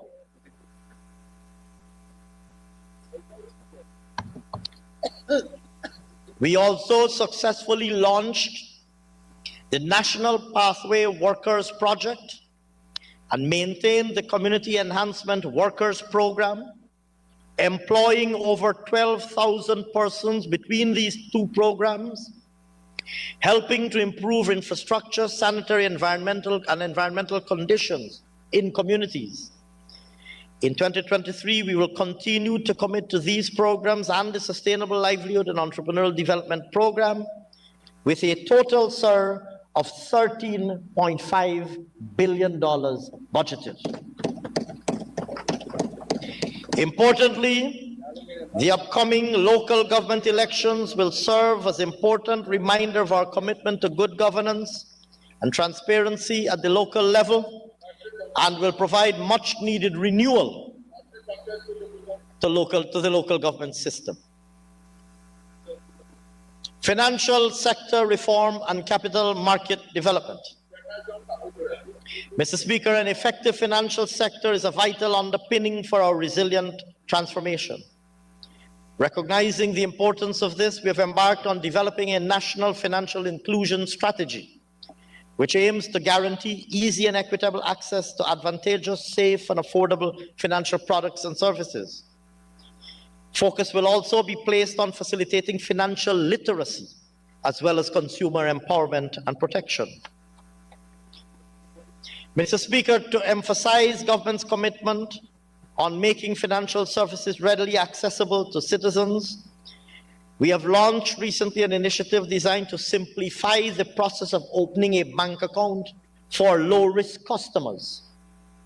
This is expected to ease the hassles that these customers typically encounter, promote deeper financial intermediation, and facilitate greater financial inclusion. Similarly, sir, we recognize that affordable and easy access to financing is critical for private sector growth and development. In this regard, and in the interest of promoting easier access to financing, we are committed to ensuring that movable collateral and financial receivables can be pledged as security for financing, In this regard, the necessary legal amendments will be enacted this year. We also consider an efficient, deep, and vibrant capital market to be an essential aspect of a modern financial system. Investors in the productive sector should be able to consider as a viable option the possibility of raising financing on the capital market. In order to advance this objective, we will be convening stakeholders, including the regulator, self-regulatory organizations, and the private sector, to identify practical actions that can be taken to promote capital market development. Similarly, sir, we seek to implement a modern payment system. In keeping with our vision to modernize the payment architecture, the real-time gross settlement system, or RTGS, and Central Securities Depository System, CSD as it is abbreviated, were fully integrated with an automated clearinghouse in 2021, and with the national forming the core of the national payment system in 2022. With the operationalization of the enhanced system in 2022, a total of 579,000 transactions were processed in the system, including significantly, sir, all government pensions and salaries, except for those persons working in far remote communities who do not have access to the banking system. Mr. Speaker, amongst other areas in which we will continue work to strengthen public administration and public financial management are revenue management, strengthening the GRA, various measures which are elaborated in the printed version of my speech, and which I will now refer to the House for matter of place it into the public record, but will not, again, sir, in the interest of time, elaborate in my oral presentation today. Similarly, digital solutions in government, deploying ICT to improve the ease with which citizens are able to access government services. I mentioned the payment of salaries into bank accounts. We've deployed the electronic funds transfer capability, strengthening the efficiency of the internal payment management system, paying, like I said, almost all public servants directly into their bank account. We have the capability to disburse old age pensioners. We have the capability to disburse old age pensions directly into pensioners' bank accounts, obviating pensioners the need to line up and to come to visit the post office or to visit another location to collect their pensions. We have the capability, we have deployed the capability to do that. Establishing the capability for online submission of NIS contributions, the digitalization of house lot applications. The CHNPA now accept house lot applications online. The utilization of online portals and mobile money apps for the payment of utilities, for the payment of NIS, for the payment of taxes. Now every public utility accepts online payment and payment by MMG. Here again, obviating the need for our citizens to join a line or go out and take transportation and join a line to pay these bills. We will continue to roll out additional digital solutions in every aspect of public services to ensure that we get to a point ultimately that simple IT solutions are deployed so that our citizens do not have to physically get up to go to a government office to pick up an application form or to make a simple inquiry that can be answered on the internet. The National Insurance Scheme, sir, much has already been said of this and has said on other occasions. We have significantly reduced the backlog of claims that are outstanding. We have significantly reduced the number of suspense and invalid numbers in their database and suspense accounts in their database. We have rolled out an agenda of outreaches, all aimed at resolving long outstanding problems. And we're working with the scheme to resolve also some of the internal and operational inefficiencies that by which it is beset. Meanwhile, of course, we recognize, as indicated last year, we recognize the challenges that the scheme faces in relation to its long-term viability, and options to address this problem continue to be considered. Similarly, our public procurement architecture is being overhauled, having here again inherited a public procurement mechanism in disarray. We have increased the frequency of National Procurement and Tender Administration Board meetings and board opens. We have started streaming these openings live. We've prepared and gazetted regulations, bring into operation the bidders register. We have revised, we've reintroduced and revised the bid standard bidding documents. We've designed a comprehensive whole of government training program on public procurement, and we're working on a management information system for MPITA. Additionally, of course, His Excellency the President has appointed a new Public Procurement Commission, and that commission has already started its work and in the discharge of its very important constitutionally assigned functions. Similarly, sir, strengthening data systems, in particular that work being led so ably by the Bureau of Standards. I will this evening highlight only one issue in relation to the wide range of work that they're doing, in particular the advancement of Census 2022. And here I thank and compliment all who participated and expressed their public support for the census. Indeed, I know the distinguished leader of the opposition himself participated in a publicized census taking activity, as did His Excellency the President, the Honorable Prime Minister. We would like to, the census is ongoing, the enumeration exercise is ongoing. We would like to urge continued support for this enumeration exercise because we want to make sure that every single house and every single person is counted. Mr. Speaker, I mentioned earlier the deployment of digital solutions. This comprises a small part of a larger suite of initiatives that we're implementing to reduce bureaucracy and red tape. Not only using IT solutions, but also by reviewing some of the processes and systems in government with a view to identifying inefficiencies and eliminating them. That work has already started, and recommendations identified, and we anticipate, sir, this year that we will be implementing some of those recommendations. Foreign relations and the diaspora. Sir, we continue, of course, to be completely committed to advancing our interests and priorities through a range of engagements with the international community, maintaining closer relations with all of our neighbors, preserving and protecting, of course, our sovereignty and territorial integrity. It is widely known, of course, sir, that the matter before the International Court of Justice regarding the arbitral award of 1899 is currently underway. We will continue to advocate that issue vigorously, as we should. We continue to be fully committed to the CARICOM integration project. Early, we signed on to the Enhanced Cooperation Protocol, amending the revised Treaty of Chaguaramas and enabling groups of at least 3 member states to seek enhanced cooperation amongst themselves where deemed necessary and appropriate. It is also known, sir, I believe, that we're seeking a non-permanent membership on the United Nations Security Council for the 2024-2025 term. That work will continue. The diaspora comprises, of course, a vast body of talented human resources who have remained closely committed to their homeland.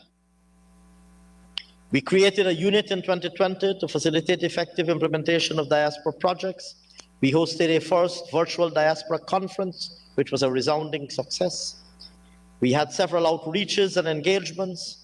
And in 2023, we will continue to place emphasis on the promotion of closer relations with the diaspora, initiatives to enhance diaspora diplomacy, facilitate where appropriate, more direct diaspora investments, encouraging more overseas Guyanese to take up new and emerging opportunities.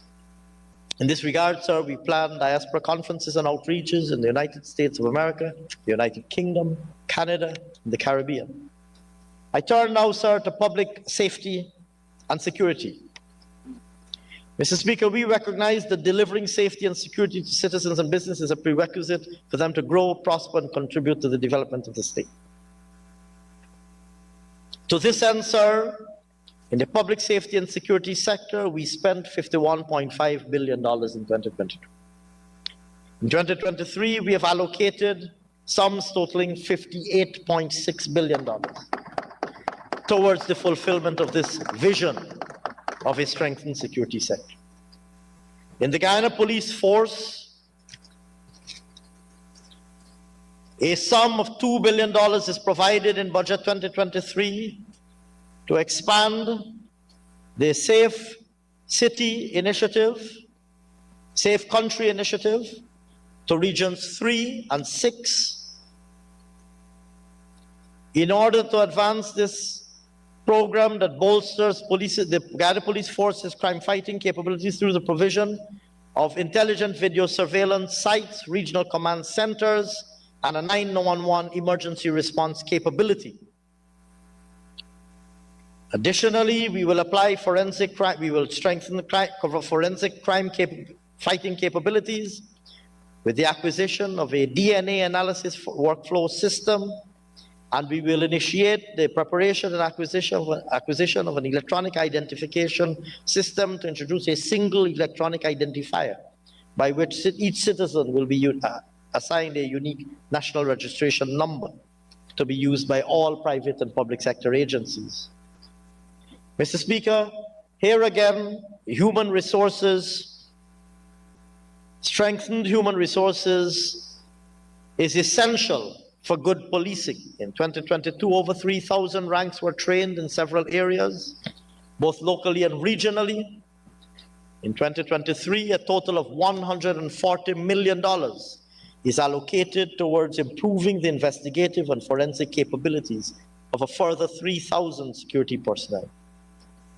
Mr. Speaker, in the prison service,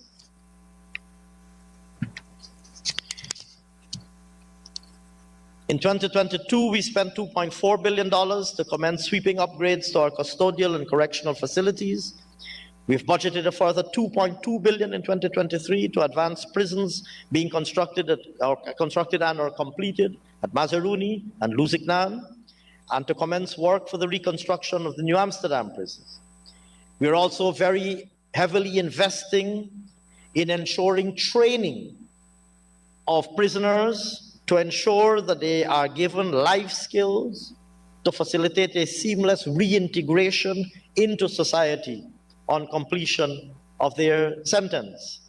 In this regard, we're investing $50 million to ensure trade shops at these facilities are fully equipped to facilitate training in such areas as carpentry, joining, masonry, block making, etc.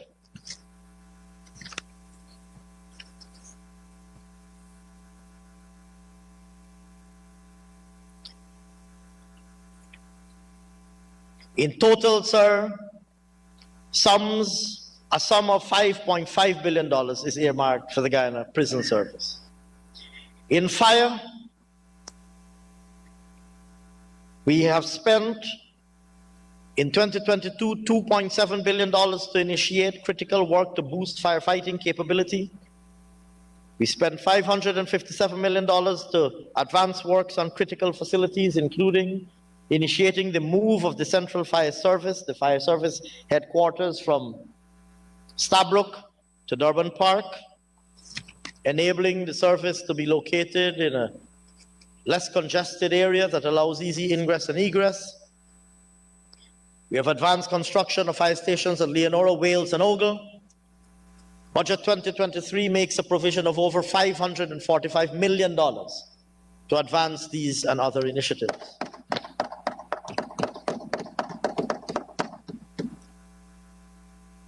In 2022, we spent $400 million to acquire several pieces of firefighting equipment, including water bowsers, ATV firefighting vehicles, ambulances, hydraulic platforms, etc.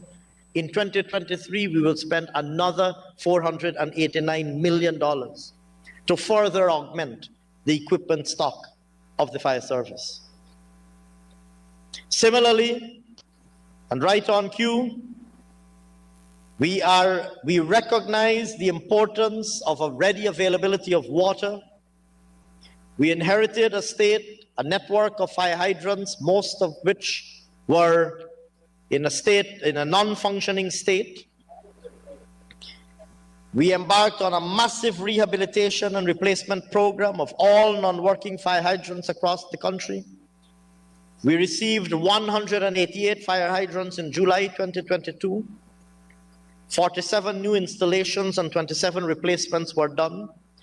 The remainder will be installed during this quarter, and a further 148 fire hydrants will be received in 2023 for installation. We will also be investing, sir, of course, in the training of our fire officers. Mr. Speaker, my colleagues will no doubt elaborate further on the various initiatives that we're implementing in their respective sectors. I wish now, sir, to turn to our macroeconomic targets and projections for 2023. Real GDP. With continued interventions and policies geared at building a resilient economy, real GDP is projected to grow by 25.1% in 2023. At that rate of growth, sir, Guyana will rank amongst the top 5 fastest growing economies.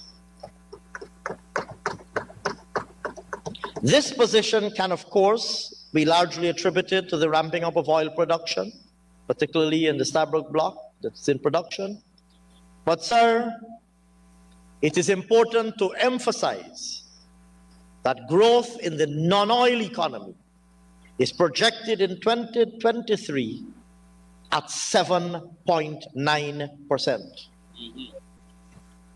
At a time when, as I indicated earlier, the rest of the world is facing significant recessionary pressures.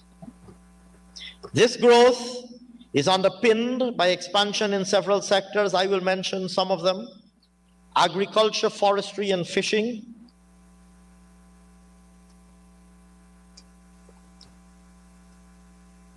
The agriculture, forestry, and fishing sector, sir.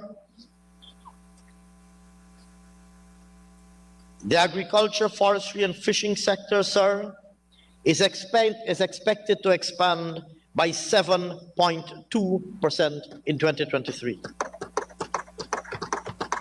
Based on the investments that are being made in sugar, we anticipate a recovery in sugar and an expansion by 29.3%, as Gaisuco anticipates higher performance from the existing estates, combined with forecasted production from the reopened Rose Hall estate. The corporation anticipates production of 61,000 tons this year. Mr. Speaker, growth in the rice sector is projected at 8.3%, with total production of 652,103 metric tons. The other crops subsector is also expected to expand in 2023 at a rate of 5.8%. Livestock, forestry, and fishing are projected to grow at 12.1%, 4%, and 8.4% respectively. In the extractive industry, sir, the mining and quarrying sector is projected to grow by 34.1% in 2023, with expansions projected for all 4 subsectors: oil and gas, gold, bauxite, and other mining and quarrying. The Stabroek Block is forecasted to produce crude oil at an average rate of about 374,000 barrels per day. Consequently, the subsector is estimated to grow by 35.6% in 2023. In addition, a turnaround is anticipated for the gold mining subsector, which is projected to grow by 12.7%. The bauxite subsector's recovery in 2022 is expected to be maintained, and that momentum is anticipated to result in growth in the bauxite sector by 9.8%. Other mining and quarrying comprising sandstone and diamonds is also forecasted to expand this year by 7.3%. This, of course, as was the case with the growth in the subsector in 2022, is supported by and closely correlated with the strong growth observed in construction. Manufacturing is anticipated to recover on the strength of sugar manufacturing and rice manufacturing, as well as other manufacturing. Construction. Mr. Speaker, the construction sector is expected to continue to grow in 2023 by 17%. Services. Driven by continued activity in the construction, financial, and agricultural sectors, the services sector is estimated to grow by 5.6%. This is further augmented with strong growth, underlying this is strong growth in tourism, wholesale and retail trade, tourism and storage, administrative and support services, and real estate activities. Mr. Speaker, monetary policy in 2023 will remain focused on keeping prices and exchange rates stable while ensuring that the economy is conducive for a sustainable expansion in lending to the private sector and growth in economic output. Our inflation rate is expected to slow to 3.8%, underlined, of course, by global developments with some evidence that some markets are witnessing a slowing of inflation, largely as a result of the monetary policy response to inflation. And additionally, sir, we will continue to maintain a suitable policy stance supportive of containment of inflation.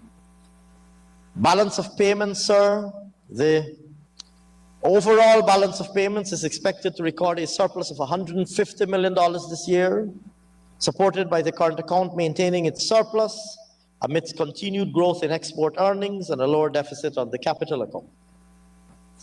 Targets for non-financial public. I should mention within the balance of payments, sir, that export earnings are estimated to increase by 13.8% to $12.977 billion US.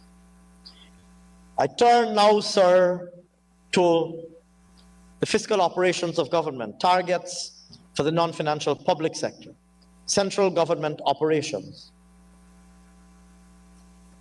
Mr. Speaker, central government current revenue, net of GRIF inflows, carbon credit inflows, and NRF withdrawals, net of all of those, current revenue is projected to increase by 11% in 2023 to reach $335.3 billion, consistent with the continued dynamism and growth in the economy.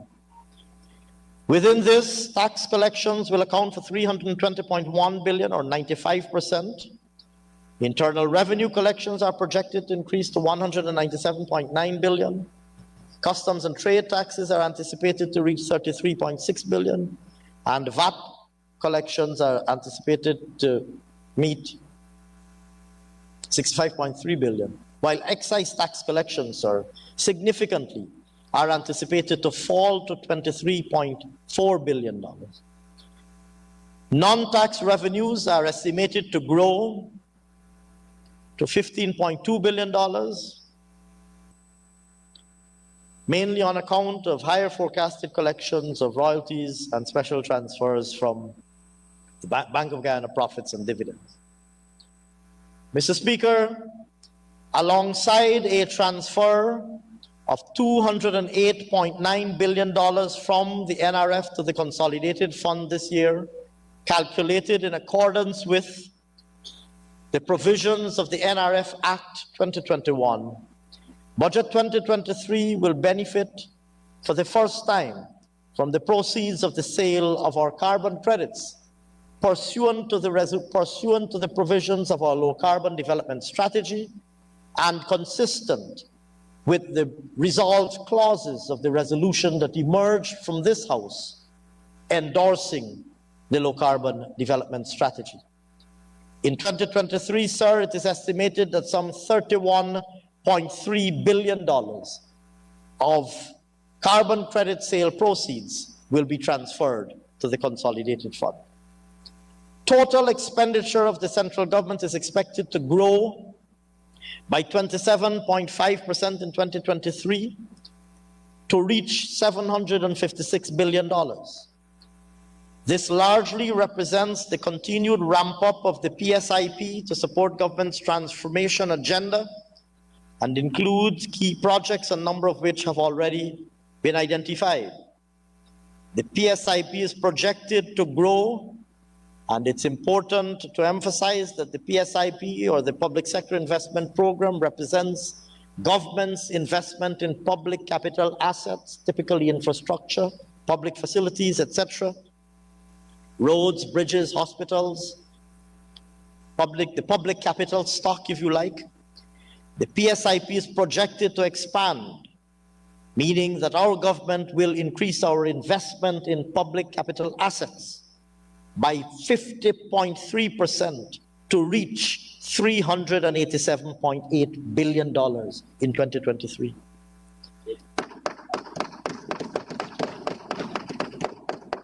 Meanwhile, non-interest current expenditure is projected to grow at a much more modest rate of 8.6% to total $354.2 billion.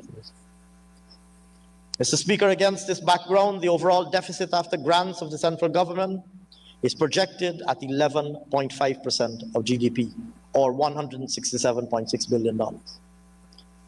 Mr. Speaker, I'm pleased to announce that Budget 2023 is 41.4% larger than Budget 2022, amounting to $781.9 billion, the largest budget ever in the history of Guyana, and once again is fully financed with the imposition of absolutely no new taxes. No new taxes.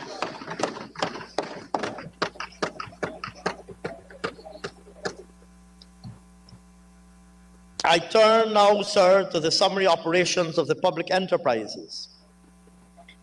Total receipts of the public enterprises are projected to grow by $3 billion in 2023 to $180.2 billion. Total expenditure for the enterprises is anticipated to grow by 5.8% to $184 billion.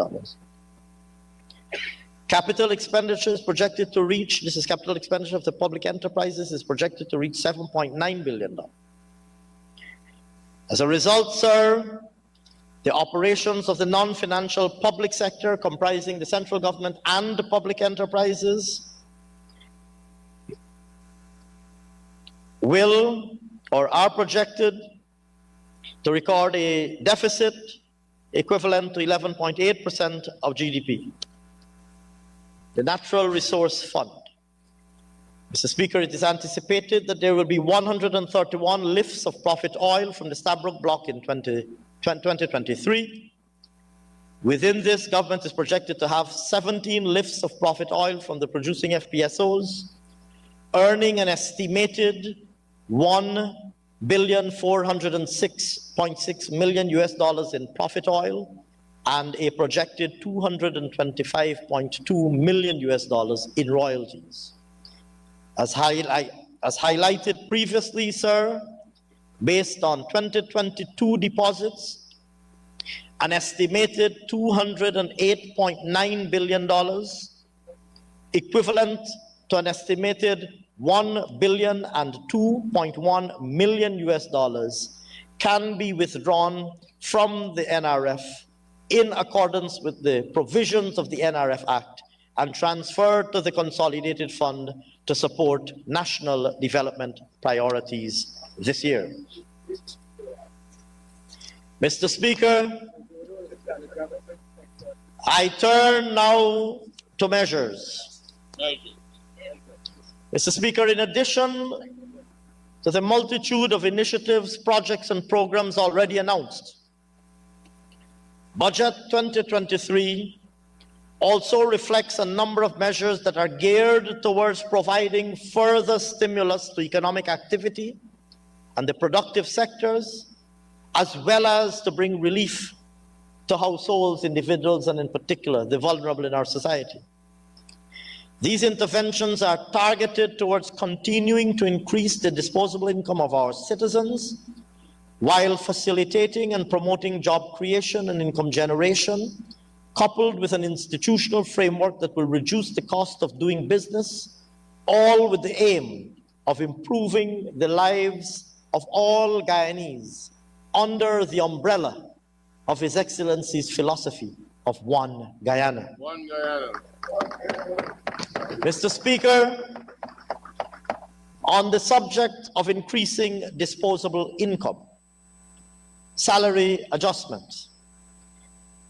Mr. Speaker, government continues to work to resolve anomalies and disparities across comparable positions in the public service. As previously announced, the first phase of salary adjustments will take place this month. And in fact, many of the beneficiaries would have started receiving their adjusted salaries, or should have started receiving their adjusted salaries starting, if I'm not mistaken, this week.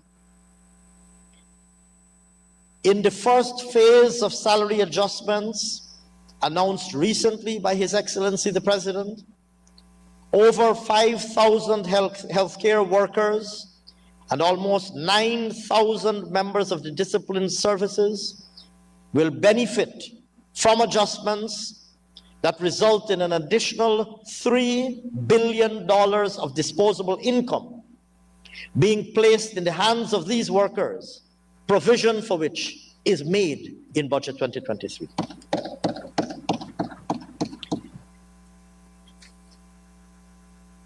Income tax threshold. Mr. Speaker, it would be recalled in Budget 2022 that the income tax threshold was increased from $65,000 to $75,000 monthly. I am pleased to announce on behalf of this People's Progressive Party civic government that Budget 2023 proposes a further increase in the income tax threshold from $75,000 monthly to $85,000 monthly, with effect from year of income 2023. Importantly, sir, as a result of this adjustment, over 12,000 persons will be removed from the tax net, and every single income taxpayer will benefit. In fact, sir, for illustrative purposes, this translates for a taxpayer who is currently earning, only for illustrative purposes, a taxpayer earning $100,000 per month. This adjustment alone translates to additional disposable income of $33,600 annually for that taxpayer.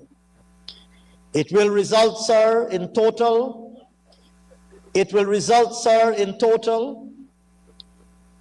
to an additional $3.3 billion of additional disposable income being placed in the hands of the beneficiaries. Because we care cash grant. Mr. Speaker, our People's Progressive Party Civic Manifesto 2020 committed to reverse that abominable act inflicted upon the people of Guyana by the APNU AFC when they removed the Because We Care cash grant. We committed to restore that cash grant, and indeed we committed to increasing it. It would be recalled that we restored it in 2021 at $15,000, and we increased it in 2022 to $25,000 per child. We also extended it in 2021 to students attending private school. Mr. Speaker, I now wish to announce that Budget 2023 caters for a further increase to the Because We Care My apologies, sir. I now wish to announce that budget 2023 caters for a further increase to the Because We Care cash grant from $25,000 to $35,000. This will benefit over 214,000 school children in public and private schools and will place an additional $2.1 billion in the hands of their parents. Mr. Speaker, it is worthwhile to point out that the newly increased grant of $35,000, together with the uniform grant of $5,000 per child, will see parents receiving $40,000 per child in total. Mr. Speaker, I hear the APNU AFC.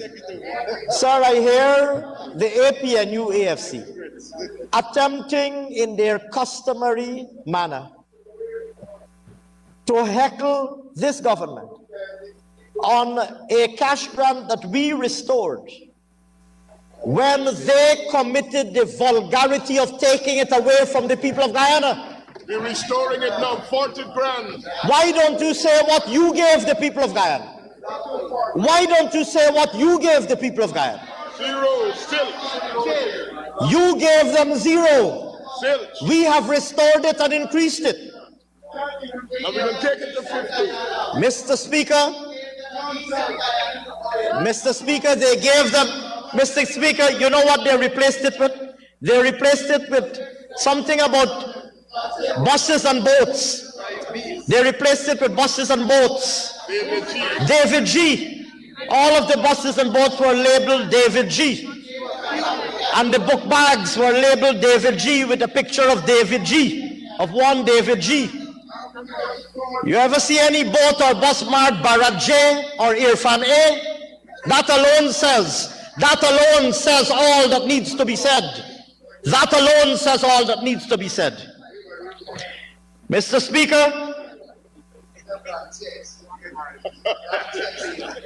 Speaker, having restored the cash grant that was callously and cruelly removed by the APNU AFC, this People's Progressive Party government has restored it and has increased it. 40 grand this year. And in 2020, the parents of school-going children at public and private schools will receive across the Because We Care and Uniform cash grant a total of $40,000 per child. 2020. And in total, that will deliver to the parents of school-going children a total of $8.6 billion.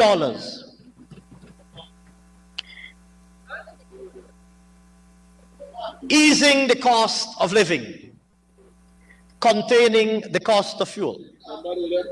Mr. Speaker, in Budget 2022, one of the key measures to mitigate price increases was the reduction of excise tax on petroleum products from 20 to 10%. In March of that year, last year that is, we reduced this tax further from 10 to 0. A measure that has resulted in tax revenue losses of over $17 billion. We remain committed to absorbing the impact of volatile fuel prices. We will continue to monitor developments in global oil prices going forward, and the zero excise taxes on fuel will be maintained as long as fuel prices remain elevated. Reduction in freight charges. Mr. Speaker, in August of 2021, we adjusted freight charges to pre-pandemic levels to combat the escalation in shipping costs which were passed on to consumers by importers. This relief measure was initially implemented for a 6-month period. In Budget 2022, it was further extended to December 2022. I now wish, sir, to announce an extension of this measure for a further 12-month period from January 2023 to December 23 2023. And we estimate that this measure, the extension of this measure for an additional year, will cost the public treasury an estimated $6 billion, or put differently, will represent $6 billion worth of cushion being provided to the consumers of imported goods and items that would have been subject to increased taxation as a result of increased CIF costs. Expansion of part-time job program. Mr. Speaker, in 2022, government launched the part-time job program among the suite of measures implemented to cushion the rising cost of living. The job program has allowed for one person per household to work in public offices in proximity to their homes for 10 days per month and earn $40,000. Over 11,000 persons were employed through the program in regions 2, 3, 5, 6, 9, and 10, injecting $2.5 billion into these households since the program started in the second half of the year. In 2023, this program will continue and will be expanded with $10 billion allocated.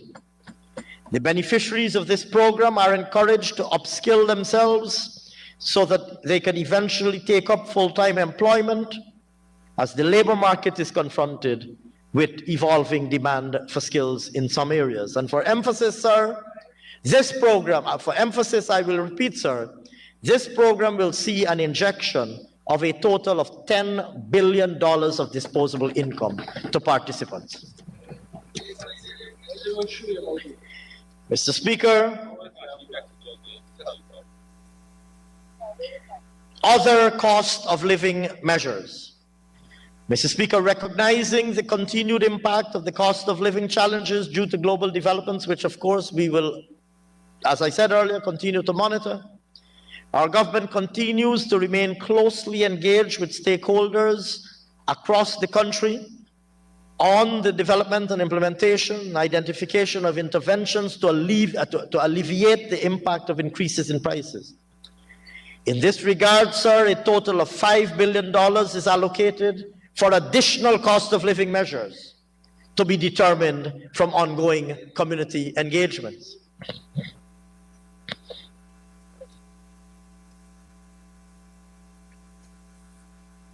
Supporting the vulnerable. Increase in old age pension. Mr. Speaker, since returning to office, our government has increased monthly old age pensions from $20,500 in 2020 to $28,000 last year. As we continue to improve the country's social safety net, I'm pleased to announce that with effect from January 1, 2023, old age pensions will now be increased to $33,000 per month. Sir, as a result of this increase, the cumulative increase granted since we returned to office in 2020 now exceeds 60%. Wow. This measure will benefit approximately 73,000 pensioners, each of whom will now receive an additional $60,000 per annum, thereby placing an additional $4.4 billion of disposable income in their hands. Mr. Speaker, with this latest increase, our total old age pension payout to our senior citizens now amounts in the aggregate to $28.9 billion. Public assistance. Mr. Speaker, budget 2022 included an increase of $14,000 monthly to public assistance beneficiaries, up from $9,000 in 2020. In addition, in 2022, we announced that all persons with disabilities will be registered automatically to receive monthly public assistance. I now wish to announce a further increase in public assistance with effect from 1st of January 2023, from $14,000 monthly to $16,000 monthly, an over 75% increase since the People's Progressive Party civic resumed office. This will benefit 29,000 persons and will provide in excess of $700 million in additional disposable income to these individuals. Other measures: increase in low-income mortgage ceiling. Mr. Speaker, since resuming office in 2020, we have implemented a whole suite of measures, and many of them I have already addressed, in support of housing development, including access to financing and the affordability of access to financing. All of this, of course, is consistent with our commitment to providing 50,000 house lots by the end of this term. Given the importance of home ownership and of affordable access to financing for home ownership, I now wish to announce an increase in the low-income mortgage ceiling, a ceiling that is implemented through our partnership with the commercial banks. I now wish to announce an increase in the low-income mortgage ceiling to $20 million, up from $15 million, helping further to reduce the cost of borrowing within this range and making home ownership even more affordable. Removal of VAT from residential properties. Yes, that's a good one. Mr. Speaker, in support of government's aggressive housing drive and to further reduce the cost of home ownership, we propose the removal of the 14% VAT with respect to the sale of residential properties. This will, of course, further reduce the cost of home ownership, bearing in mind, sir, that we have already reduced and eliminated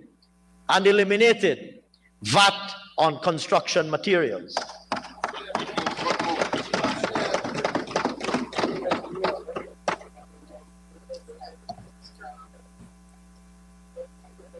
Mr. Speaker, in advancement of our low carbon agenda, and to incentivize the transition to lower emission vehicles, I wish, on the subject of all electric motor vehicles, that is to say motor vehicles that are driven entirely by electricity, all electric motor vehicles, I wish, sir, to announce the following. In relation to all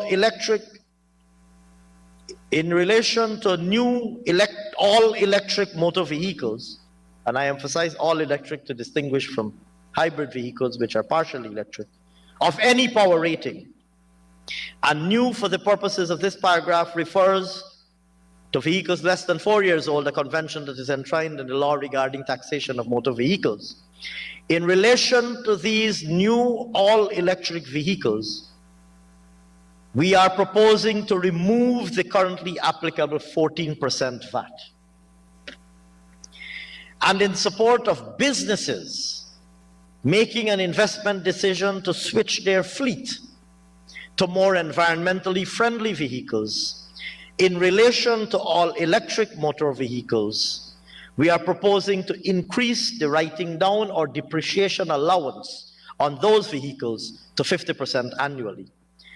This we expect, sir, like I said earlier, this we expect to incentivize a migration to lower emission vehicles. More broadly, sir, beyond all electric vehicles, and looking at motor vehicles more generally, we recognize that in today's modern age, the ownership of a motor vehicle is no longer considered a luxury, with vehicle ownership improving the ease of access to and from the places of home and of work and of learning, etc. And in this regard, I have the honor to announce on the behalf of this People's Progressive Party civic government the following measure to reduce the cost of motor vehicle ownership. In relation to the importation of new motor vehicles, that is to say, motor vehicles new, less than 4 years old, below engine capacity of 1500 cc, we are proposing to reduce the duty on those vehicles from 45% to 35%. This translates, sir, to a reduction in the cost of importing such a vehicle by approximately $200,000. In relation to used vehicles below 1500 cc, that is to say, vehicles 4 years old and older, below 1500 cc, we are proposing to replace the current tax rate, which is a tax rate determined by a formula written into the law. We're proposing to replace it with a flat rate of tax of $800,000. This will reduce the cost of importing such a vehicle on average by $300,000. Mr. Speaker, an aggregation of all of these measures I have just outlined will place over $50 billion in the hands of citizens, will ease cost of living pressures, and will incentivize expansion of economic activity and job creation. Mr. Speaker, as I conclude, sir, I would say the following. In keeping with its theme, improving lives today, building prosperity for tomorrow, Budget 2023 strikes a balance between addressing, like I said at the start, the pressing needs of today and the critical investments needed for tomorrow, ensuring that neither is neglected and indeed that both are attended to. As I just announced, it delivers $3 billion worth of special salary adjustments to our healthcare workers and uniformed servicemen and women. It delivers $3.3 billion in tax relief to those paying income taxes. It removes 12,000 of them immediately from the tax net. It provides $2.1 billion in additional cash grants to parents of school-age children. It provides $4.4 billion in additional old age pension payments to our senior citizens, just to name a few of its immediate impacts. At the same time, sir, it allocates $136.1 billion for the upgrade of thousands of roads and bridges countrywide. At the local level, community roads, and at the macro level, the bridge across the Demerara River. It allocates $43.3 billion to advance construction of the gas-to-energy project, which will reduce the cost of electricity by a half. It allocates $84.9 billion for enhanced healthcare delivery and $94.4 billion for the education sector to ensure our young people are prepared for the future that beckons them. I reiterate this really to make the point that this is a budget for all Guyanese, and it is a budget for now, and it is a budget for the future. Budget 2023 delivers on its promise, and it delivers on our People's Progressive Party civic government's promise, and our unwavering commitment to improve the lives of every single Guyanese family and every single Guyanese national, and to improve the opportunities they enjoy, not only to improve their lives today, but to improve the opportunities they enjoy for the future. Mr. Speaker, I hasten to add that it is also a responsible budget cast within the context of a macroeconomic framework that recognizes not only the opportunities that lie before us, but the risks also that we face, including from the global economy, as well as from the realities that confront a new and emerging resource-based economy. On these bases, Mr. Speaker, given the vastness of measures that the budget covers, the comprehensive nature of its investments, both to achieve short and medium and longer term objectives, we on this side of the House expect that it will enjoy smooth passage. We expect, sir, that it will enjoy smooth passage and unanimous support. And unanimous support when the vote is put to this House. Nothing less, sir. Nothing less, sir, would be expected of responsible legislators. Mr. Speaker, before I resume my seat, I have, of course, the honor of presenting this budget on behalf of this People's Progressive Party civil government, led, of course, by visionary leadership provided by our President, His Excellency, Dr. Mohammed Irfan Ali. Sir, I wish in that regard to acknowledge the outstanding leadership, policy leadership that has been provided by His Excellency, the President, and the Vice President, the Honorable Dr. Bharat Jagdeo, Honorable Prime Minister,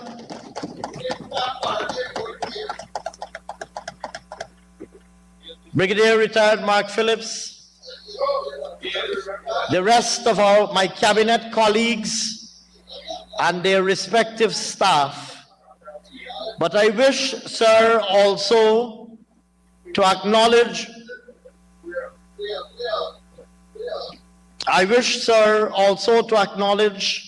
the many comments and suggestions that have been made by stakeholders from civil society and also by members of the public with whom we as a cabinet remain very closely engaged, including from ongoing outreaches and community engagements throughout the length and breadth of the country.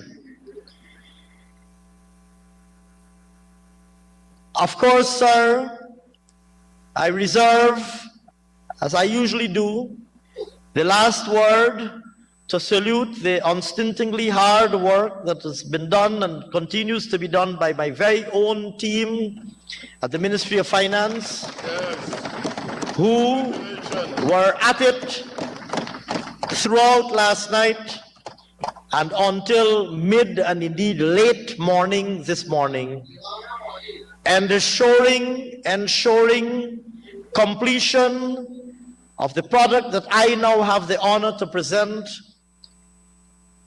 as Budget 2023, and which, sir, and I thank them, sir, for their efforts. Many of them are here. I thank them for their efforts.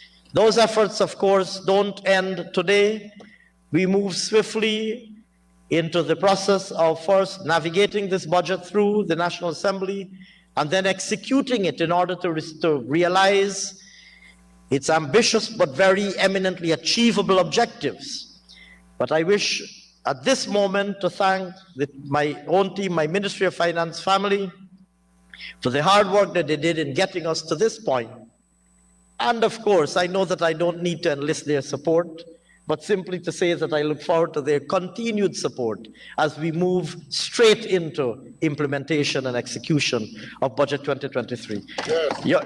Mr. Speaker, it is now my honor on behalf of this government and my colleagues on this side of the House to commend Budget 2023 to the National Assembly of Guyana.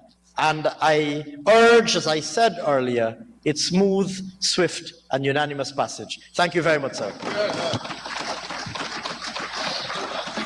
Thank you very much, Honorable Senior Minister in the Office of the President with responsibility for finance.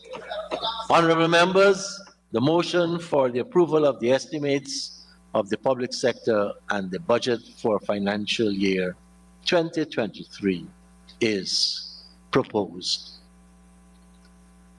Honorable Minister of Parliamentary Affairs and Governance.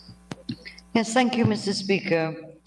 I'd just like to add my congratulations to my colleague, Minister Ashni Singh.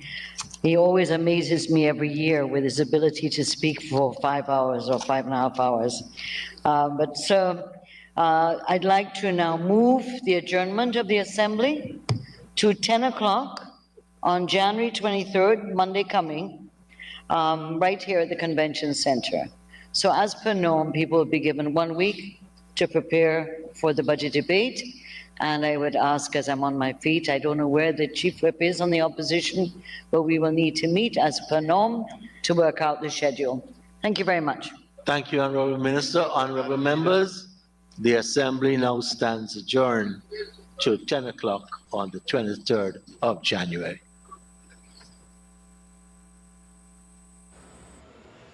$781.9 billion that was just presented by the Senior Minister in the Office of the President with responsibility for finance, Dr. Ashni Singh, right here at the Arthur Chung Conference Center, to remind you of just about some of the most important points coming out from his presentation. It is important to note that the economy in 2022 grew by 62.3% overall on account of greater than expected performance in the oil and gas sector.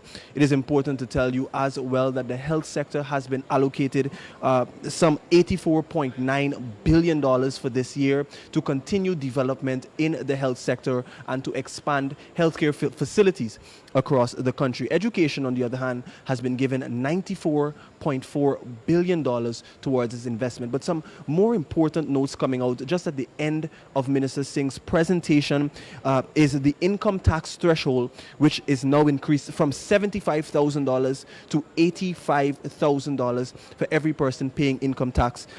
In addition to that, he has mentioned for the Because We Care cash grant, an increase from $25,000 to $35,000 exclusive of the school uniform voucher, which will take it to $40,000 per school child, both public and private schools. An important announcement mentioned there. In terms of old age pension, the Senior Minister, Ashni Singh, said that from $28,000, which is the current old age pension, it will now be moved to $33,000. Public assistance as well has also seen an increase from the $14,000 to $16,000 there for those persons who are receiving public assistance. Some very important information, and it talks towards the development and improvement of the Guyanese economy, not just in the oil and gas sector, but expanding that to agriculture, to healthcare, to education, and all of the other sectors here in our beautiful land of Guyana.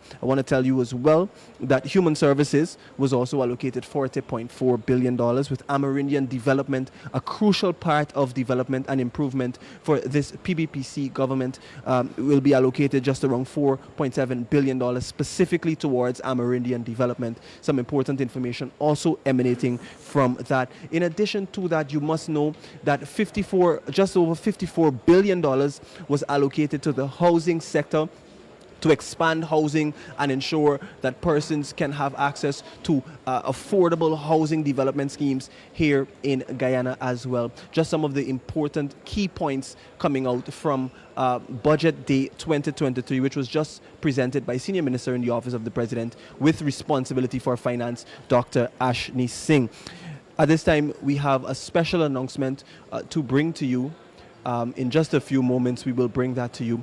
That will be very, very important, and we will share with you in just a few minutes. But we want to tell you as well that in the agriculture sector, a lot of money was allocated towards sugar.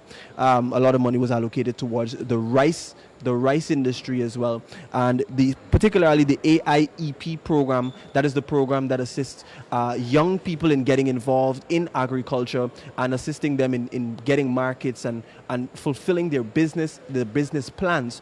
Some $200 million was allocated specifically to that program as well. So a number of important announcements being made this evening by the Senior Minister, Dr. Ashni Singh. We want to tell you too that in terms of sport, for sport specifically, some $4.3 billion was allocated to sport within the Ministry of Culture, Youth and Sport, and $250 million of that allocation will go specifically towards the continued improvement and development of community grounds across the country. The government has been very keen in ensuring that happens.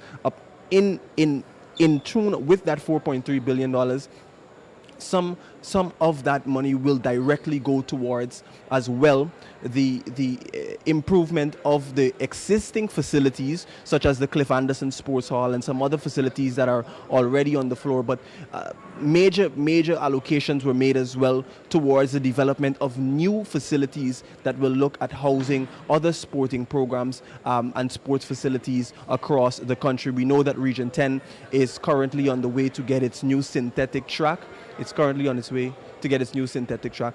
At this time, though, what we will do is send you over to the President, His Excellency Dr. Mohammed Irfan Ali, who we believe is expected to have a statement, who we believe is expected to have a statement right now. And so we will take you straight over to His Excellency.